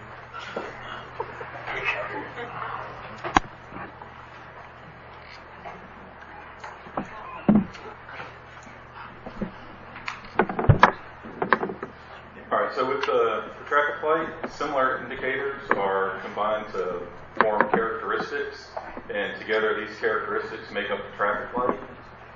And the blue crab traffic light is divided into 3 characteristics: adult abundance, which has 4 indicators; recruit abundance, which has 4 indicators; and production, which has 11 indicators. And all 3 characteristics use indicators or data from the division's Estuary and Trawl Survey, Pamlico Sound Survey, and Albemarle Sound Juvenile Trawl Survey. And the production characteristic also uses data from the division's Commercial Crab House Sampling Program. And the adult and recruit abundance characteristics are like they sound and include measures of adult and recruit abundance from each survey. The production characteristic is a little different and uses biological indicators such as median carapace width and the abundance of mature females from each survey. It also includes a pre-recruit index and the annual female length at 50% maturity. And here's an example of how an indicator is created using data from the Nadimus Trawl Survey and Albemarle Sound. And you'll see the top figure here is the actual survey data, and then you can see on the graph below how that translates into the traffic light. This black line here is that average abundance for that 1987 to 2009 time period that each year is compared to. So you see kind of around the 2010 when it's well above that line, that translates to all green. And then other years you get back here, it's below the line, and you start to see yellow and a lot of red come into it. So that's how these values are translated into the traffic light context at this stage. And then this is an example of how the different adult abundance indicators, these top 4 figures here, combine to form the adult abundance characteristic here at the bottom. And you'll see the top figures, there's only 2 colors for each year. And then once they get combined, you'll see all 3 colors show up. And that's because the individual colors within each survey indicator are retained in that combination. So if you look at like 1991 here, you have red, yellow, and green all there. And then if you go up and follow the surveys, you can see this one's mostly red, and we got green and yellow, and how that all comes together to give you the overall condition.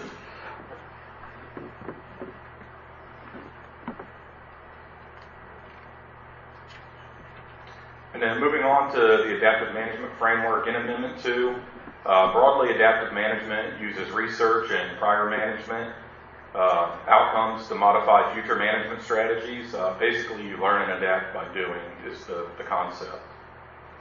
And in Amendment 2, an adaptive management framework is used to modify management based on the condition of the traffic light and includes a suite of management responses to choose from depending on the triggering characteristic. And under the adaptive management plan, only the adult abundance and production characteristics are used to trigger management action. And there are two management thresholds or levels in the adaptive management framework, moderate and elevated. Moderate management is triggered when either the adult abundance or production characteristic is 50% red or higher for 3 consecutive years. And elevated management is triggered when either the adult abundance or production characteristic is 75% red or higher for 2 years in a 3-year period. The recruit abundance characteristic is not used to trigger management action, but it may be used to inform management depending on its condition if management action is triggered by either the adult abundance or production characteristics. And under the adaptive management plan, when a management threshold is met, an action must be taken. The plan specifies a suite of management options that may be considered for each characteristic at each management threshold. And once enacted, management measures must remain in place for a minimum of 3 years. And the 3 years was chosen to prevent action due to annual variability, which could occur if 1 or 2 years was chosen, and to prevent delaying needed action, which could occur if, say, 5 years was chosen. But instead to take action based on a short but continued negative trend in the population. And recall the estimated lifespan of blue crab in North Carolina is approximately 3 to 5 years, so this allows action to be taken once we get a signal from a couple of different cohorts, so it doesn't go on too long before action is taken. And just for a quick example, so if moderate management measures have been in place for 3 years, if the triggering characteristic has fallen below the management trigger, then management measures may be relaxed. If the triggering characteristic is unchanged or above the elevated management trigger, then elevated management measures will be enacted for 3 years. And if after this second 3-year period, the characteristic has not fallen below the management trigger, then the supplement process begins.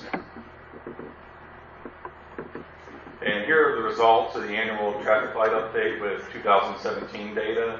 And just as a reminder, the amount of red in the adult abundance characteristic in 2013 to 15 is what triggered management action in 2016. And that's this black box here. And the top horizontal black line, the solid one, is the 75% red threshold. And the bottom dashed line is the 50% red threshold. So you can see during that time period it was at or above 50% red, so that's why management action was triggered. And then for the results for 2017, adult abundance is at 67% red, and this is the 5th consecutive year above the moderate management threshold. Recruit abundance is at 80% red. This is the 7th consecutive year above the moderate management threshold. And production is at 46% red, which is below the moderate management threshold. And as you can see, the proportion of red in 2017 decreased for both the recruit and production indicators, characteristics compared to 2016. And the adult abundance indicator increased slightly, that was 1 percentage point. And if you would like additional information regarding the condition of the specific indicators in the traffic light, please look at the Blue Crab FMP update in your 2017 Fishery Management Plan review document in your materials. And here you'll also see commercial landings for 2017 were down as well compared to 2016. So overall from the annual update, adult abundance continues to exceed the moderate management threshold. And because of this, per Amendment 2, the management measures enacted in 2016 should continue. And just to remind everyone, those measures adopted in May of 2016 were adding a 3rd escape ring to crab pots in the upper chamber within 1 mesh of the corner and divider, eliminating the harvest of the apron or immature female hard crabs and adding them to the cull tolerance, reducing the cull tolerance from 10% to 5%, and prohibiting crab harvest from dredges except incidental to lawful oyster dredging, and prohibiting the harvest of dark sponge crabs during the month of April and adding them to the cull tolerance. That's all I have for this, and I'll answer any questions you have at this time. Questions from commissioners?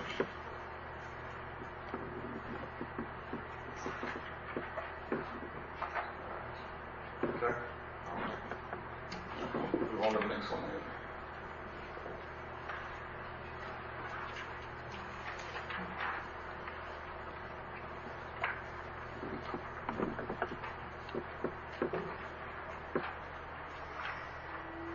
All right, before going into this presentation, I'd just like to take a minute to update the Commission on the activities of the Blue Crab Advisory Committee.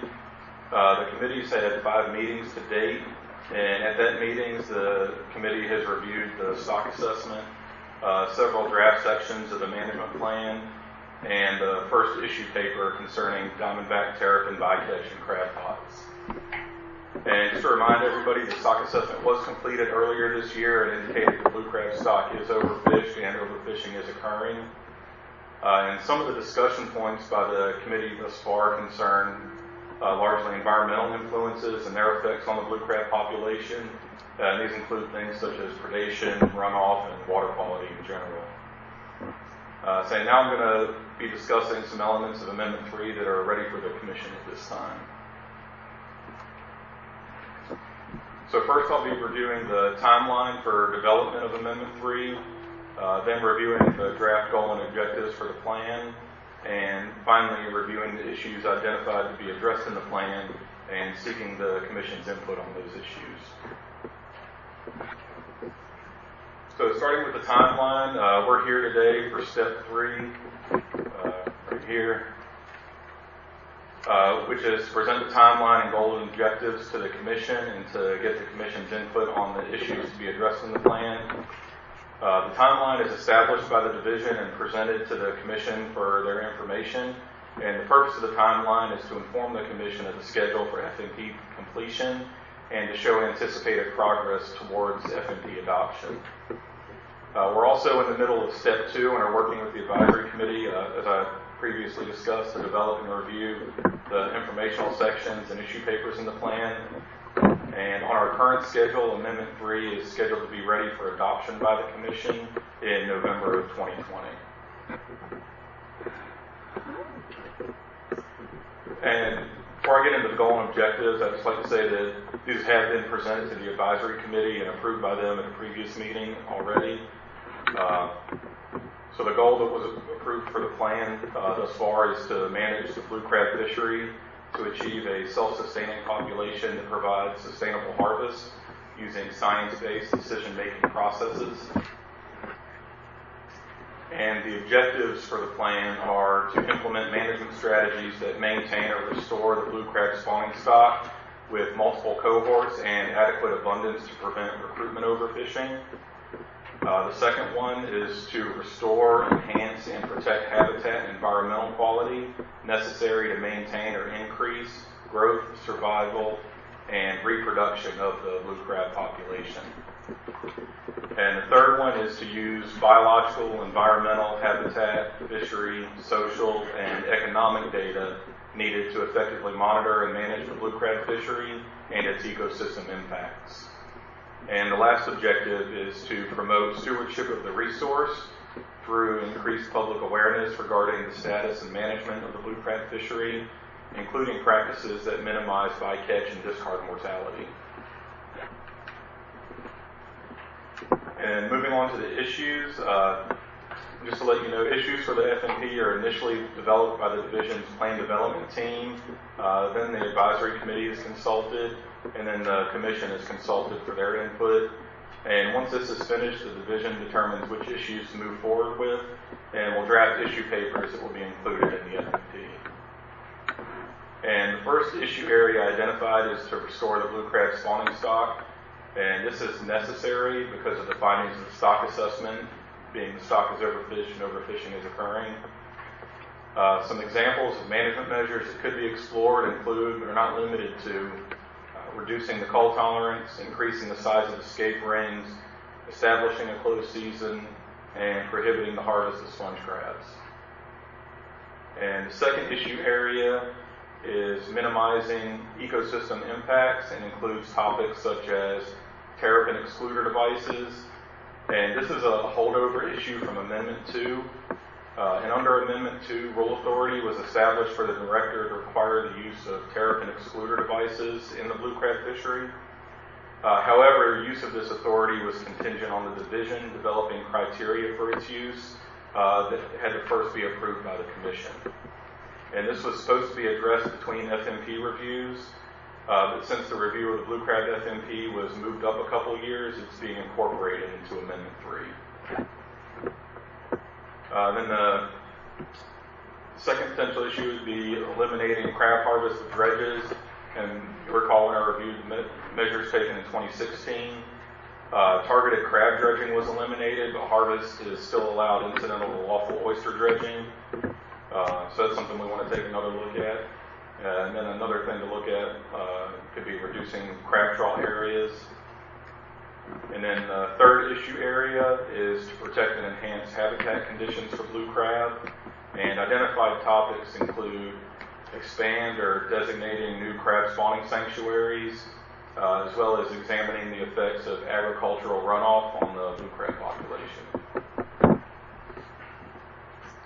So the next steps for the Commission are to provide input on the issues and to approve the goal and objectives for Amendment 3, and I'll be happy to answer any questions you have at this time. Okay, Commissioner, yes. Right.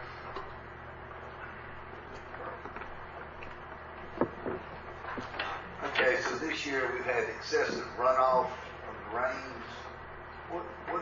Do y'all have any idea what this has done to the spawning of blue crabs? To the spawning, generally when we get a lot of rain, freshwater input, it generally pushes the crabs out into the sound, further towards the western side. That's where the females are moving anyway to spawn, is out to the inlets and nearshore ocean. So it's more the spawning periods that may just be pushing those crabs over there earlier. I don't think it would necessarily affect their spawning timing per se, since other areas they're moving to anyway. Well, I'm just wondering if the salinity of the water affects the health of the crabs. The crabs are fairly tolerant of low salinity. I mean, you'll find them in fresh water. I mean, you go into Lake Mesquite, there's a big blue crab population in there. So they do pretty well in fresh water. Any other questions? If not, we need to vote on the approval of the goal and objectives as being presented. Do we have a motion to? So moved. Is there a second? Second. By Tom Henderson. Motion of Chuck.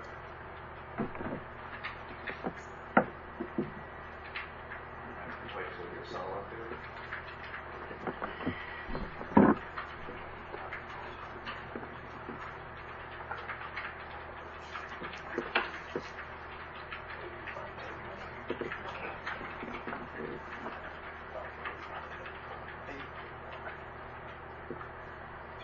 Motion's on the board and has been seconded. Any other discussion on the motion? If not, all in favor say aye. Aye. Opposed? Motion passes unanimously. Okay, thank you all for your work. Thank you. Okay, going to the striped mullet fisheries management plan, Amendment 1. Marley, I guess you're going to deal with that. Who's dealing with that today? Marley, okay, great. Group of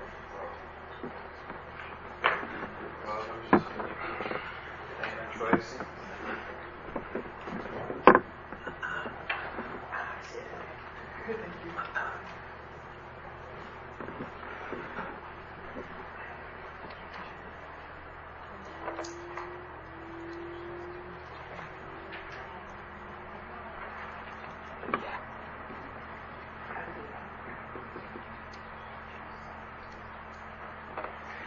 Good morning. For those of you who don't know me, I'm Laura Lee. I'm the Senior Stock Assessment Scientist with the division. I'm Dan Zaff. I'm the species lead for striped mullet. And I'm Tracy Bauer. I'm the co-lead for striped mullet. So Amendment 1 for the fishery management plans for striped mullet established commercial landings triggers, and every year we compare our commercial landings to those triggers. In 2017, we noted that the 2016 landings were below the minimum commercial landings trigger, so that prompted an evaluation of the data. And in reviewing those data, we noted some concerns, and that led the division to recommend doing an update of the 2013 benchmark stock assessment, and that's what I'm going to present to you this morning. Just give you a quick background of the lake history. You can see that striped mullet are found throughout the world in marine, brackish, and freshwater. We do know, based on the tagging data, the tagging study that was done in the 90s by the division, that what we have in North Carolina is its own unit stock, so it was assessed as a North Carolina stock. Our maximum age that we've observed in North Carolina is 14 years, and spawning takes place offshore.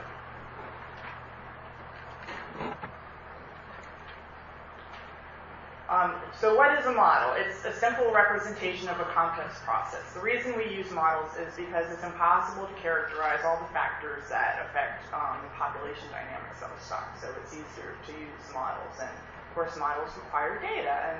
And the data needs of most stock assessment models are listed here. And those are catch, abundance, and biology.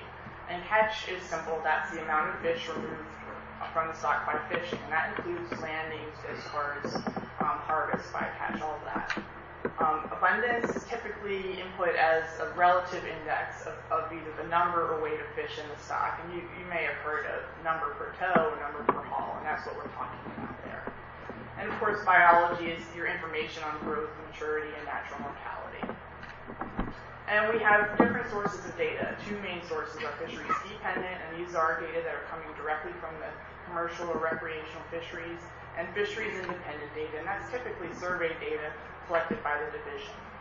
I want to point out that because this assessment was an update of the 2013 assessment, we were kind of restricted in what we couldn't make any changes to what was done to the peer-reviewed assessment in 2013. That changes can only occur when you do a peer-reviewed assessment. I'd like to go over the data that were the major data that was input into the model. First, we have our commercial landings. We have year on the x-axis and commercial landings in units of metric tons on the y-axis. 2016 is starred. That's that year where the commercial landings were below that minimum commercial landings trigger. And I also want to note that these data are provided by the DMF trip ticket program, and we consider them a census or a complete count of the commercial landings.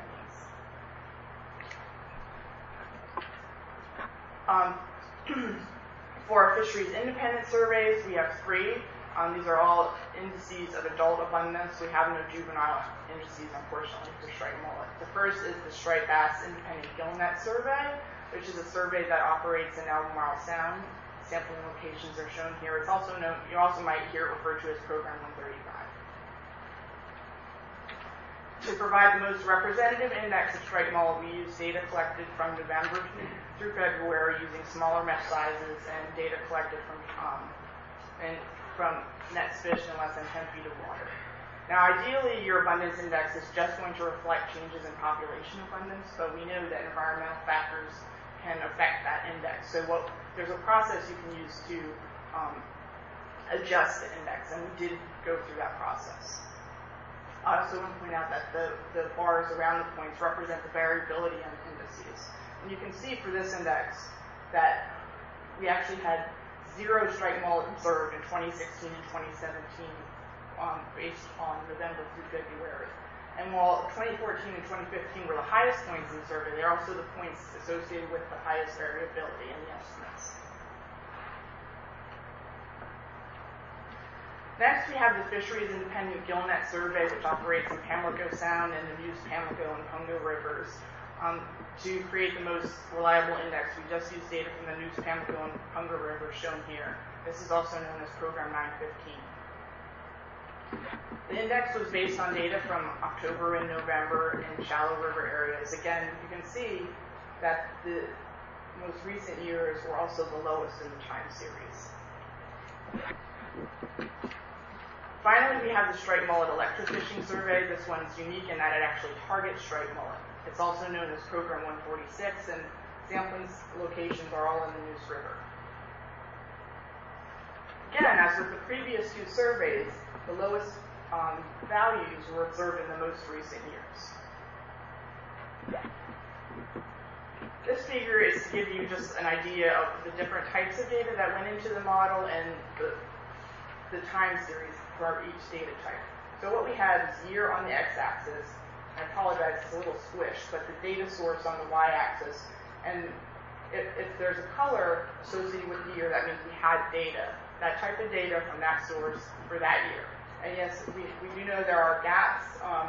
Some, like commercial data, that's due to limited funding, and others just because the surveys to best represent the stock, we limited to those months I specified, but we can always have samples of the fish in those months. The data were modeled using a length-based age structure model within the stock synthesis software. I just want to point out stock synthesis is a state-of-the-art software program that's used around the world. The unit stock, as I mentioned, is North Carolina, and that's based on a tagging study. We modeled it using a calendar year starting in 1994, and our final or terminal year was 2017. We assumed a birth date of January 1st and had a two-sex model. So growth, because we know growth is different between males and females. We used, though the maximum age, as I said earlier, is age 14, we use what's called a plus group of age 7, and that's because fish older than age 7 are rarely observed, so it's just convenient for the modeling purposes to put those fish older than age 7 into this plus group. And finally, we use age-specific natural mortality, and that just means that natural mortality was assumed to decrease with age, which is a common assumption for fishes.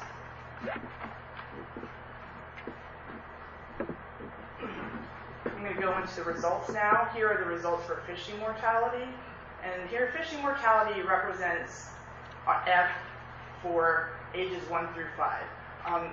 This is different than the benchmark assessment where F represented ages 2 through 5, so they're not directly comparable. You can compare the trends, but the point estimates aren't directly comparable. And the gray dotted lines represent the variability in the estimates. You can see over time there's really not much trend over the time series. This is our predicted catch at age, and what you see here are circles that represent that are representative of the proportion of the size of a cohort at a particular age and year over time. So for example, if we start right here in 1995, these are age 0 fish in 1995. And if you move up in age and over a year, those are the same fish at age 1 in 1996, age 2 in 97. And you can see that this is a fairly strong cohort moving through the fishery over time. Pause for any questions on that, because I know that crowd can be.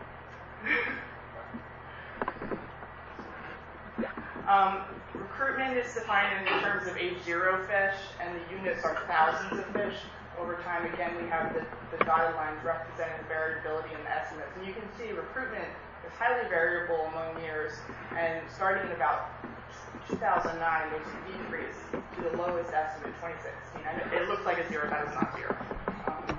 And again, these are thousands of fish. And then maybe there could be a slight uptick in 2017. But as I've told you many times before, the final year estimates in these models are the most uncertain. These are the predictions of female spawning stock biomass. This is the mature portion of the stock, the portion of the stock that's capable of producing offspring. See a gentle increase over the time series through the late 2000s, and then a slight decline through the final year. Yes?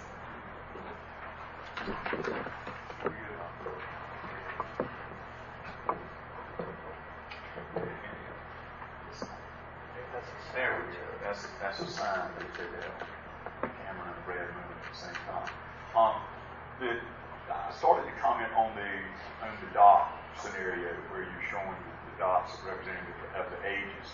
And then it really confirms looking at this at about the same time, we're losing or going down fairly consistently in the females in the spawning stock biomass. Yes, that's shown here as decreasing. I would think that for a fishery that is based primarily on this road, that this would be a very, at a time when somebody should have an oh shucks moment. But I mean, I think we see it quite a bit. But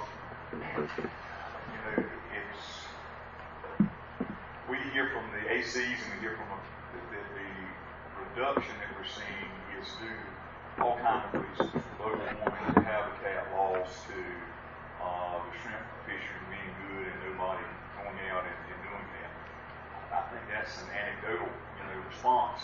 So I'll offer you another anecdotal response that when effort goes down and you have fish with massive schools, it looks like if you had less effort, that the folks that were still in the fishery would catch more mullet. Not much different than the crab pots. If you have X number of crabs in an area and you put X number of pots, you're going to catch X number of crabs, whether it's 1,000 or 400. But, and I've been stated so far, so I guess my question to you is, with this data and having a somewhat important nose-age fishery, are you aware of any fishery in the world, free world, 17 communist countries, and include whatever else you want to? Is there a road fishery anywhere in the world that has successfully adapted to the type of pressure that these fish have, that the salmon have, that the sturgeon have? Do you know of one? Unfortunately, I'm not familiar with all the fisheries in the world, so I can't think of one off the top of my head. That's the same thing. I couldn't think of one off the top of my head either. I'm delighted to hear that because we're dealing on anecdotal stuff. But I Googled it. There's really not one. So just throwing that out there for you. So you get a chance, get Wendy and get your IT up to date and Google that. It's a great pages of it. Thank you. Similar to the catch at age plot I showed, this is the predicted numbers at age in the actual population. Again, you can see that strong 1995 year class moving through. And you can also see that in recent years, year classes have been relatively weak.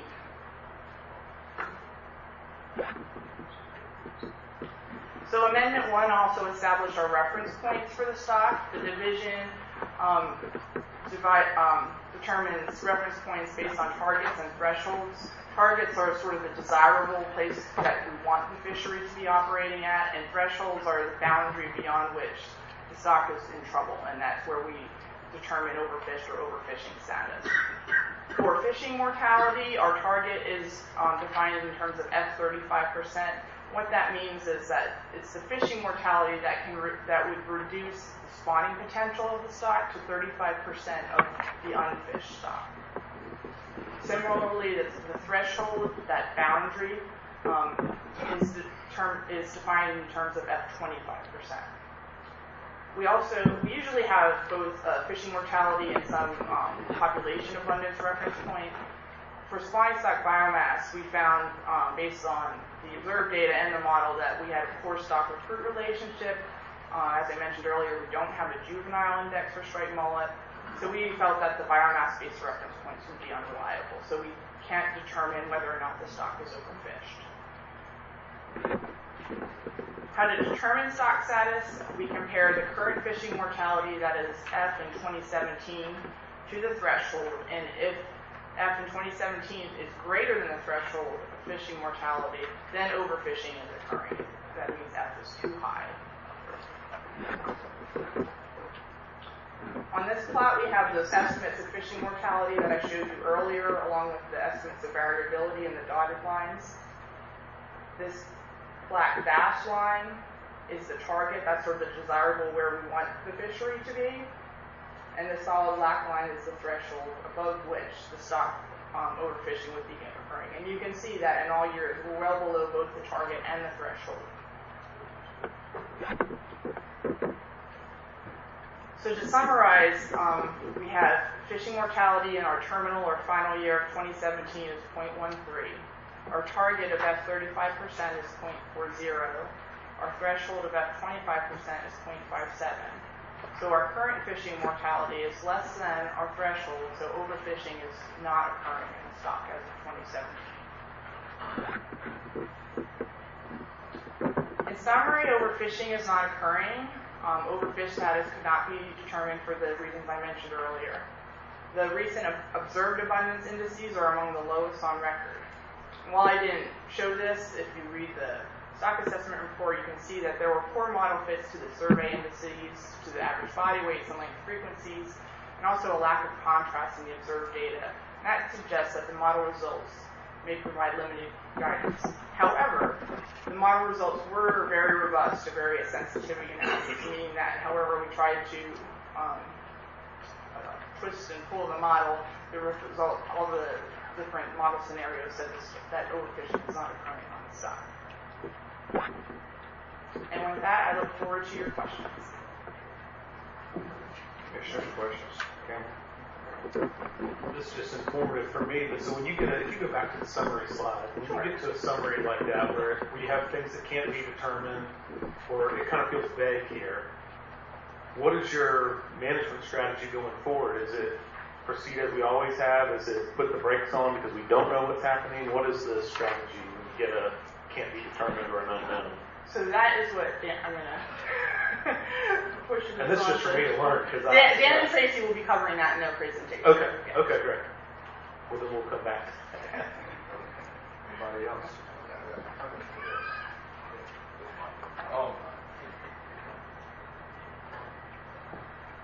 Could you move back to the slides that show the 2016 recruitment? Yeah. At what time frame do you survey for the recruitment? I'm not sure what you mean. We don't have unfortunately we don't have a juvenile or recruitment survey. Okay, but you have a model that shows recruitment.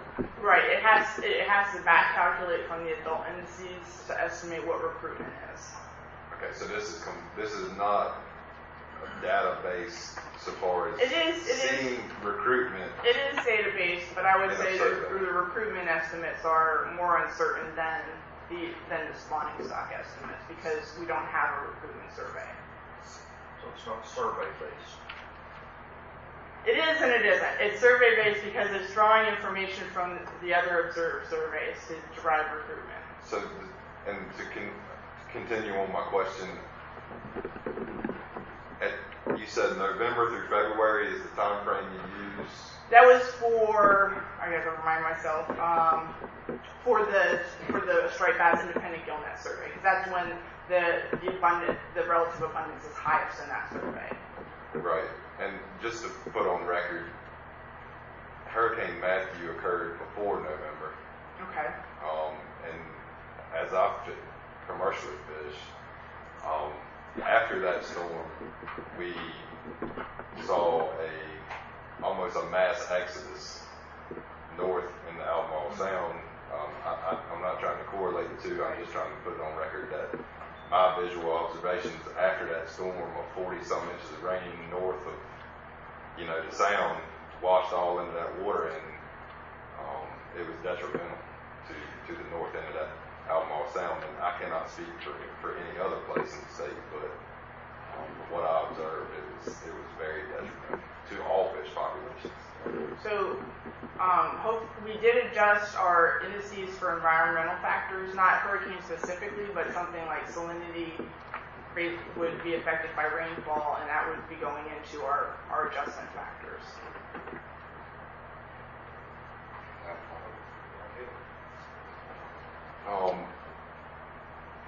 Does it adjust for extreme environmental?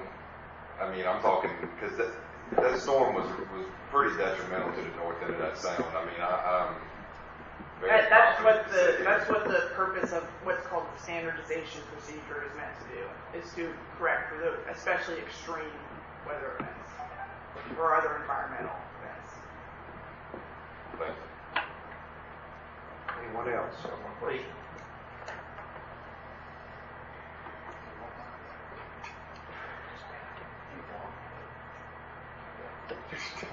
Thank you. You've got a model that you've done under the very best circumstances that you can with the data that you have. Why the emphasis on commercial landings as a trigger? They're going to get into that. I was not part of that. Okay. Okay. But I think Dan and Tracy will cover that in their Okay, thank you. Anybody else?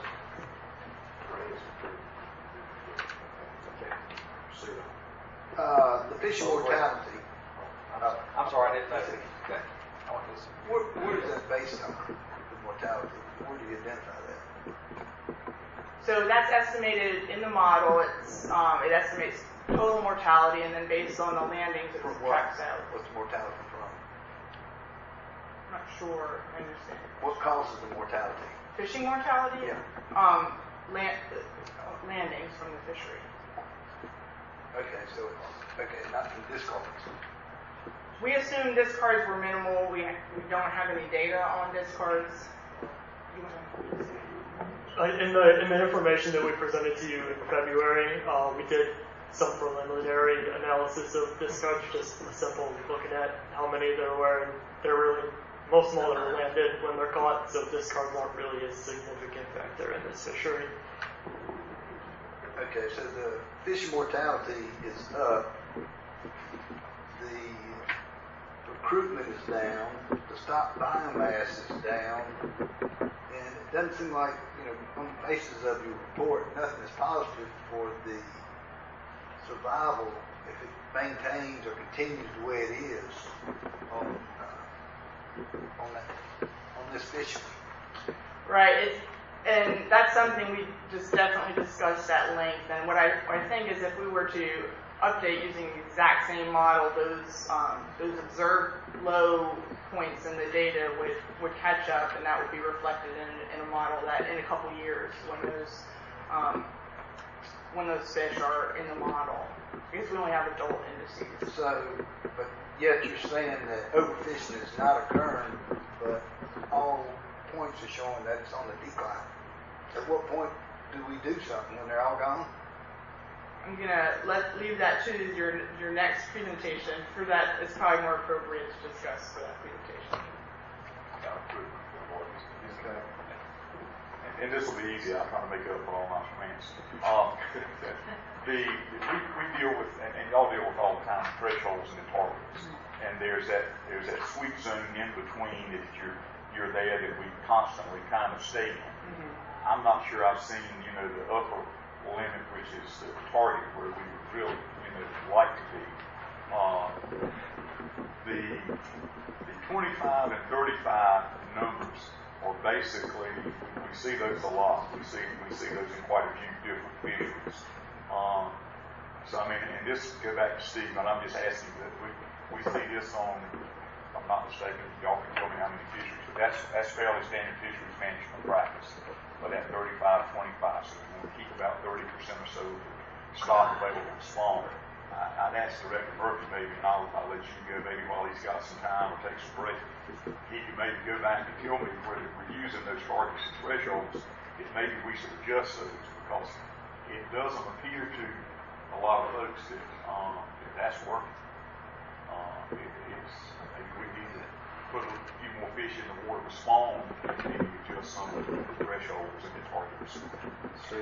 Yeah, so I think Laura indicated this was an update of the stock assessment, and so we kind of had to use the same benchmarks that we had in the previous stock assessment, and that was what this plan called for, and so that's what we did. I think staff would probably agree if we did a new from scratch stock assessment that we would probably look at better data. There is concern in this that our sampling, Laura referred to this a little bit, Dan will get into it a little bit, the fit of some of the sampling was concerning because we might be missing some of the fish. There might be later seasonality. As is often the case in a lot of what we do, the uncertainty is sometimes more important than the certainty. So, but I think with Dan and Tracy get their presentation, a lot of your questions will be sort of clarified or made more. So, any other questions? Okay, great. Laura, thank you for your presentation. Dan and Tracy, I guess sounds like y'all got the good stuff.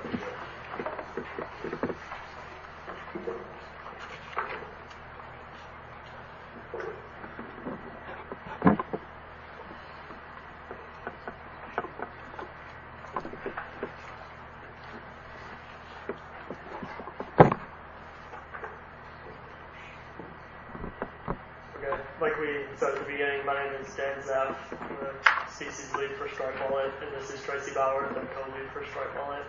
And we're presenting about the adaptive management of the North Carolina striped mullet stock.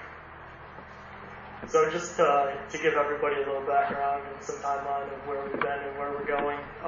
To monitor the striped mullet stock between stock assessments, Amendment 1 to the striped mullet FMP instituted minimum and maximum commercial landings triggers of 1.13 and 2.76 million pounds. So that's the upper line on this figure and the bottom line on this figure.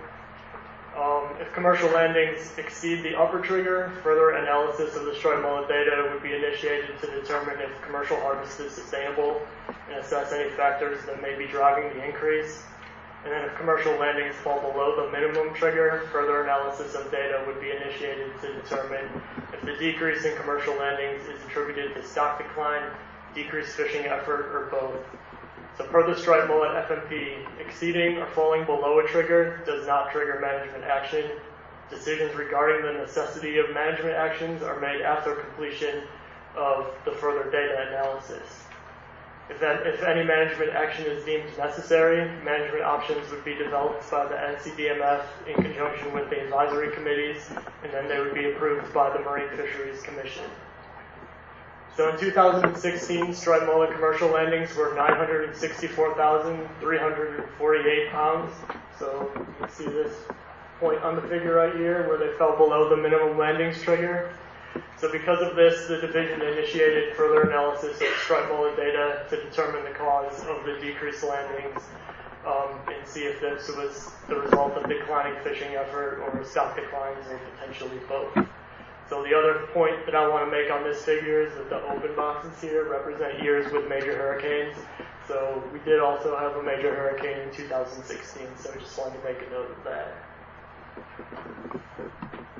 So this is a timeline of the process for what we've carried out with striped mullet to this point. In July 2017, the NCDMF completed the stock overview report, and that report was presented to the Commission in August 2017. And because striped mullet commercial landings fell below the minimum trigger of 1.13 million pounds, further analysis of the striped mullet data was initiated.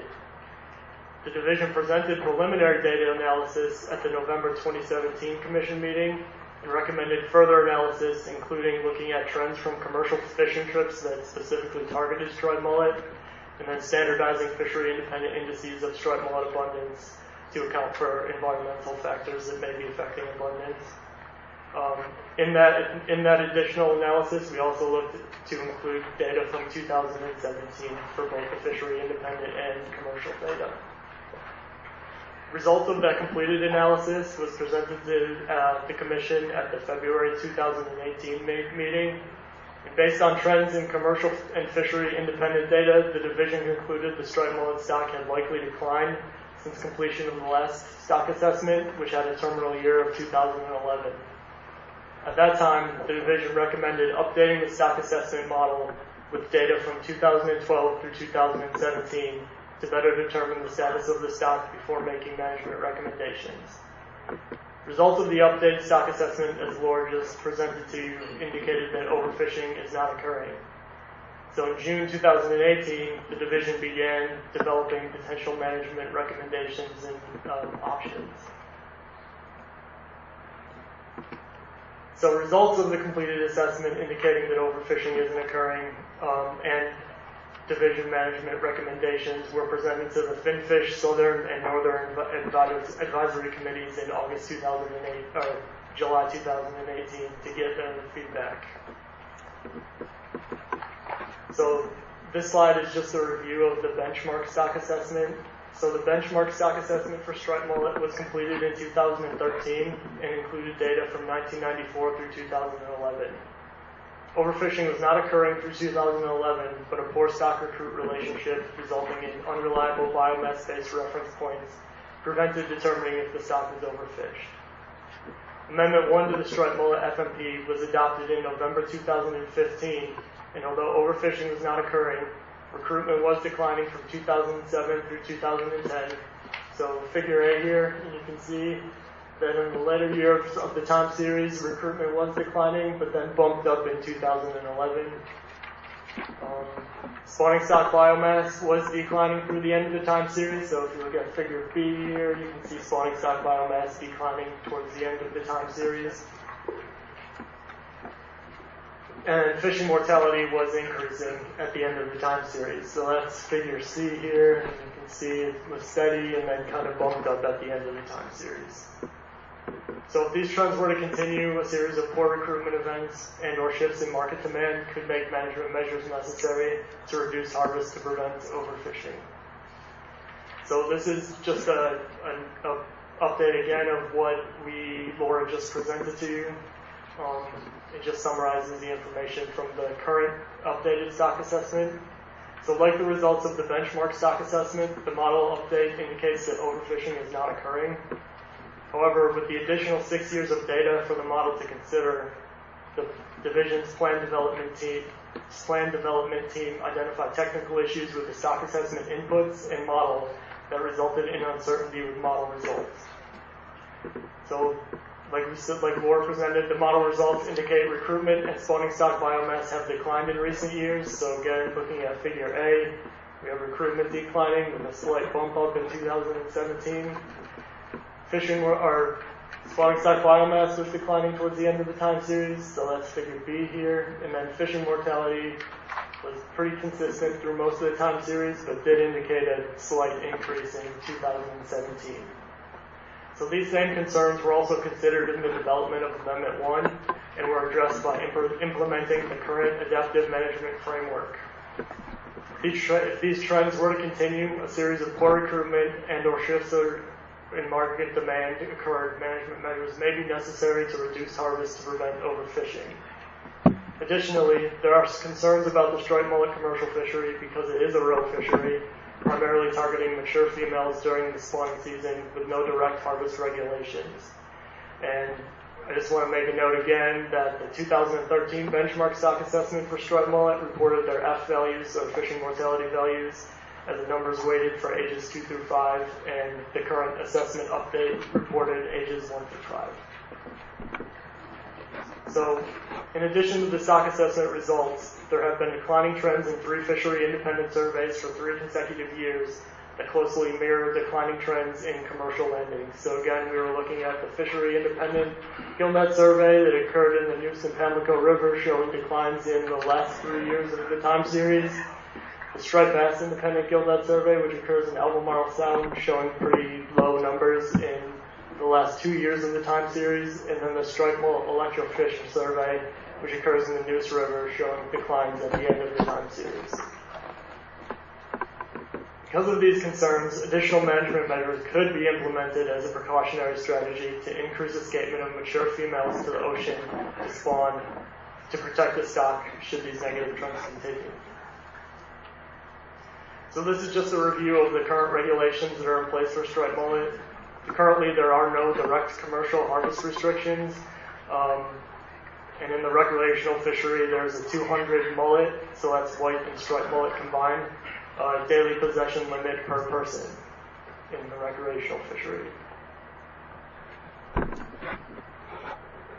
So the division has reviewed available information and recommend that at this time it is not necessary to move up or delay scheduled review of the striped mullet FMP in 2020 because the review will begin soon and overfishing is not occurring.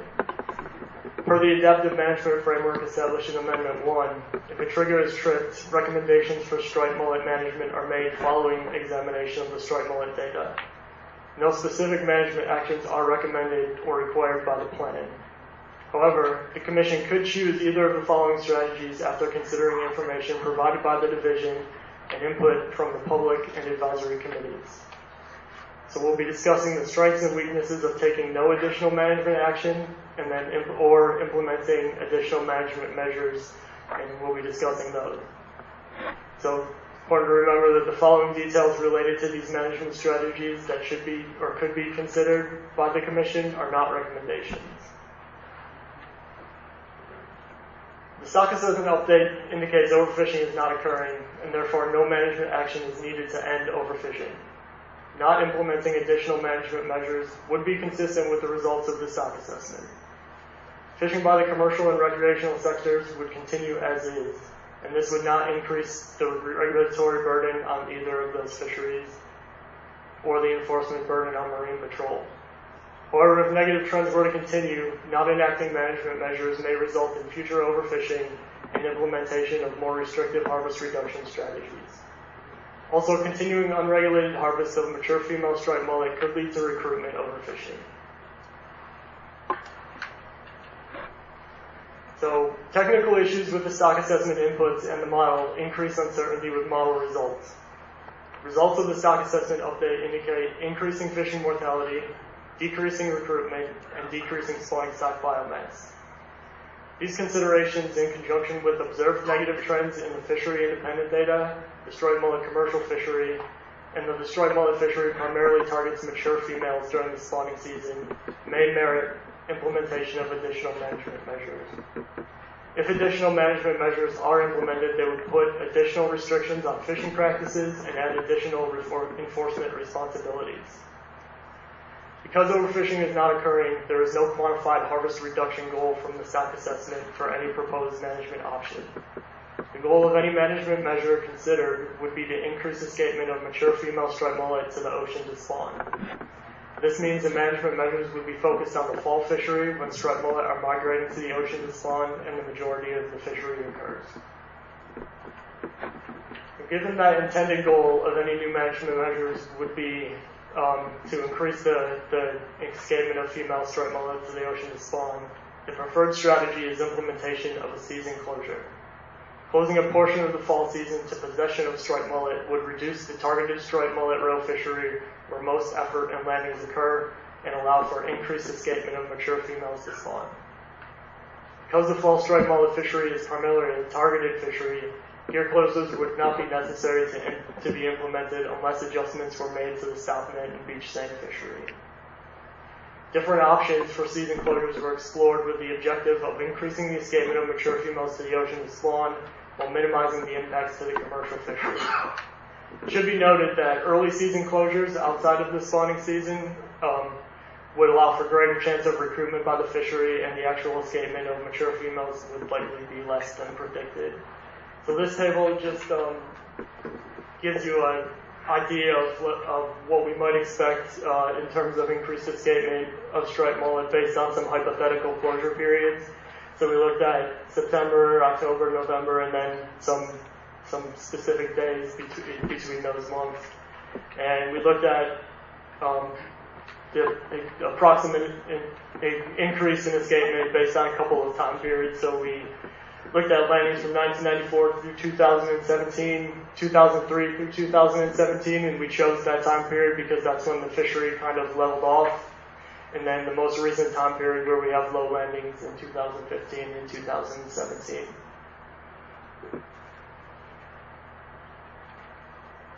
So the framework and resources for implementation of a season closure already exist, and there would be no additional reporting burden for dealers. Furthermore, it could reduce effort from the current level, most importantly, reducing harvests of mature females. This will enhance the protection of the population from board recruitment events. However, implementing a season closure may increase effort during the open season, reducing the effectiveness of the closure. It may also adversely affect some parts of the fishery more than others, and could shift effort to other fisheries, particularly spotted sea trout, and weather may prevent fishing during shortened open periods. Enforcement responsibilities will be increased for Marine Patrol with a season closure. And lastly, if a season closure is implemented, there will be creation of regulatory discards. Other management options discussed in Amendment 1 include quotas, size limits, area closures, and trip, creel, or harvest limits, and/or mesh size or gear restrictions. However, given the intended goal of increasing escapement of mature females striped mullet to the ocean to spawn, none of these options were considered to be strong options at this time. So the division recommends retaining the FMP schedule review for 2020, and given the results of the stock assessment update indicating that overfishing is not occurring, the division recommends no additional management action. The division will continue to monitor trends in the striped mullet fishery and trends in the fishery independent indices per the framework outlined in Amendment 1. The division's recommendation was supported by the Finfish, Southern, and Northern Advisory Committees. And with that, we'll take any questions.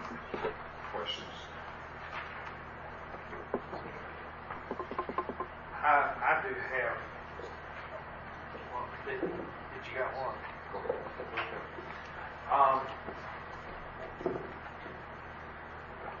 Since fishing mortality is 99.9% triggered by harvest, and we're looking at the harvest benchmark threshold not being met, the triggers for looking into additional measures,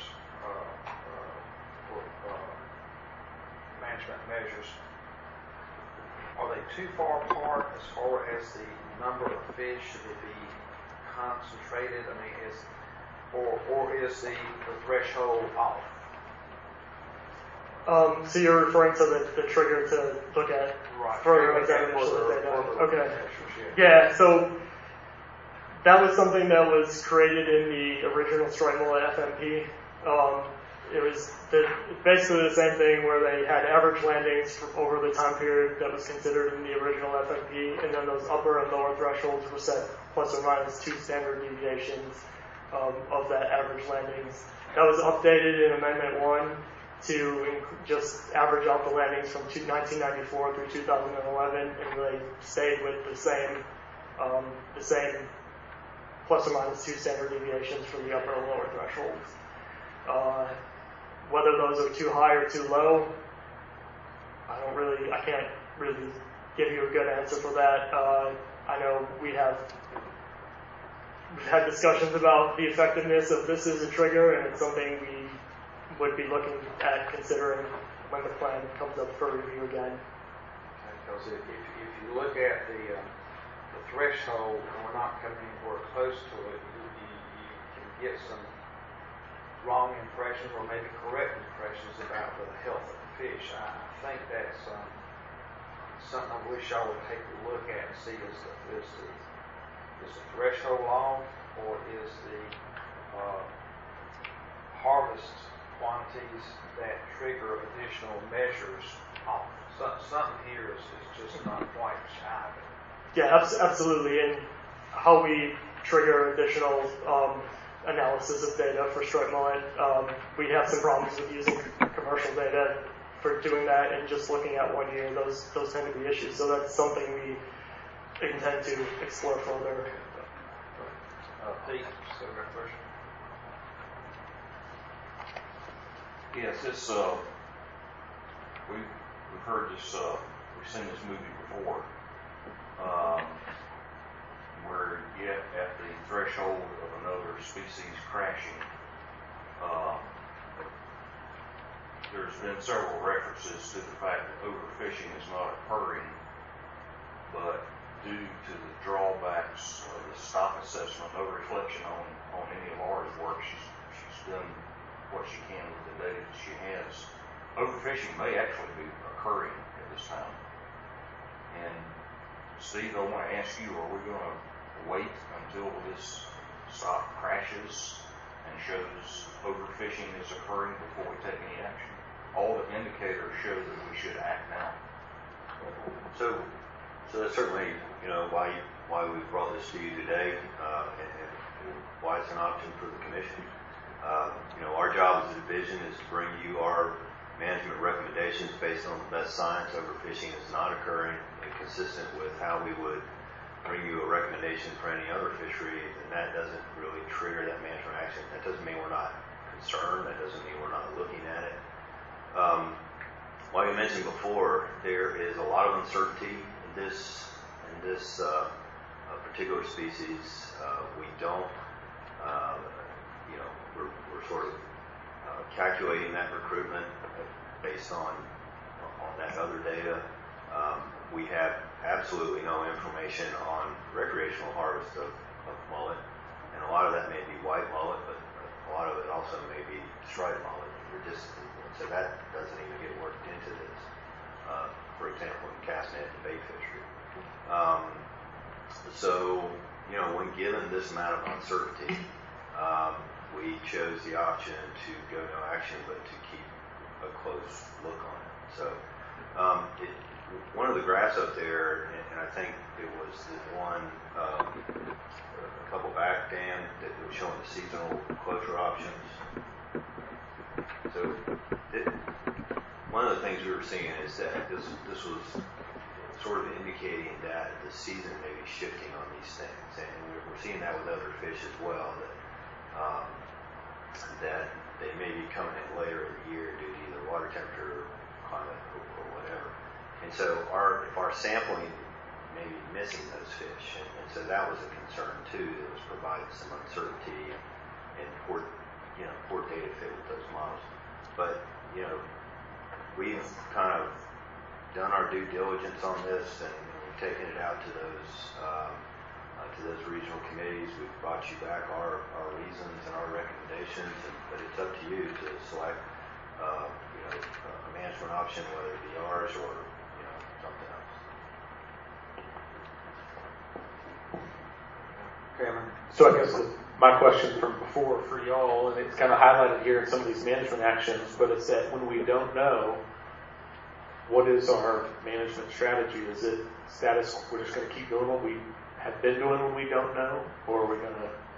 So we do know that based on the assessment results, overfishing is not occurring, but as we have presented to you, there are still some negative trends and some uncertainty in assessment results. Your decision today is whether you want to take action or take no action. Right, but I mean, uncertainty means we don't know. But when you say when there's some uncertainty, what that means is we don't know. So I guess Stephen, maybe my follow-up question is, what does that mean we're going to keep a close eye on it? That helps me know what our actions look like. When you say we're keep a close eye, what does that look like? We update these things every year, as Catherine talked about yesterday, and we're looking at this. To me, uncertainty in fisheries management, the greater the uncertainty, really, the smaller the movement you want to make. A point case would be the Flounder fishery south of Patterns. I mean, that was sort of a lot of uncertainty in that, but that fishery was closed, and it didn't make any difference, and it put a lot of people out of business. And this is a concerned species for us because it is a rogue fishery, we had a lot of discussion, both on the scientific level, the committees that discuss this at the division. We're really almost split on this, and so there's concern both ways. So don't take our recommendation as everything's fine, we're not worried about this. That's not the case. It's just based on the weight of evidence that we've seen, the uncertainty, and the fact that overfishing is not occurring, to be consistent with how fishery management planning or fishery management principles are applied. We would recommend no action on this, but like I said, it's certainly up to you as the commission to adopt whatever management measure you feel appropriate. just want to add to what Steve said as well. Part of the reasoning for the recommendation is that the plan is up for review in 2020. So at that time, we would be conducting another stock assessment for that, where we could make changes and make the changes that we think would get us better data. Question for Steve, and Daniel can help if you want. First, a comment based on your fly net and the weak fish or gray trout. That is very similar to the river heron. In a situation where you have a stock that is fished down to next to nothing, it takes a very, very long time to recover, if it recovers at all. And in both of those fisheries, you have tended to ignore possibly another gorilla hanging off the top of the building, King Kong style. But the question would be, and we've heard it mentioned for sheep's head, we've heard it mentioned in, I think, one other fishery report, we've heard it mentioned in Daniel and Laura Lee's report about we've taken precautionary measures. Now, precautionary measures and precautionary management are pretty much on the same page if you Google that. But would you agree that precautionary management, the antithesis to that, would be no action or status quo?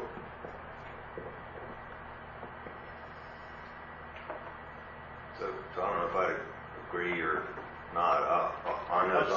That's fine. Well, so I mean, on this species, and we did take it out to our, to the regional advisory committees as well. So I mean, and that certainly is where we wanted input on this. So,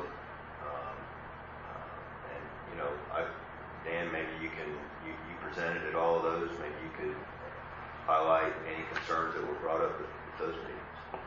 Sure.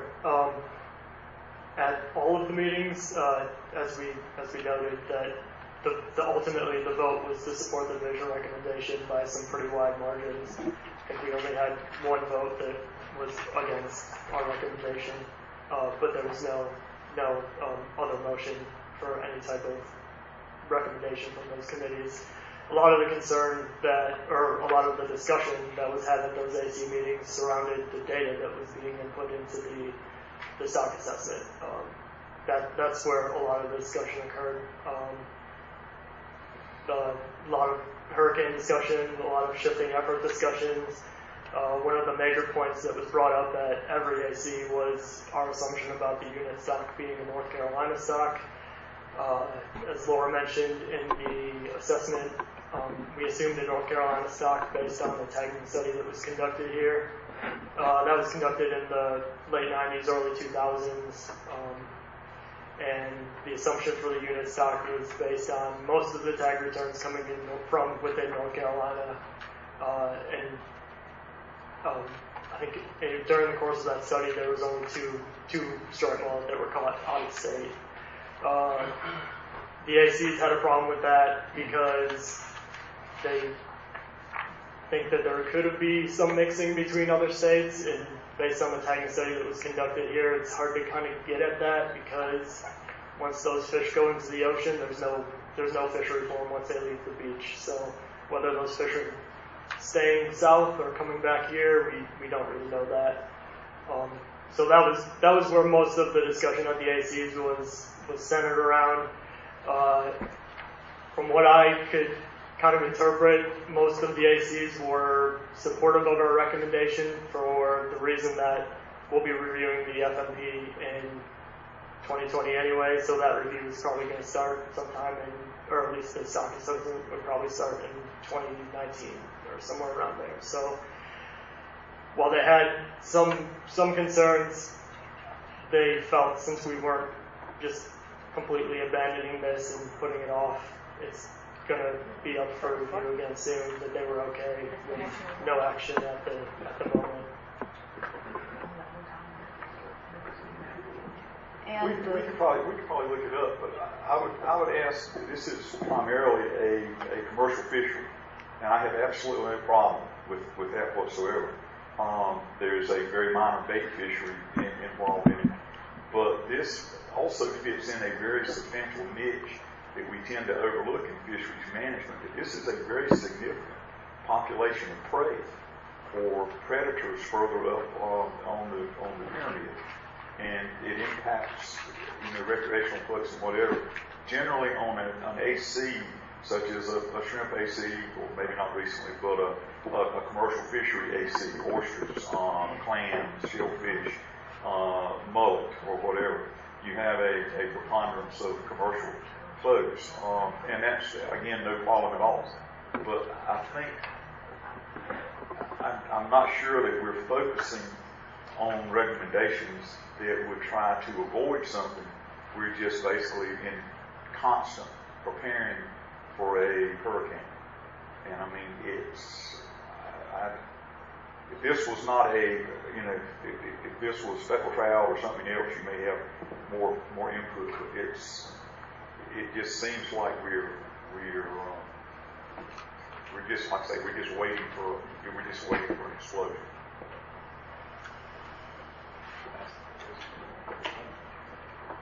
If you want to care to respond, okay. Brad, you got a So I'll respond to that, Rob, if I could. Yes. So our job on the Division of Marine Fisheries is to bring you our best management recommendations. Your job is to either accept that recommendation or choose another recommendation. But, I will stand by the fishery expertise that we have in the division, and the recommendations that we bring forward. And that's what we support. Our feeling's not going to be hurt if you choose something different. We've done our job. We've done what the law requires us to do. But, to try to call out our science or to penalize us for bringing something that doesn't meet with your expectations really isn't what the law requires. But we're doing what the law requires. And so I would just say, this is our management recommendation. These are the recommendations from the ACs as the law requires us to do. And you guys can take whatever management action you want. And that is the power of this commission. You have the power to do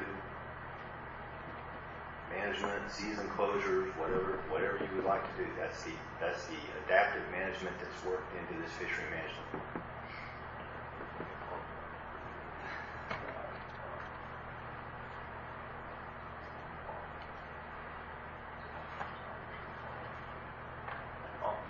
First off, let me say I in no way intended to, if I did not, disrespect staff or your data.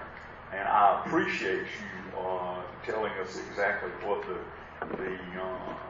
job of the division is and referencing what our job is. I agree with that.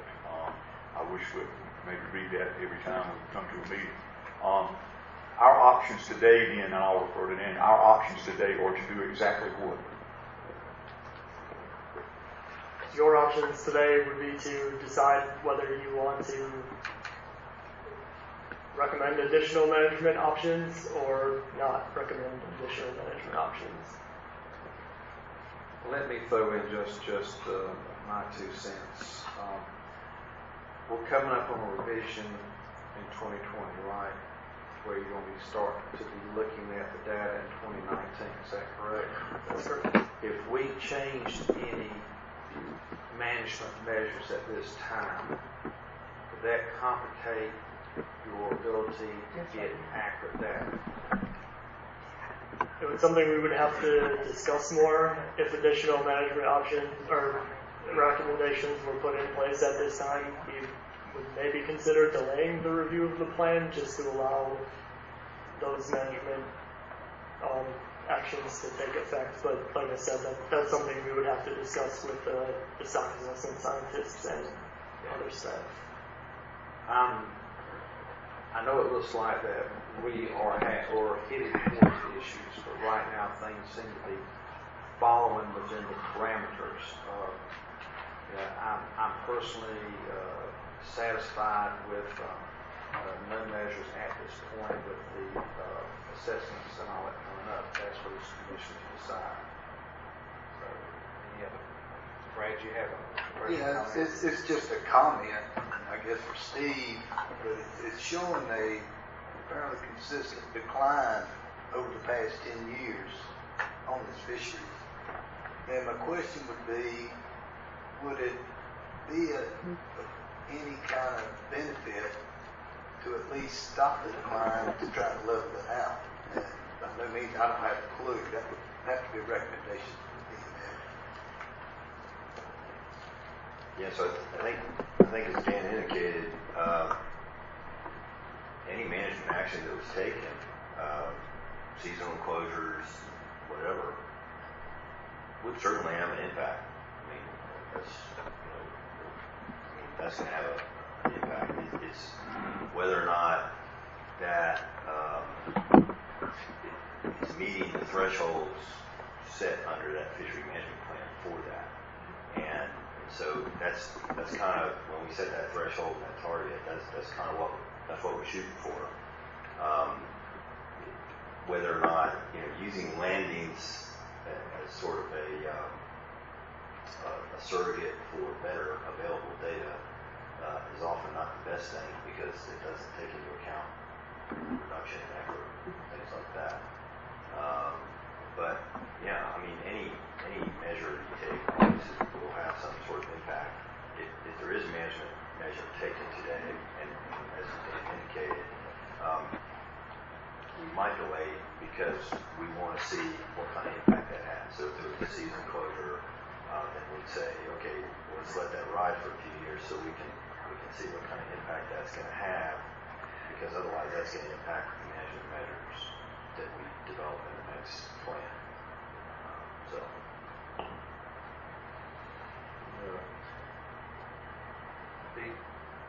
I gotta say that I'm much more concerned with the status of the stock than I am with the status of the stock report.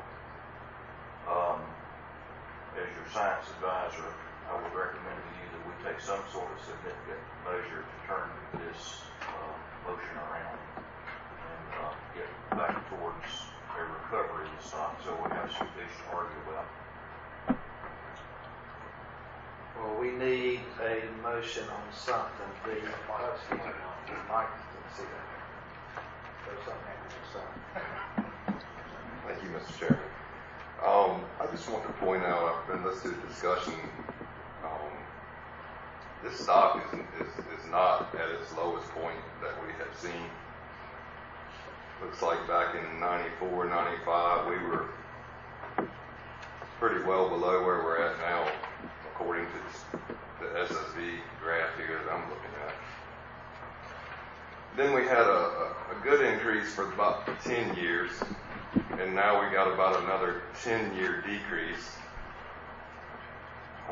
Harvest has been fairly level across the board until about 2016, when we hit the management trigger. I'm not saying that there is no reason to be concerned. However, being the sole commercial representative sitting on this board at this present moment, I feel like it would be unfair to the commercial industry that we take up a major action without the input of additional industry members.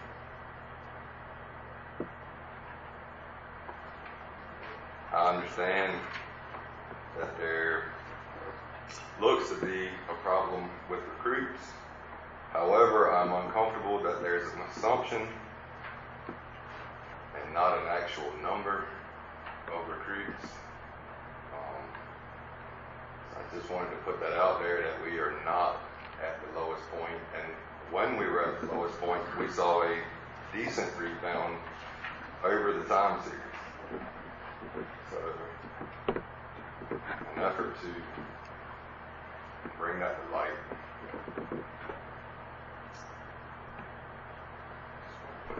Thank you, Mr. Chairman. Okay. Chuck.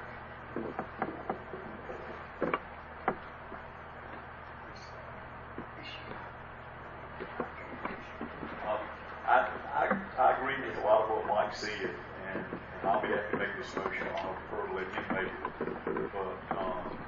Mike, I'm prepared to make a motion to go ahead with what we have now and look at this, whether it's us or some other commission to look at this later on. I also agree with, if we did anything at all, it should be postponed until our November meeting, until we have a full contingent of commercial representation. So, I mean, I'll be happy to make a motion to stay where we are, or I'll be happy to defer to November, and I'd base that on your response to the committee.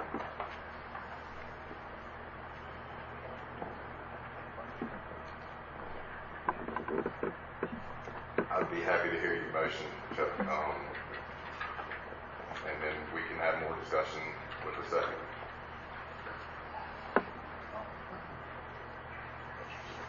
Andrew, do we need any motion today, or do you just move ahead to stay where it is? I mean, we need a motion to adopt this as is, correct? I believe so, yes. All right, that motion by, I move that we accept this as is, and allow the FMPs to stay within the current status that they hold. So you're adopting to continue with the current measures. Continue with the current measures.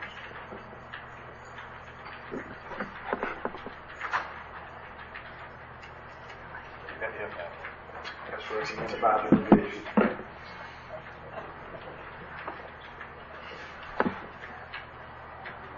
You said as recommended by the division. That's part of it. As recommended by the division. Okay, is there a second on this motion? Second. There's a second from Tom. Okay, discussion.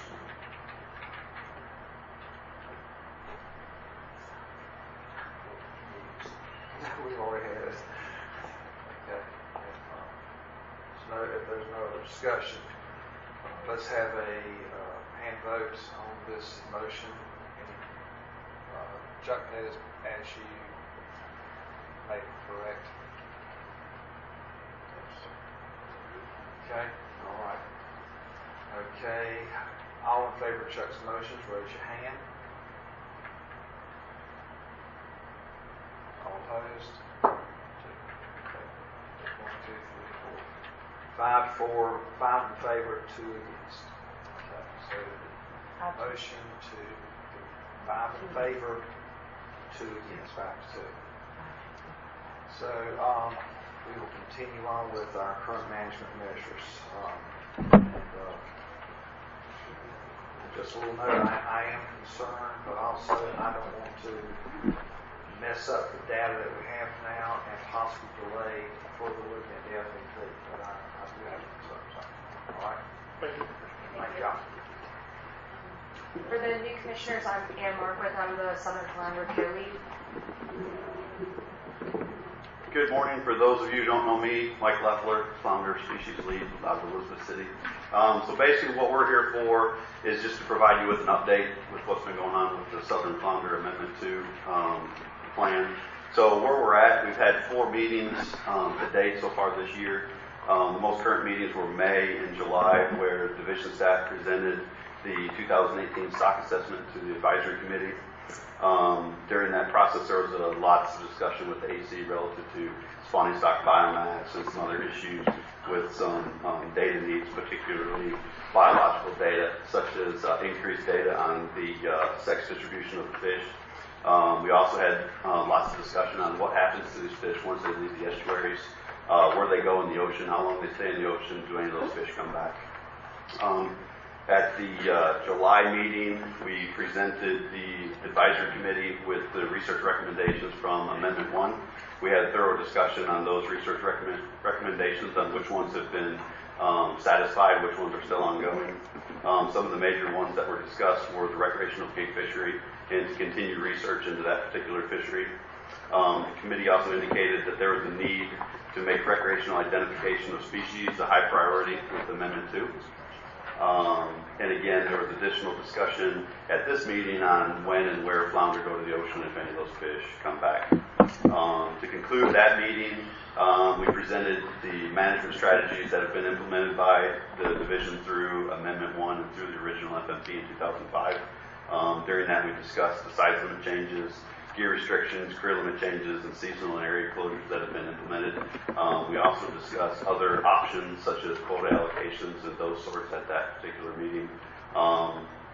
Again, we stressed to the advisory committee that even though this is a coast-wide stock assessment, which involved North Carolina, South Carolina, Georgia, and Florida, as well as 2 universities, as well as ASMFC, that the management actions that we were looking at would revolve around what North Carolina can do to that particular stock. We can't really, affect what the other states that participated with us in the stock assessment can do. So we really need to focus on, North Carolina and taking the management actions that we can do. So moving forward with the Amendment 2, we have meetings scheduled in September where staff will present sections of the FMP to the advisory committee for their approval. We're hoping to have the commercial, possibly the recreational species profile for them at that meeting. Then we were hoping to bring the updated stock assessment with data through 2017 to both you, the commission, in November, as well as the advisory committee in November. With that timeline being set, that will bring us into January for our first meeting in 2019. At that time, we'll have the most current stock status. And at that meeting in January, we'll hopefully settle on the goals and objectives and a final timeline, which was presented to you today before Blue Crab. So we'll be at that stage in February with you as a commission. We'll have that presentation for you. So that's the timeline. That's kind of where we stand with the advisory committee. I'll be more than happy to address any questions that you have. Any questions on that?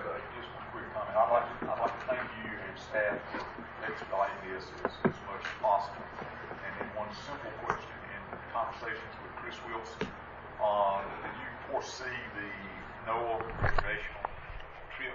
Or recreational trip data?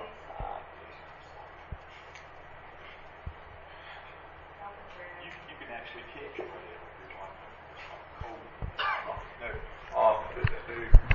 Like I said, again, I'd like to thank you for expediting everything that you can in getting this timeline and exceeding, the expectations that we had in February when we would get this information. I would like to ask, in conversations with Chris and having looked at it in July with the changes in the MREP and other recreational data, do you foresee that changing any recommendations for implementing this in any way prior to management actions?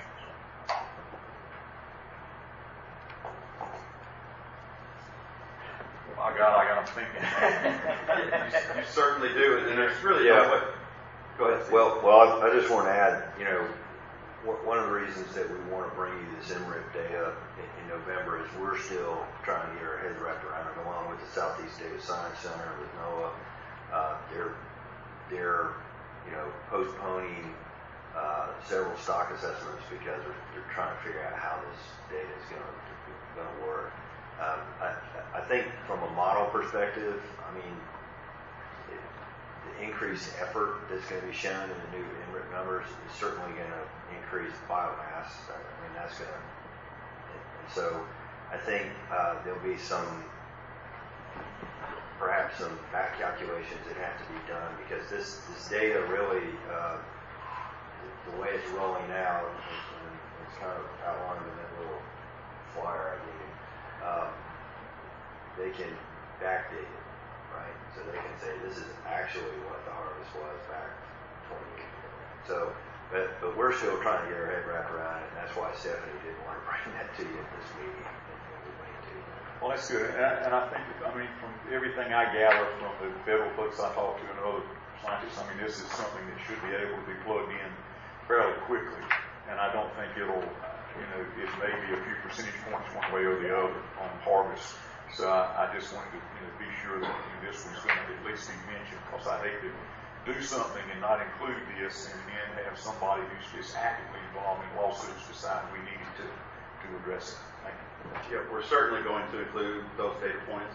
And as well, when we present the assessment to you, we will be running sensitivity analysis with the old MRIP estimates to see what that impact is, what the impact's going to be. It's way too early to tell what the outcome's going to be. Real quick, and this may be a Steve question. With this NREP data that is going to be back calculated, will that really change anything management data or stock assessment? I mean, it's just changes in numbers, but the numbers are. So I think what it's showing us right now is it's showing that the level of harvest from the recreational sector is higher, and depending on what stage you're in and what species you're looking at, sometimes that's a factor of 2, 3, 4 times higher than what is anticipated. What it's going to impact is sort of the level of removals from the recreational industry, but it also will probably, down the road, particularly on these coastwide regional species, go have allocation implications, right? Who has the allocation of recreational and commercial harvest? Black sea bass is going to be a really good example for this one. One quick follow-up, Steve, on that, since you've got him on the, I mean, like I say, we're looking at 250 to some cases 500% increase. This will impact not only the harvest, it will also impact the economic benefit. And I was wondering if you were going to address or send anything to OSMB to address this in your fiscal note draft for the shrimp petition. No. Outstanding. Okay, further questions or comments? Okay, thank y'all very much. Let's take a quick, just 10-minute break. Okay, our periodic review and expiration of existing rules, the brief report from Catherine Bloom. It's not in your vocabulary. Not when it comes to rules, but it's not entirely my fault. The laws are complex. Thank you, Mr. Chairman. Okay, I will ask you to turn to your briefing book. There is a periodic review rulemaking tab, and I'll direct you through the materials that are there. A couple of them are the green paper, and they were last-minute handouts or supplementary handouts for this meeting, and we'll get to those. I'll just wait for folks to get to that. Sorry, sir? Yes, the register, and also a news release. That's lost.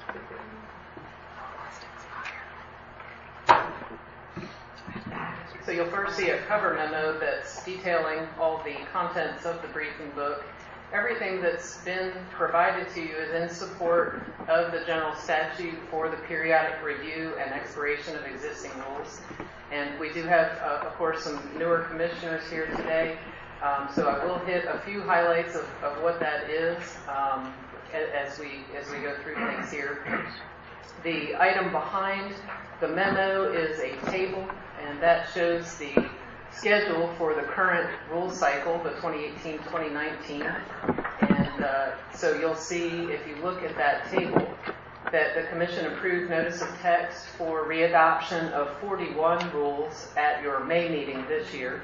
And so the proposed rules were published in the August 1st issue of the North Carolina Register. And Mr. Lockridge, that is the publication there. And it came out right on top of the timing of mailing the briefing books out to you. So it was a last-minute item to get that out to you. You'll also see the accompanying news release. And it explains that it is a package of rules up for readoption, and it's a portion of the rules in subchapters I, J, K, L, M, O, and R. And so the primary proposed changes are really just technical and conforming in nature. There were two to highlight, and the news release does this. One rule is the for-hire rule, and it did bring rule language in the current rule into conformity with the statute for for-hire coastal recreational fishing licenses. So there had been a change to the state law a few years back, and this rule language was out of date. So now the proposed changes bring it into conformity with the current law. And then the second item that the news release highlights is there are two rules that address permits in subchapter O. And so the proposed changes look like a lot, and we wanted to explain that, and it's primarily due to alphabetizing the permits. And so when you do that, there's a lot of strike through and underline and moving the parts around.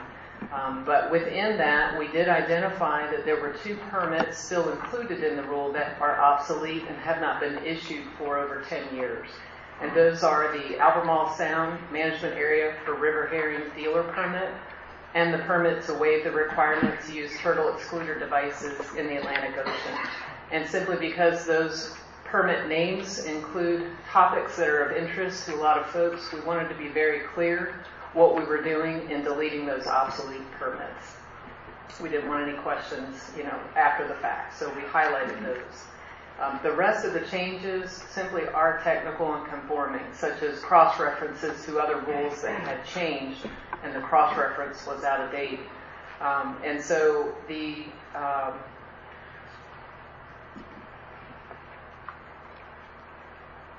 on the table, and we'll just walk through that real quickly, and I'll show you what's left in the steps for that package of rules. So the publication came out August 1st. There is a public comment period currently underway, and that will conclude on October 1st. So far, I have received only one public comment, and it was actually a public comment that was of a scope and nature that they misunderstood what was being asked of them. It's a comment that would be a broader change that would be undertaken through a fishery management plan. And so we explained that to the commenter, and you'll receive that and any other comments we've received at your November meeting. We are holding a public hearing. We will just hold one public hearing given the low impact of these rules, and that will be next Wednesday at the Division of Marine Fisheries Central District Office in Morehead City at 6 p.m. And so we'll wait until the comment period closes October 1st and pull together the single comment we've received so far and any others and have that for you for your November meeting. That's when the Commission will be asked to give permanent approval of those 41 rules. The steps remaining are the administrative required steps with the Rules Review Commission in Raleigh. And if all goes well, the rules have an intended effective date of April 1st of next year. And that follows the usual cycle. So I'll continue to keep you updated and be bringing you the information to administer that package through the end of the process. So I'd like to give just a little background on the periodic review and expiration of existing rules. Normally, if you'll see on your agenda, that's the subheading. In the past years, it's just been the rulemaking update. But at this point, because of the scope and nature of the periodic review, virtually everything we're doing and bringing to you is going through that process. And so that subtle change on your agenda was by design. So Session Law 2013-413, which was the Regulatory Reform Act that year, added a new statute to the Administrative Procedure Act. And the memo goes into greater detail, but again, to keep it short, what it requires is essentially any agency with rules must undertake a review and readoption process. And so at the beginning of the process, there were somewhere in the ballpark of 20,000 rules across the state. This agency has 375 of those. So all 375 are subject to the requirements of this law. It has two steps. The first is a report process, and the second is a readoption process. To tackle a large number of rules like we have, we broke them into two groups. The first group are the rules in Chapter 3, which is the traditional fisheries rules. And the second group is those that fall under the Commission's authority in Chapter 18A, which covers shellfish, sanitation, and recreational water quality. So we're doing them in two batches just to kind of break it down into smaller pieces to be able to do this. Last year, the Commission finished the report phase for the 03 rules. That concluded at the end of last year, and then the Rules Review Commission asked us for our readoption schedule for those rules that were subject to be readopted. At the February meeting this year, the Commission approved a readoption schedule of June 30th of 2022, roughly 4 years, to accomplish the readoption of those rules. And then at the June Rules Review Commission meeting, they approved that schedule. And so we are on the clock to readopt all the rules that are in Chapter 3 that are subject to readoption. And if I could, I'll direct your attention back to page 1 of the memo that's in your book. There's a very small figure there that really, this is one of those where a picture is worth 1,000 words. And you'll see it's just a blue and gray table there with the years at the top. So Chapter 3, there's 211 rules, and Chapter 18A, 164 rules. So we finished the report phase last year, and now we're into one of 4 years of rule readoption.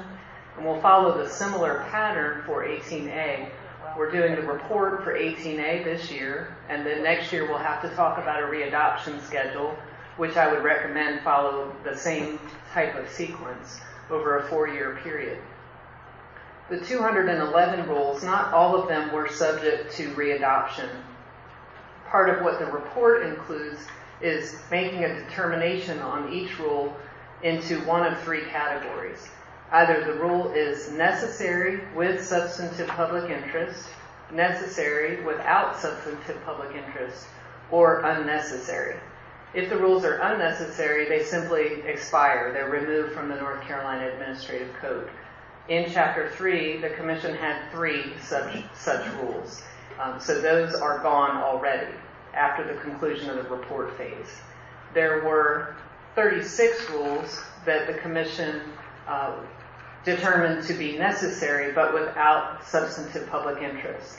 And so those rules we're done with until the next 10-year period comes around and we do this all again. And so that leaves, if you do the math, and I've lost my place in my notes, there it is, 172. I don't want to do math on the fly, Mr. Chairman. We have 172 rules to readopt in Chapter 3.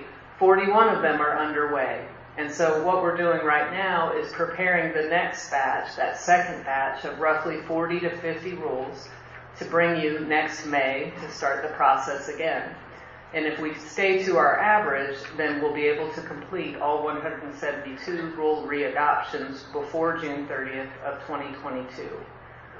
So that gives you some background why I'm bringing you all these materials every meeting and what we've got to accomplish. And it is a tremendous undertaking, as you can imagine. In the past, the largest package of rules that I've been part of was 31 rules in a given year. It's important to understand that the rules that are determined to be necessary and with substantive public interest are subject to the rule readoption process as if the rules are new rules. That includes fiscal analysis approved by the Office of State Budget and Management for any rules that have any proposed changes. So what we did this first year to buy us some time, we did what I call the low-hanging fruit. We did the 41 rules that had virtually no changes needed, and we were able to receive approval from the Office of State Budget and Management that those rules in fact had no fiscal impact. So we only have more substantial changes in front of us. 2 of the items that we are addressing based on the Commission's input from your February Commission meeting, the Tarpon Rule, and the Director mentioned this yesterday. What we did was essentially move it to the front of the line, and we're considering that in what we're preparing now to bring you next May to begin the rulemaking process. In addition, our rules affecting licenses, specifically the license transfer concerns, and we're taking a look at those within the package of this year's rules that we're preparing for you. So I wanted to keep you up to date on what we're doing to accommodate the Commission's motions on those items. So that gives you the background information and also just an update on the 03. So there's no action before the Commission on Chapter 3 rules today. That will be at your November meeting. However, on Chapter 18A, there is one action item for you, and that's the last handout in the packet there behind that tab. And it's a horizontal spreadsheet with extremely small print. But it's called a spreadsheet for a reason. It was the only way we could get that, on paper for you in your book. And so what that shows are the 164 rules in Chapter 18A for the report. All of those rules were classified as necessary with substantive public interest. That means they are subject to readoption. And so we held a public comment period, a 60-day public comment period, and we received no public comments on either the rules or the determinations that were made on those rules. And as a result, the initial report is unchanged from the final report. And so that final report is here for you today. And staff does recommend that the commission approve the final report on the 18A rules listed on your agenda. If the commission approves the report, it would be submitted to the Rules Review Commission. It's scheduled for their review and approval at their January 2019 meeting. And then the last step is it goes to a legislative committee. That's where it gets final approval. And then we'll work on the readoption schedule next year. So again, staff recommends the commission approve the final report on the 15A NCAC 18A rules in section the 100, 0300 to 0900, and 3400 per General Statute 150B-21.3A. So moved. I was going to ask for questions. It's Thursday. You want questions, I'm going to turn Corey loose on you. Don't you dare. Okay, there has been a motion to approve the final report on these multiple codes, multiple rules. Is there a second? Assuming that this is written in English, might screw up. Tom is second. That's a second. Tom is second. A lot of trust. A lot of trust there, James. A lot of trust. Any other discussion? All in favor? Aye. Opposed? Thank you. Catherine has hit a fine. Yes, sir. I'll sit down directly. Maybe find a larger Take too font. long, really. Just a little bit larger font for me and Tom and folks that are already in classes. I just wear these because it makes me look distinguished. Welcome, Mr. Chairman and new commissioners. For those of you who don't know me, my name is Kathy Rawls. I am the Fisheries Management Section Chief for the Division of Marine Fisheries. And today I'm here to get your approval for a continued rule suspension. And I think the rule suspensions are behind the rule suspension tab, so that's a good thing. And the memo is there that tells you what we are doing today and what we need your action on. Basically, the division does have a policy that helps manage rule suspensions when the director does suspend a rule via his proclamation authority. We try to get your approval if it's done between your meetings. So we have had one new rule suspension since your May meeting, and that is 3M 0301, where the director suspended portions of the Spanish and king mackerel rule, and we just need your approval to continue this rule suspension. It was conducted in Proclamation FF 25, 2018, which is effective July 1 until midnight of September 30th, and it basically is just a rule suspension to allow us to lower the minimum size limit for Spanish mackerel in the commercial pound net fishery only just for that summertime period to try and help with discard. So if we could get your approval to continue that suspension until September 30th, 2018 is indicated by the proclamation, that could be what we're looking for today. Okay. First off, is there any questions about this? If not, may we have a motion to authorize this rule suspension? So moved by Mike. Second. I'm gonna let Cameron go because you're hogging it. You're hogging the microphone. Second by Cameron. Okay. Any other discussion? All in favor, say aye. Aye. Opposed? Motion passes. Thank you. Thank you, Kathy. Yes, Appreciate sir. it. Okay, getting down the short roads. But anyway, at the end of our meetings, we have a chance for commissioners to bring up issues. Either it has been about something that has or has not been addressed at this meeting that they feel personally needs to be brought forward at this time. So I would like to open up the floor for any sort of issues from our commissioners. Cameron. I'll lead with an apology. I got out of, this is a follow-up to earlier. I just misunderstood the order that things were happening. But it would be a motion to amend the previously adopted FMP schedule. I had some comments about shrimp that were related from last meeting that was a carryover to this meeting. I thought it could be addressed here, but it needs to be addressed.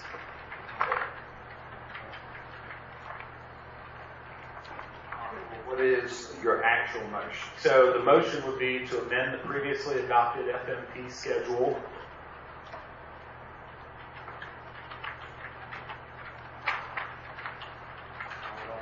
so I'll get to Do that that. real quickly, or real slowly.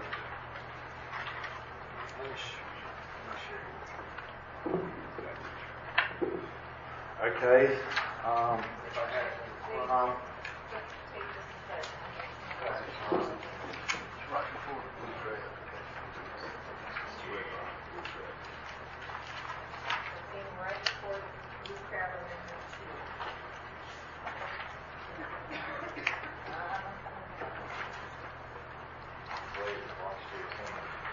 tell you what, I don't know what I do without you, Charlie. I drink sometimes, but I don't know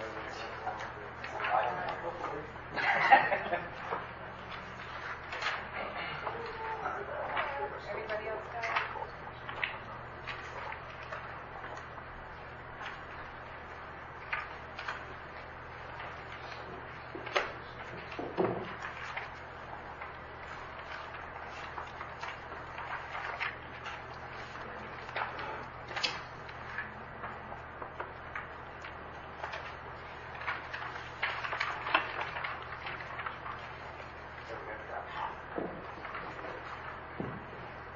Okay, does everybody have the fishery management plan review schedule in front of them? Everybody good on it? Okay. Okay, Cameron, what do you want to Yeah, so it would be a move to amend the previously adopted FMP schedule to include the immediate development of an amendment to the shrimp FMP to the FMP schedule. Okay. And I can discuss my intent. If probably the second one. Okay. Okay, can't question council until we have a second to the motion. This question was who can second? Anybody can second the motion. I second. I second the motion. All right, Steve. He's done. I'm sorry. Okay. All right. Who seconded? Pete. Chuck. Pete. Okay. All right. Okay, you see this up there now for this, is that the way that you have it intended?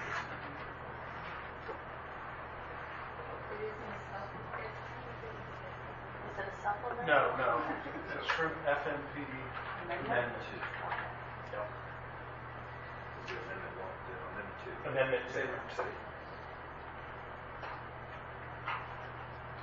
So you wanted that moved to the top of the list? Yeah, 2018, 2019.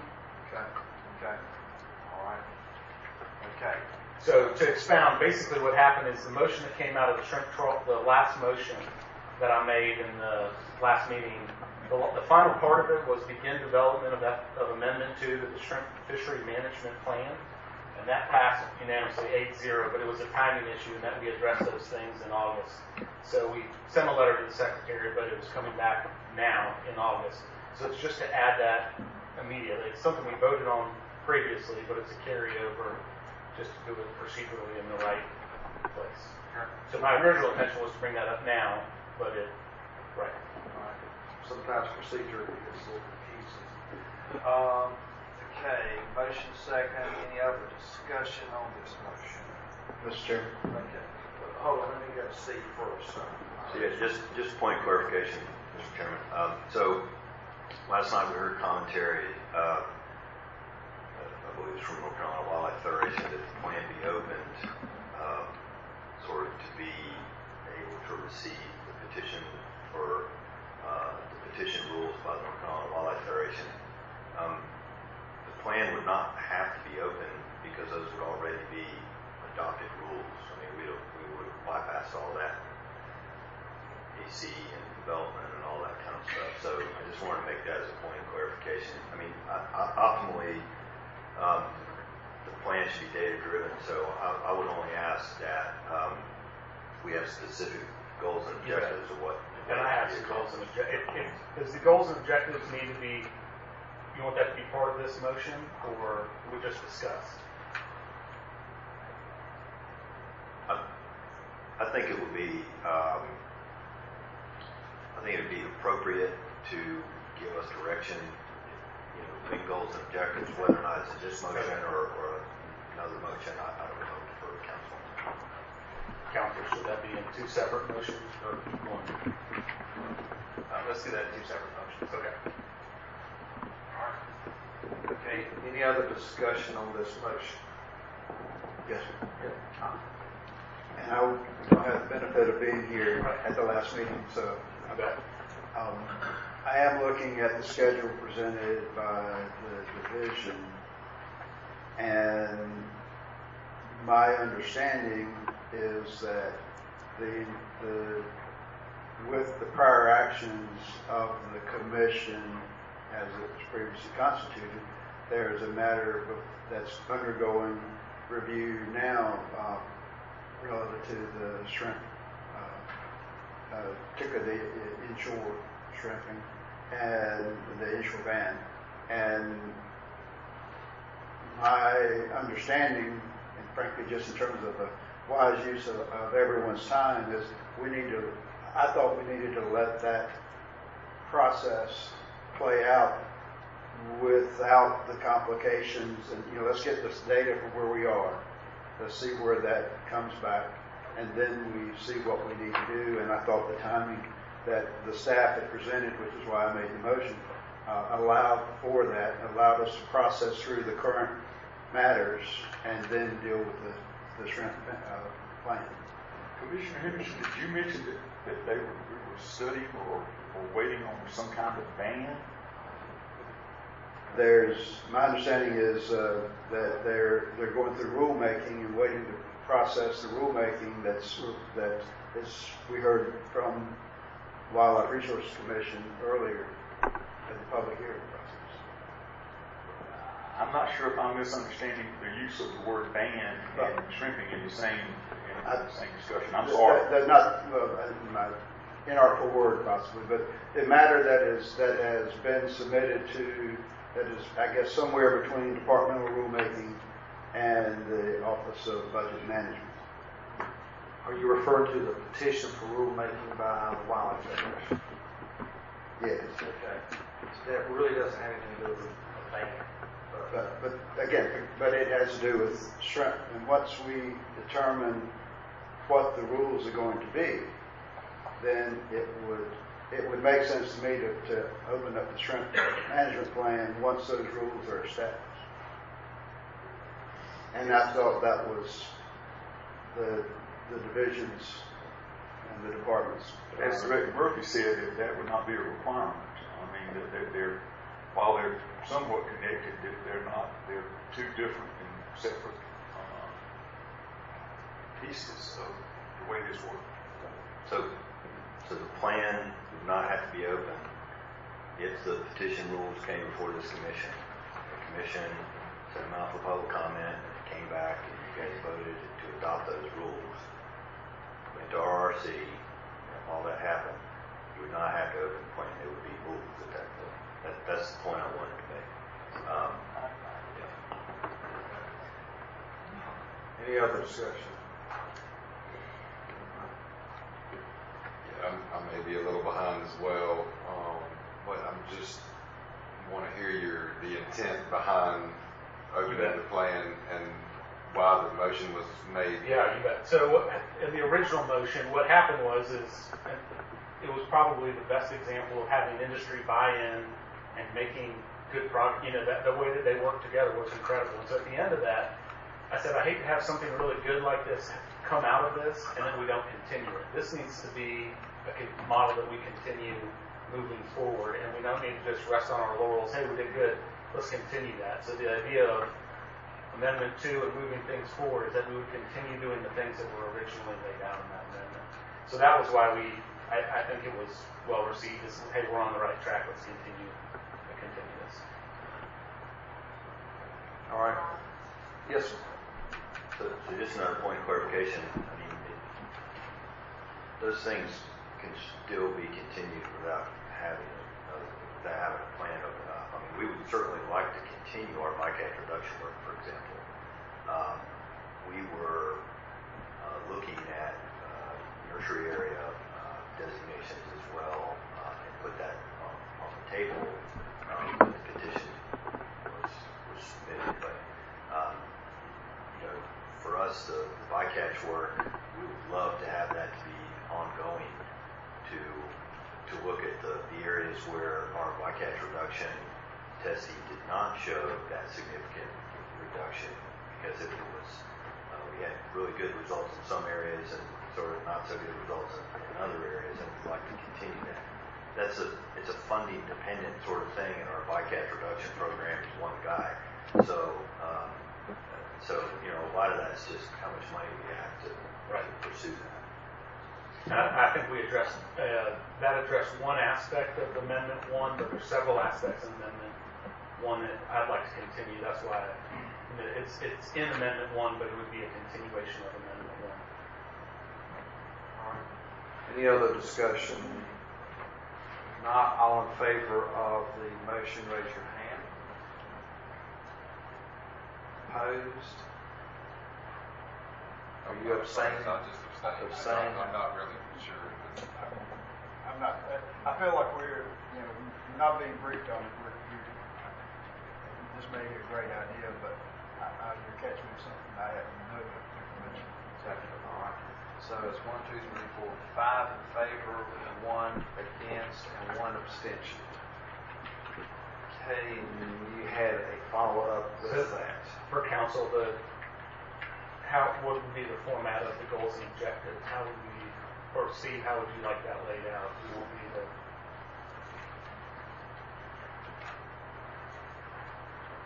So we'll have to get Chairman Biddle to appoint an advisory committee. This plan closed back in 2015, and it took 2.5 or 3 years to get through that process. I think some broad guidance would be helpful, not necessarily specific issues. I think that could be fleshed out within the advisory committee process, but more broad guidance. So you're asking for me to have some resources to you to help develop the goals and objectives for our next meeting. Is that what you're asking? Yeah. I mean, so the unique thing about the shrimp management plan is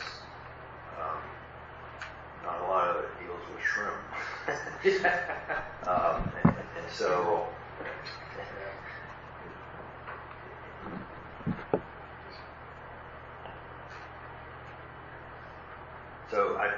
this is one of those things I was talking to you about the other day. I'd like to call for a brief recess so I can discuss this motion with staff to see what other thing. All right. Thank you. Okay, we're going to, before we even take a second on this, we're going to take just a real brief recess, 5 minutes. Objectives, Steve, do you have anything you want to comment on? Yeah, so after talking with staff, really, I apologize, I don't want goals and objectives because that's actually something in our fishery management plan development process is developed by the AC and the board. But what I would like is sort of the general focus of where we're coming from this. Staff would like to look at a variety of issues, shrimp count, nursery areas, things like that as well. If we're going to open up, then we might as well look at that as well. That way it'd be more specific to shrimp as well. My only sort of cautionary note is staff time. Some of the key leads on this species are actually now involved with other fishery management plans. So we're kind of maxed out right now, and it may take us some time to get a plan development team together and start developing those issues with the work we're doing on blue crab and flounder. So there may be some time on that, but eventually, we're going to come to you and ask that you develop an advisory committee for this, and we'll, in the interim, we'll form a plan development team and start exploring some of the issues. But if you could just give us some travel focus, and then we'll develop those goals and objectives within the concept of the plan. Sure. Yeah, I'll be glad to form some sort of advisory committee if you want to for that. And I know that we are sensitive with the workload that the staff has, so, and there may be other factors that come up that change our thought process just a little bit. But anyway, we are definitely sensitive to all that. Okay. So, no further motion, is that correct?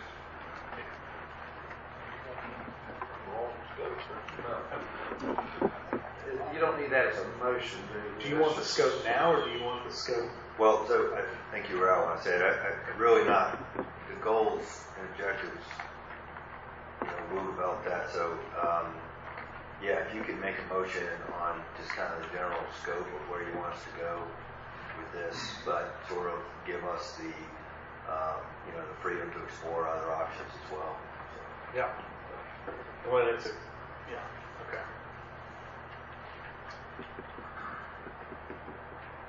It's a carryover from Amendment 1, but I mean, you want me to read it out? How do we want to do this? You want me to read out all the specific points and then just, he's, I think, how about I read out what I have and then you say if this is getting in the direction you want to be? Well, so Amendment 1 is still in place, so we're still working on Amendment. Okay, so it'll be some.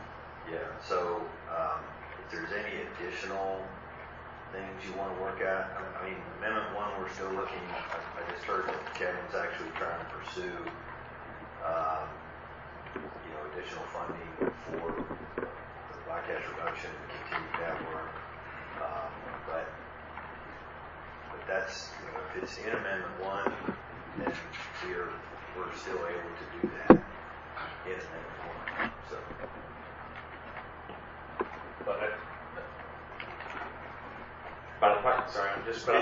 I thought you were just saying we don't have the staff to do this, but then it's saying we are doing this. So we're seeking funding. I'm saying we don't have funding, and we have very limited staff for it. Yeah, so you have to get funding to hire temporary workers. So here's kind of goals. Here's some goals. Or some specific objectives would be continue minimizing waste and enhance economic value of the shrimp resource by promoting. Slow down just a little bit. Oh, you want to type it here?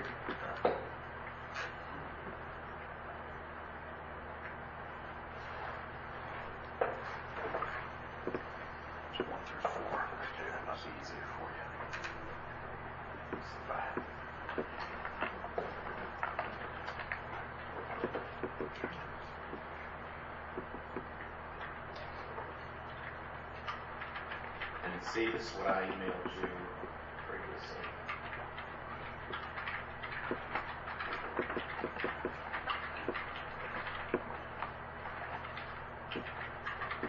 So the first would be to minimize waste and enhance economic value of the shrimp resource by promoting more efficient harvesting practices. I guess we'll put continue in front of minimize right there. Continue minimizing.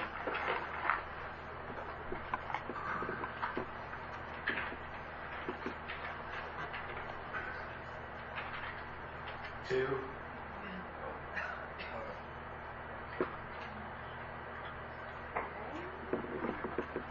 Further reduce harvest of non-target species of finfish and crustaceans and protected, threatened, and endangered species by reducing effort.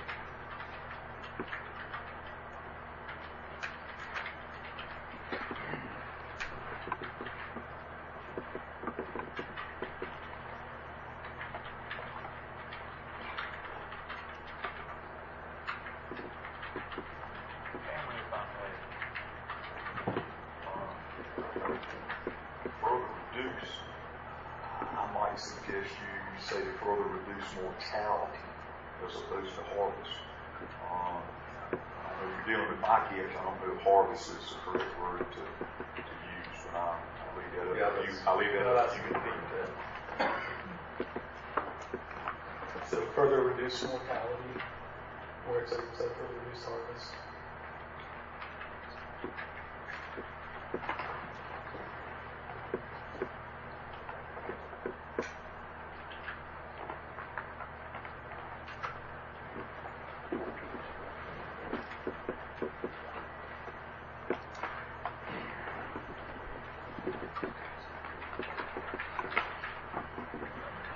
protection, restoration, and enhancement. Sorry, my phone just stopped ringing for 2 seconds here. Promote the protection, restoration, and enhancement of habitats and environmental quality necessary for enhancing the shrimp resource through revisions to the nursery area program and expansion of existing nursery areas.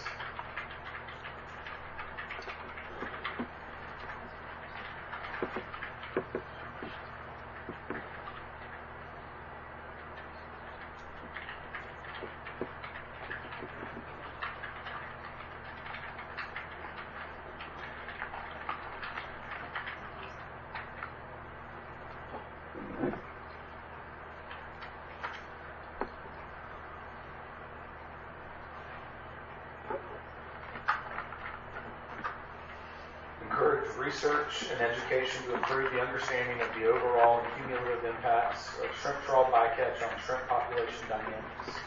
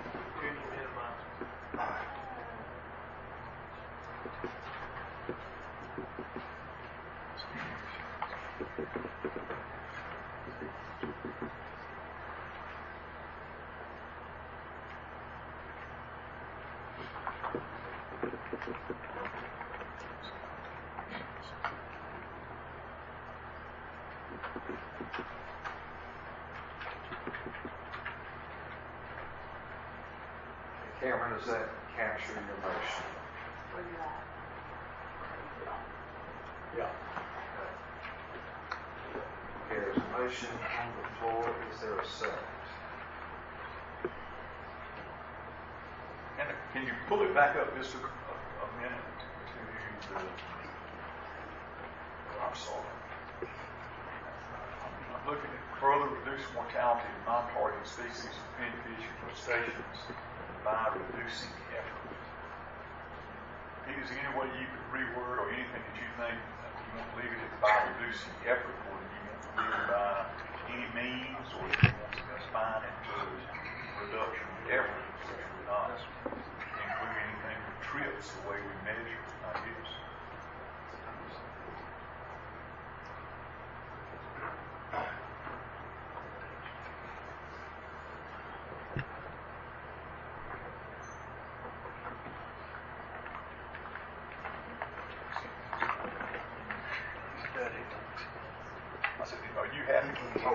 Yeah, I was talking about that. That was normally Pete that I hate.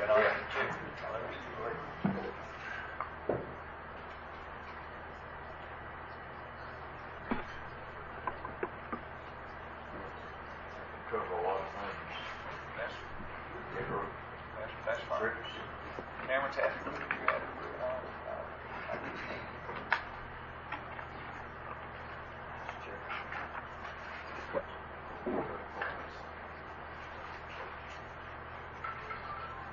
Comment on the wording of this? Yes, sir. Okay. Just semantics. If you could scroll back to the top. You have the word goals, following goals. It should really be the focus. Yes. Yeah, just general focus. Okay. And that way, we won't get confused with our goals and objectives. as we come up with it. Yeah. Thank you.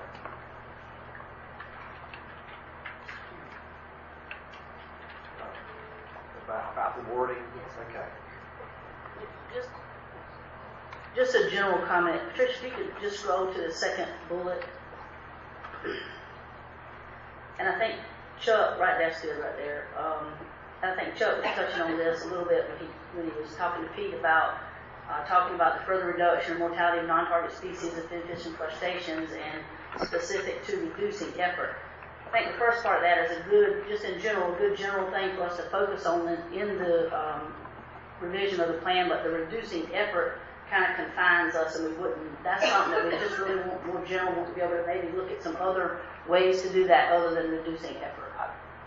I think that's what Chuck was kind of, and that's really what we're just looking for some general ideas. I think this is good for us to include in the I would remove that. I mean, whether you want to add, you could probably stop at, species if you wanted to, and then allow y'all to come back. And I mean, I think what Cameron's going at is, to look at, certainly to incorporate the chip, or to look at areas, to look at all kinds of other options. And I don't think effort is what, Steve mentioned earlier, when the cat finish it.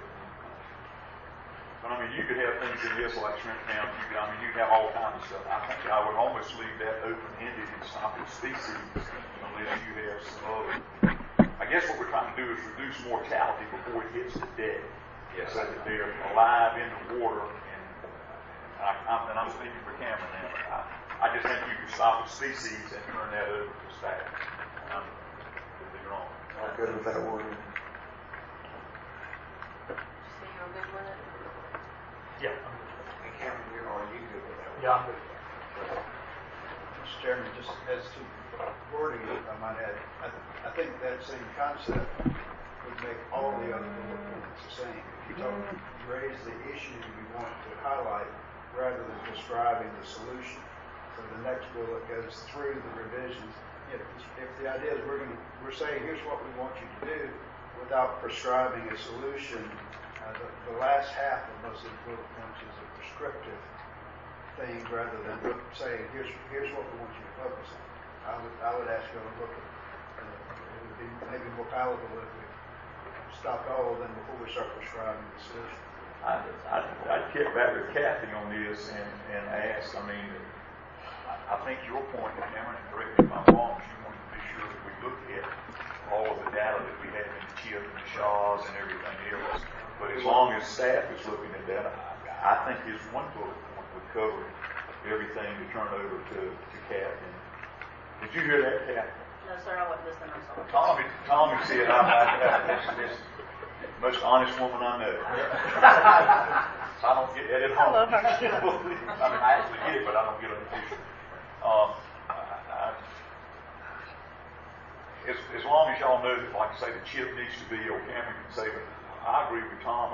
One bullet point gives y'all a tremendous amount of leeway without locking you in or putting you in parameters that he may not have intended. I'm happy with whatever Cameron wants to put there, but I do agree with Mr. Hendricks, 100%. The more simple this can be, the more all-encompassing staff can be in developing a overall approach. So let me just, you kind of have a second to read that first part here.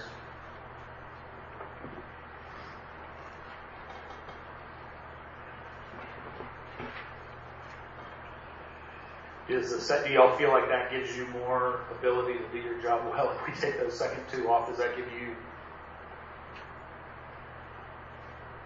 Well, so, for example, by focusing on expansion of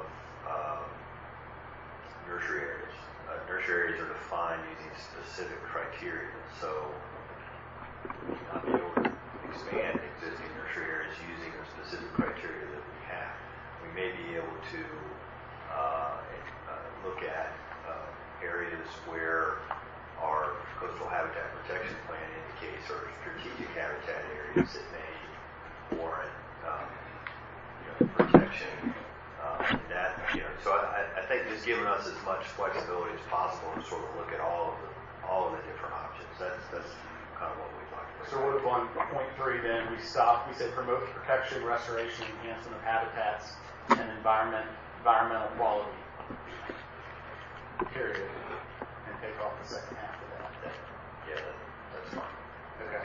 I'm trying to pick out our impact. I mean, I really, again, to harken back to what we got the best results we've gotten when we let the workers bring, want to continue that. Okay. And then I'd be okay with number 4 coming off of there if that would.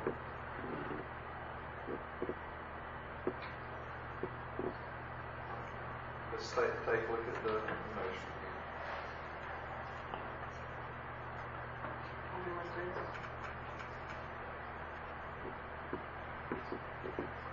Yeah,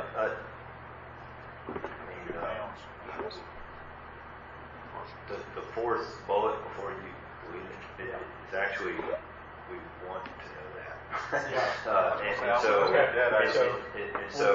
that's really an issue not only in our shrimp fisheries but also in our ASMFC fisheries by Kruger plan. We do want to encourage research and education to improve the overall impact. Okay. Because that's great. That's what we want to do. Okay, let me ask Stan, does this give you all something to go on without totally tying your hands down? Yes, sir, Mr. Chairman, I think it does. And really, when staff looks to review or amend a fishery management plan, we really will pretty much include everything in the kitchen sink, or we try to discuss everything in the kitchen sink as well. So I think this does give us some guidance on what we need to focus on. Right. And Cameron, does this meet the spirit of your motion?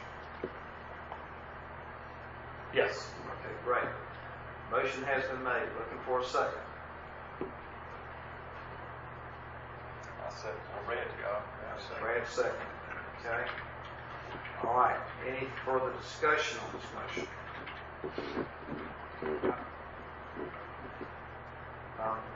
Mr. Chairman, I go back to my earlier preference that we stay on the schedule that we're on. I recognize the history on this. I also recognize we're short 2 commercial members, including the expertise that might add to the discussion that certainly I don't have. So just with that, I find this not offensive, and I'm going to trust others that it's wise. I don't have the personal knowledge in the shrimp side to know that this is a wise move, but as long as we're focusing on doing the right thing, we'll see. And just keep in mind, we're not really directing any concrete action. It's just to start a process. So we're looking to do a start a process, which those of us that have been involved in this past know that what we're talking about today and what the end product is could be 180 degrees different. So it's just, you got to start a process by statute, not voting on the actual process, but just give you some guidance. Okay. Any other discussion? Not all in favor, raise your hand. Opposed? Okay. So we have 5 in favor, 2 abstentions. Motion passes. Okay. All right. Anything else from any other commissioners? Mr. Chairman? Yes. The prior motion on all of the fisheries management plans that we previously approved. Yeah. This modifies, this changes that obviously. Do we need any action on the rest of the plan, or does the prior motion stand? The prior action stand. Yeah, my understanding was, Council, you can correct me if I'm wrong, we were just amending that schedule, so we were keeping the schedule, adding shrimp to it. Is that correct, Council? Correct. See, right now, the plan review schedule for shrimp was scheduled starting in 2020, and 2020, and now it's scheduled to start in the 18-19 years. So it's just changing the schedule. It's all it's doing right now, and we'll see guidance. Nothing else. Any other? Yes, sir. Thank you, Mr. Chairman. This is sort of minor compared to what we were talking about, but when we started the yesterday. You mentioned trying to centralize the three meetings that kind of occur on the coast. And I've just given that some thought, and I just wanted to just make comments on that. It's really difficult with the landscape of the North Carolina coast for a lot of people to travel, even to maybe what we seem to be a central location in New Bern, but that might not be the case for like Hatteras. We got a robust fishery out in Hatteras and up to Oregon Inlet, and I just think those guys, as busy as they are at times, would benefit from keeping a meeting in say, Dare County. And the same with the guys to the south. A lot of times, the only time you see guys at a meeting is when it's in their area. And just like, prime example, last night, the Triangle Fishermen's Club was able to come here with ease and express, their comments to the commission. And so just to try to remain transparent and to offer, our faces to the public and for them to be able to come to us with better ease, I just would like you to consider maybe keeping the option of distributed meetings along the coast, and that's just all I wanted to bring up. Sure. And one thing we noted, seems like whenever we have a meeting in the Kitty Hawk area, people down south says, well, that's an issue that's really near and dear to us, and you have manipulated the system to have it there so we can comment and vice versa. I don't know if these guys, for instance, at Hatteras, like brought up attending one meeting a year really would make a difference. But I'll give it to consideration. Sure. Thanks for your comment. Mr. Chairman, I'd like to add something to what Mike said very, very quickly. In this day and age, I would really like to see the division investigate the use at a time when funds are extremely tough to come by, but to perhaps sit down with the commercial fishing license fund and the coastal recreational fishing license fund and see if we cannot find a way to do a joint grant that would allow these commission meetings to be viewed by more than 200 people at any given time. In this day of FaceTime and go-to-meetings and everything else, to see if we can make this available to anyone that has a internet connection to look at that. So you're talking about a visual fee, not just an audio fee? I'm talking about both fees. I mean, whatever it takes. In this day and time, I mean, it's possible to broadcast this to everybody that's interested that has it, whether they're in Moyock or Mount Airy. And I mean, if we could look into that, that would be outstanding. I'll continue on just a minute before Director Murphy addresses that.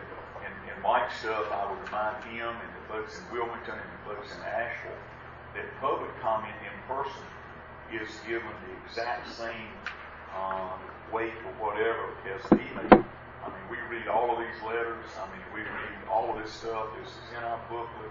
Our public emails are there so that the public can actually speak to us at any given time. Our phone numbers are published. I mean, and I think it's important to attend if you can. But we're not trying to, by moving it around, we're not trying to keep anybody. I've heard the same comments that Rob has heard, but I'd love to see it be made more, more public. I'd love to see it be in venues, but there's just, we deal with the same problem that DOT does and every other statewide, commission that meets.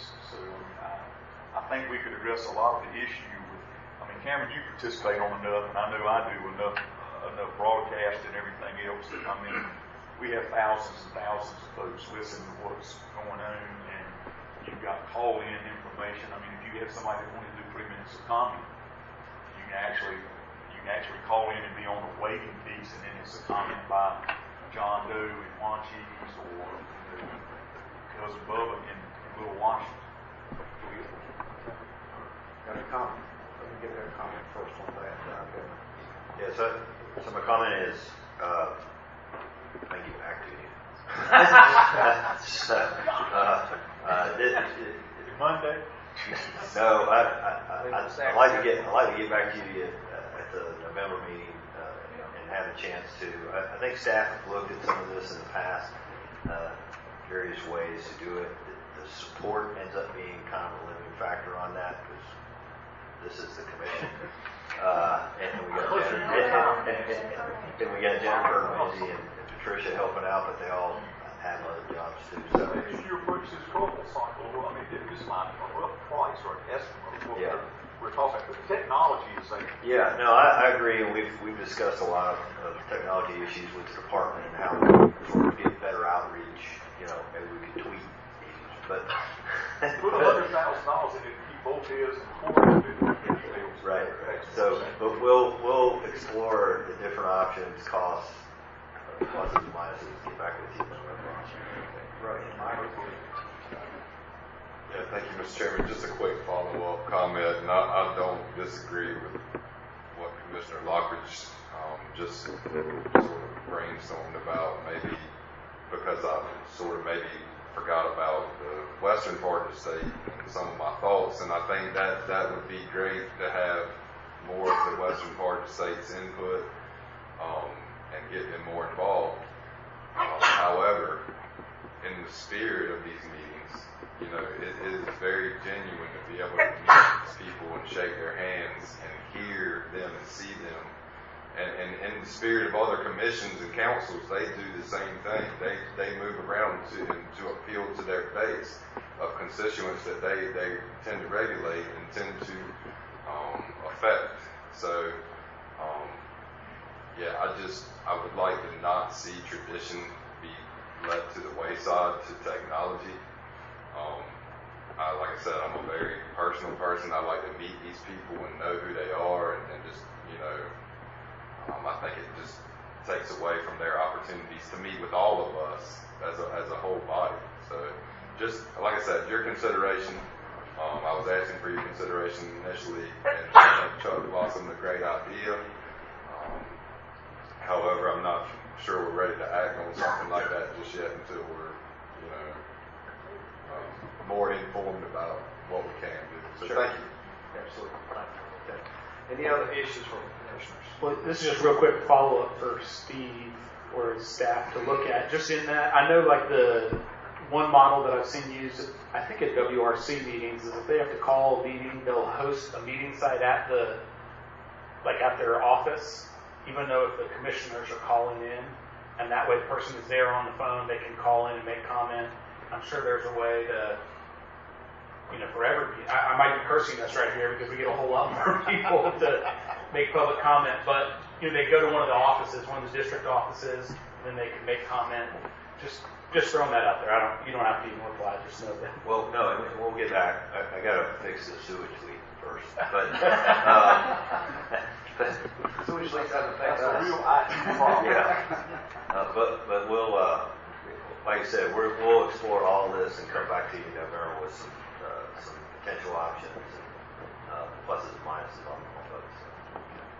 One last thing, and I live in a community where we've got some shrimpers, and I live in a community where we just had a rescue and a miracle occur with a shrimper and his mate being plucked out of the water after 14 hours in the sand. I don't know how I can't imagine living through that, but that was a tough situation. With that said, we've also had a collision of a trawler with another trawler, I believe in the Bluff Shoals area, but it was also in the ferry routes that we use down that way. So with that said, I'm just going to read this. It said, with the recent collision of two trawlers in North Carolina, and I can make it a motion if you want, Teresa. After you read one. Let me read it first. Read it. And I'll give it to you.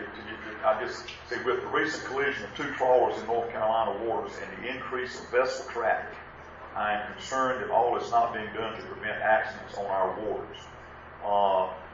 CFR 164.35 states that proper use shall be made of radar equipment if fitted and operational on a vessel. Also, CFR 164.46B states that AIS equipment, which is tracking equipment on boats larger than 65, said AIS equipment must be installed and operational on a vessel larger than 65 feet.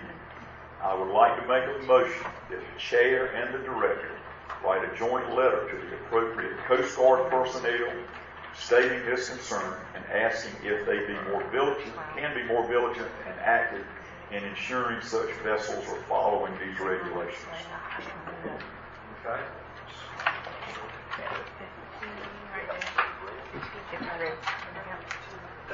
Tricia. You want the whole thing in the motion? If you want to just do the last thing where I said I asked them to send a letter, and they know what it is. I put the whole thing on there. I'd like the whole motion. Yeah. Why you be ordered in there? So would I for my name to be back to it. Scared the motion to be made.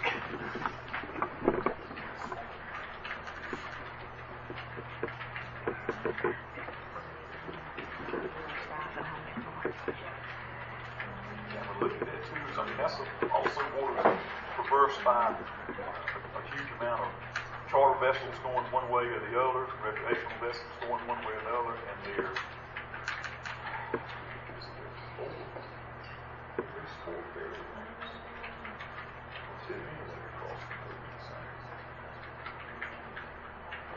Just a quick comment on the value of it is that now what'll happen technology-wise on, like if you're going out of the inlet, I'll use Hatteras as an example. During the Hatteras Marlin Club tournament this year, ferries coming across. Not only does it show you where the ferry is, but it shows you their last 400 yards on your screen, or maybe more. So if you're questioning where a channel is, or where that's happened, where that is, or where you need to go, it's really beneficial and helpful as far as I'm concerned. And I've seen a number of charter boats, and I don't know why they turn off their open array radar. I mean, it's right there, not turning, means it's off. Why they turn it off, I don't know. And we're not asking anybody to buy any equipment. We're not asking for a small shrimper to be outfitted like an ocean-going trawler, but we're just saying if you've got the equipment and you're required to use it, turn it on.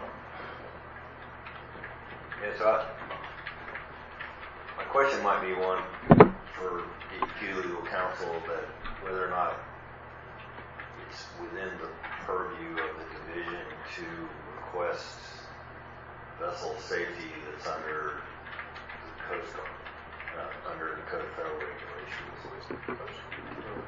The way I'm reading it shows a letter from us asking them to prepare the course. Can I do it outside of the conditions for operation of this if they have a little bit of angst with it? And I'm just asking them to enforce the rules. You can do that.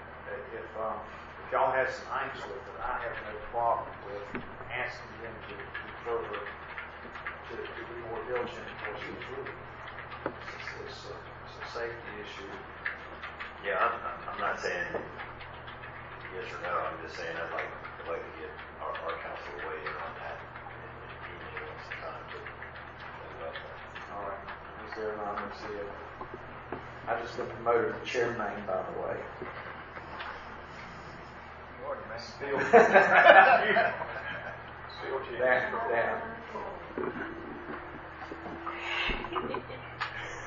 I even got Tricia to laugh.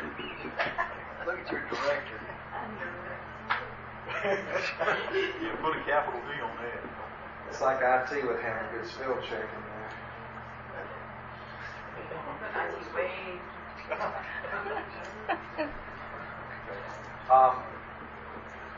Joe, you want to tag on that pending approval of council?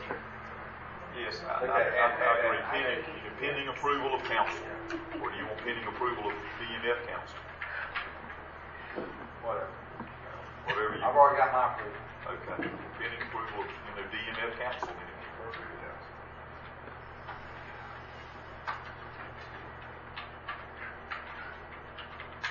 Thank you, Tricia.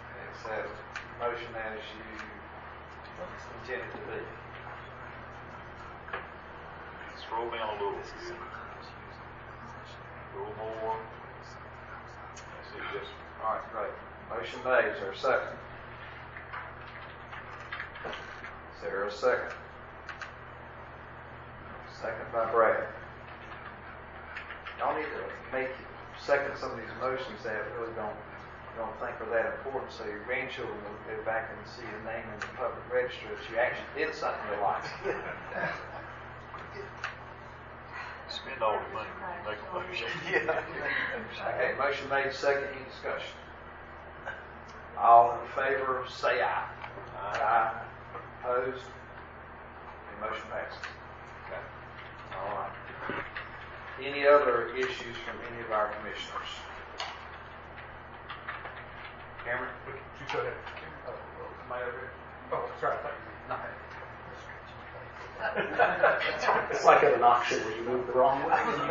Bought a 44-foot ring. You got to move a lot of ways to do that. So, just in light of all the comments related to striped bass, lately I've got a motion related to that, but also in the spirit of not having full council here, I hope this reflects both sides of that. But I move to request the Secretary of DEQ authorize the development of a supplement to the estuarine striped bass FMP to increase the biomass and reduce harvest in both recreational and commercial sectors.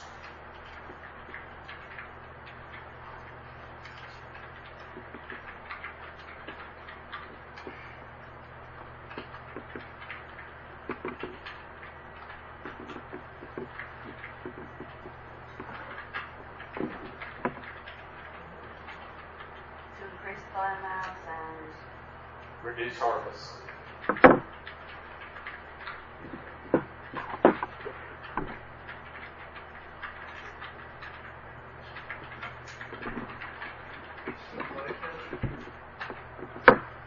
I'm sorry, no comments from the audience.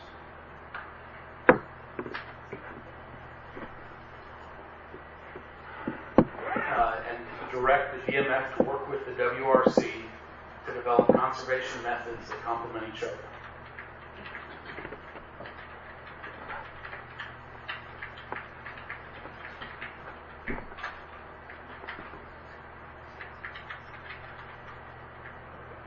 develop what the complement each other.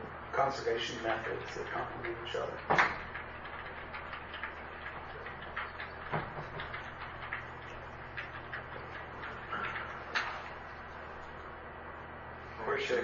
First off, check your, make sure this is before we start.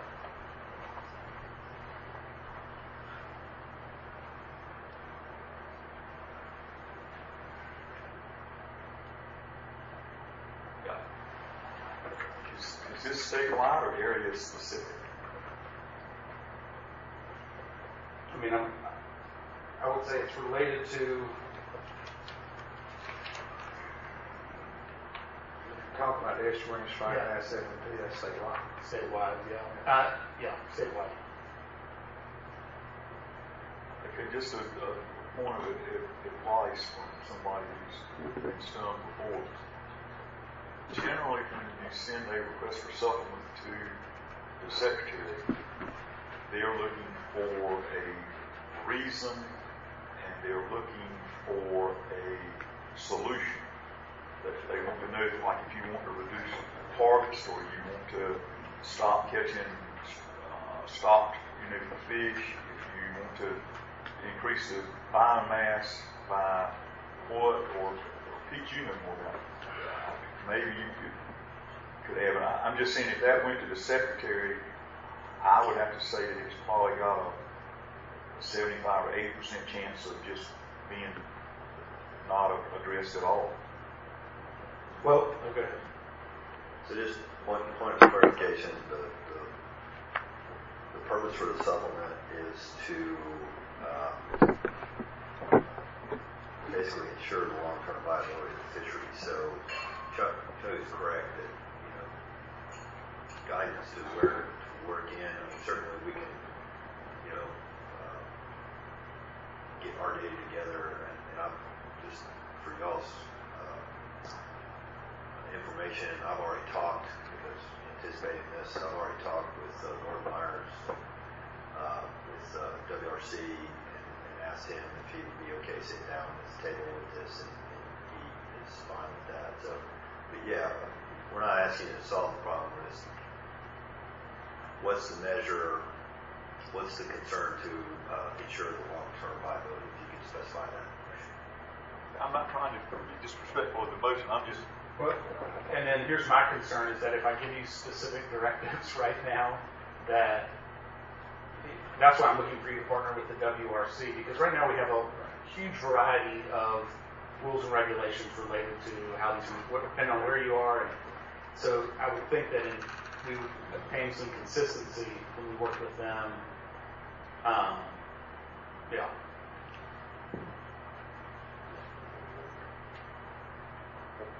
Can you tell us what your concern is? Because we've got to narrow it down to, this is, yeah, I'm sorry.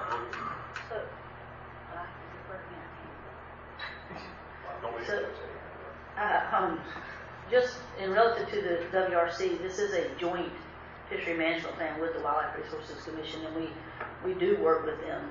We would, if the commission does indeed move forward with the supplement, we would work with them as well. And it is a part of what we do as a joint plan. I would think that, as the director alluded to, and as Commissioner Lockridge was also pointing out, that we would need specifics as to what we're addressing and how you would want us to address that in the supplement.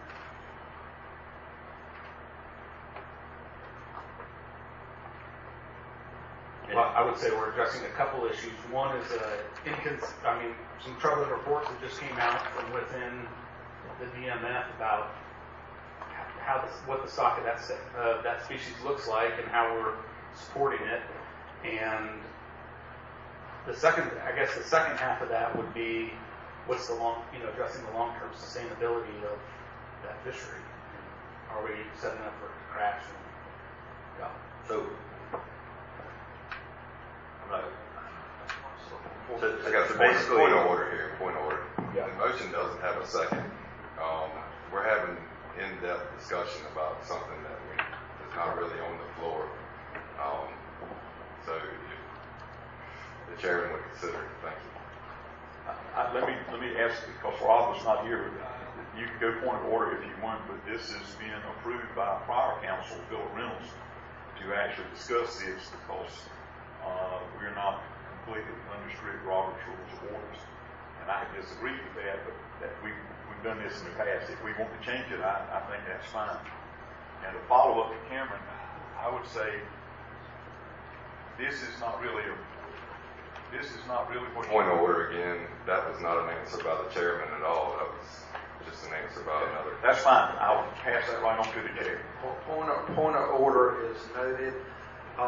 We do follow Robert's Rules of Orders when there is no other rules in place to do it. In fact, we follow Robert's Rules of Orders. It's in state statute, I do believe, it's in our council. So we do follow Robert's Rules of Order. And I have a tendency to give Commissioner Boltes some leeway on this, because what is required of a supplement is a little more complicated and detailed than most any other motion. So if I'm willing to give you a reasonable amount of leeway to formulate the full motion that will be acceptable as a supplement request. Mr. Chairman, I don't know if I need to say point of order or not. Good. I would ask Commissioner Boltes if he would consider withdrawing that motion and simply telling the commission exactly what problem you want addressed and how you would like the secretary to address it. And that's the only thing really, Kat, that fits into language that would be a supplement. I mean, you got to identify an issue, and you you've got to ask or explain how you want to have it remedied and ask for permission to do that. And again, no disrespect at all. I mean, I think about supplements in my sleep for years now. So,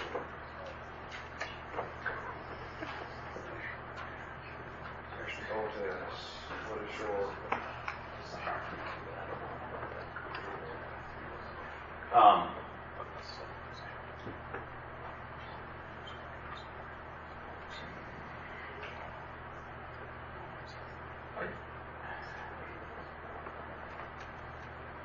What I'm trying to prevent from happening here is putting in specific measures without full representation on the commission right now. And but it's also as timely as could possibly be.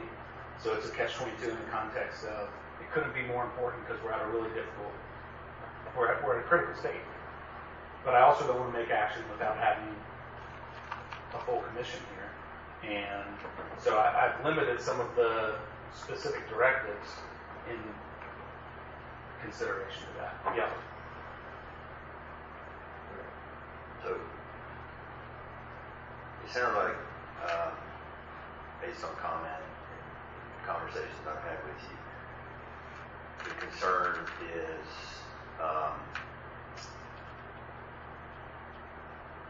basically discard mortality in fishery.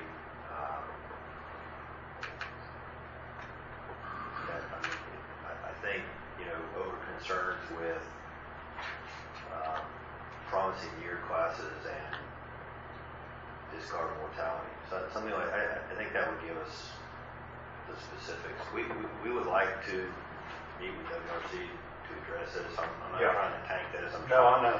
So I don't mind talking about this, and we're concerned about it as well. I'm trying to get it, like you said, I'm just trying to get it to a point where we're not wrapped in a corner on it.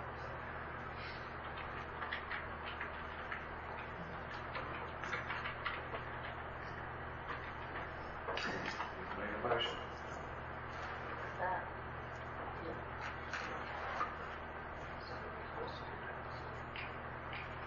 Yeah, so we can leave that piece in there.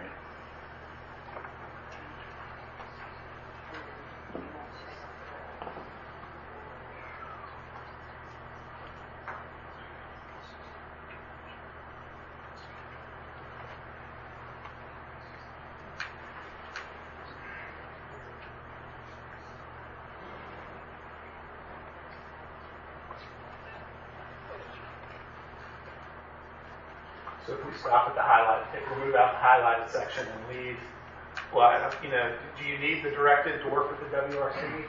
We can take that out. No, we're going to do that anyway. To address concerns on discard mortality, to ensure the long-term viability of the fishery. And I think that wraps it right into that. To ensure long-term.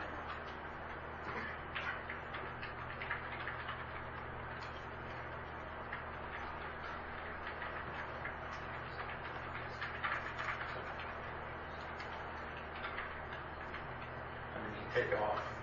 Take rough off.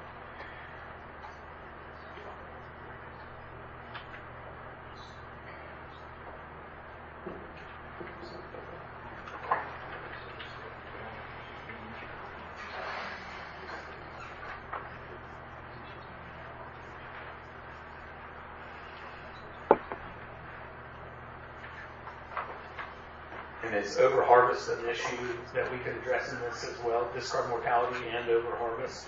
Because that was in the second half there. So I think the FMP stock assessments are underway. There's 3 separate stock assessments underway, and I don't think we can make that determination. Okay.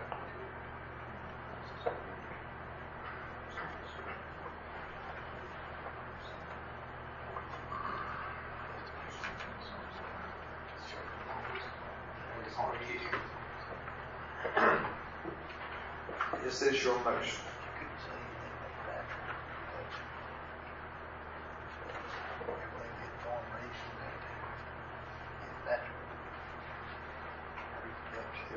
And I really hate to. Yeah, this is my motion.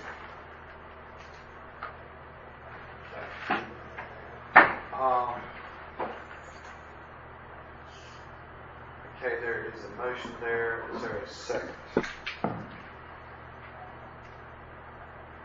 there a second to this motion? If not, the motion dies for lack of second. All right. Any other issues from commissioners? Steve? I have a handout I want to pass out.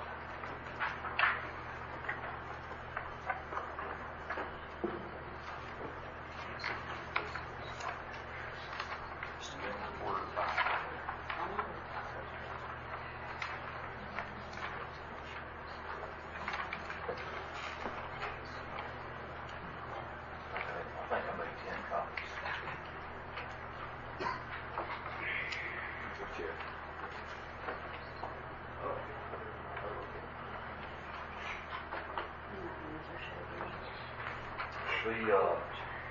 The topic of uncertainty arises time and time again in our deliberations. And it seems to me that at times when there's uncertainty or unknowns or data that we don't have, that either one of two things happens. Either things... sorry.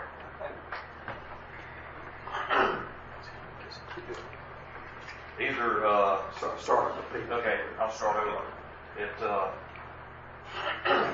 In our deliberations on fisheries issues, the topic of uncertainty in science crops up over and over again. And it seems to me that whenever we reach a situation that we don't have data or uncertain or any of those combinations occur, that one of two things happen.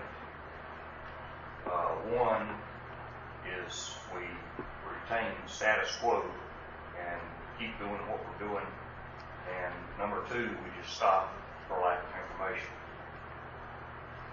So I developed this policy to address that situation. And what it does, and I'll read it in just a moment, it implements a precautionary approach in the face of uncertainty. And if you'll bear with me, I'll read through this. And I developed it as a policy for both the Commission and the Division to follow. It shall be the policy of the North Carolina Marine Fisheries Commission and the North Carolina Division of Marine Fisheries that in deliberating fishery management cases where there is uncertainty or where there's information is unknown or where there are no certain data with which to guide fishery management determinations or decisions, that a precautionary approach to fisheries management will be employed. A precautionary approach requires preventative conservation actions when in the absence of certainty and without action there is a risk of damage to fish or shellfish stocks.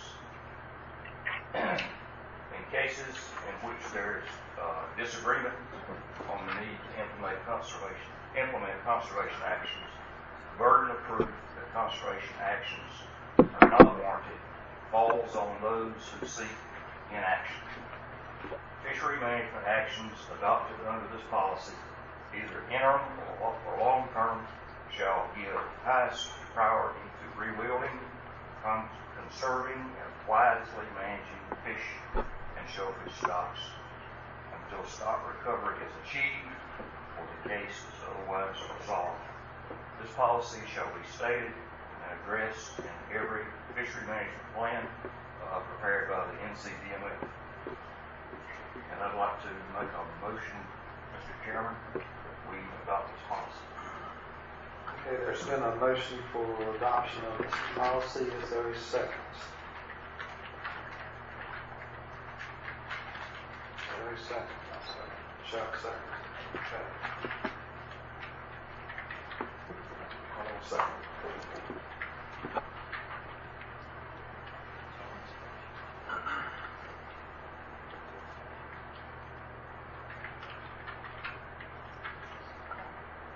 Just Seconded. Chuck.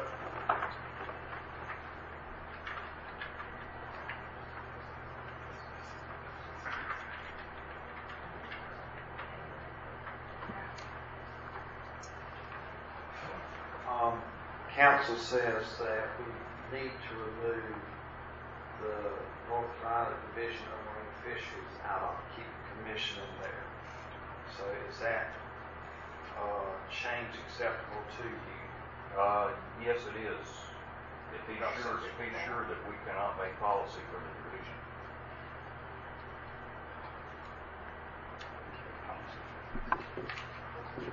Yeah. Mr. Chairman? Yes.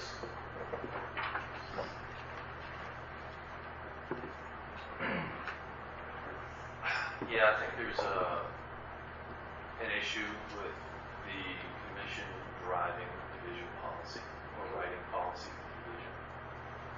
And at this time, I would advise that part of the policy be removed from the motion. Pete, are you willing to? Yeah, I'm willing to. Chuck, are you okay with it? Because since you said. I'm fine. That was John. Yes. I was busy. I'm sorry. I understand. I apologize. Okay, all right. Hold on now.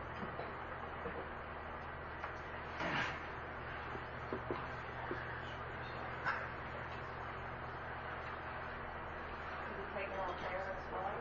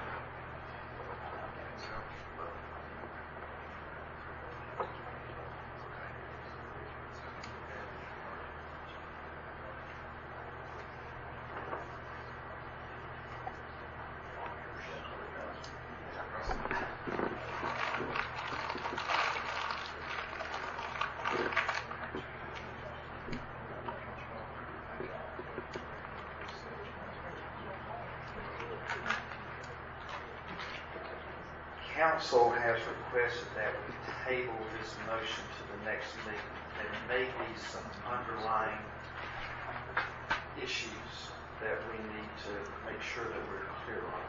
Okay. Okay? And, Chuck, is that okay with you? Yes, I'm fine with anything council. Okay, fine. Okay, so we were going to table this to our next meeting to do a little more research and make sure that good intentions don't end up with us cocking guns and shooting our foot. Gotcha. Okay? All right. Any other issues from commissioners?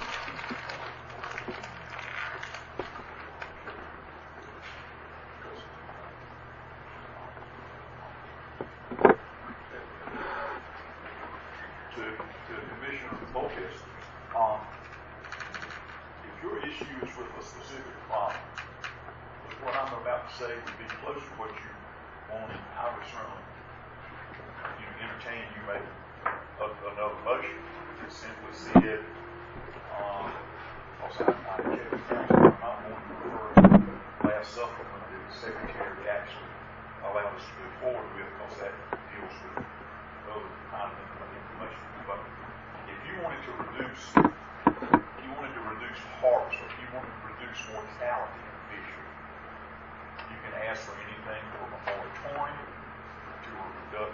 size or creel limits. If you want to do that to protect a specific year class of fish, you mentioned the 2-year classes of fish. I believe you're referring to the Central Southern Management Area. You can mention those specifically. And you can reduce, you can actually, if you wanted to mention that you wanted to do something that would be a mirror image as a complement to what WRC has already done with a 1-fish 26-inch creel limit, that certainly is specific enough language for a request for a supplement. Whether it'll be granted or not, I don't know. I mentioned reductions in mortality. According to WRC information, if you go to a 26-inch limit, you have gone to a recreational reduction of takes or harvest close to being down to around 5%. I mean, there's not that many larger fish in there, so you're very close to, or can reach out, according to WRC and Ben Ricks and Chad Thomas and Gord, that you could reach 0% harvest for those fish. And I can mention it to Director Murphy, and he'd say if you went to 26 inches, you're still going to have to deal with the mortality of the catch and release fish over there. And I certainly immediately and would do again counter that with there's going to be and is now cryptic mortality that is pointing directly at a specific year type that is greater than any of the release mortality or the 25,000 pounds of whatever. So I'm just saying, if you go with supplement language, you've got to have a specific reason for asking for it, and then you have to ask how it would be addressed. I mean, without being disrespectful at all, I think you're trying to cover way too much acreage with this too little seed.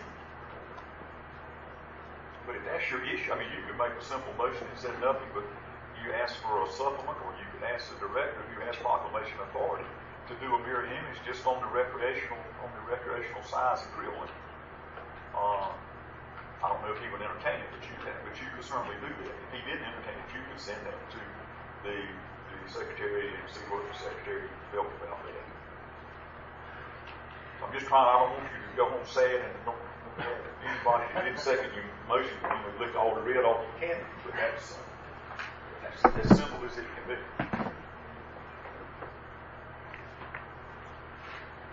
Okay.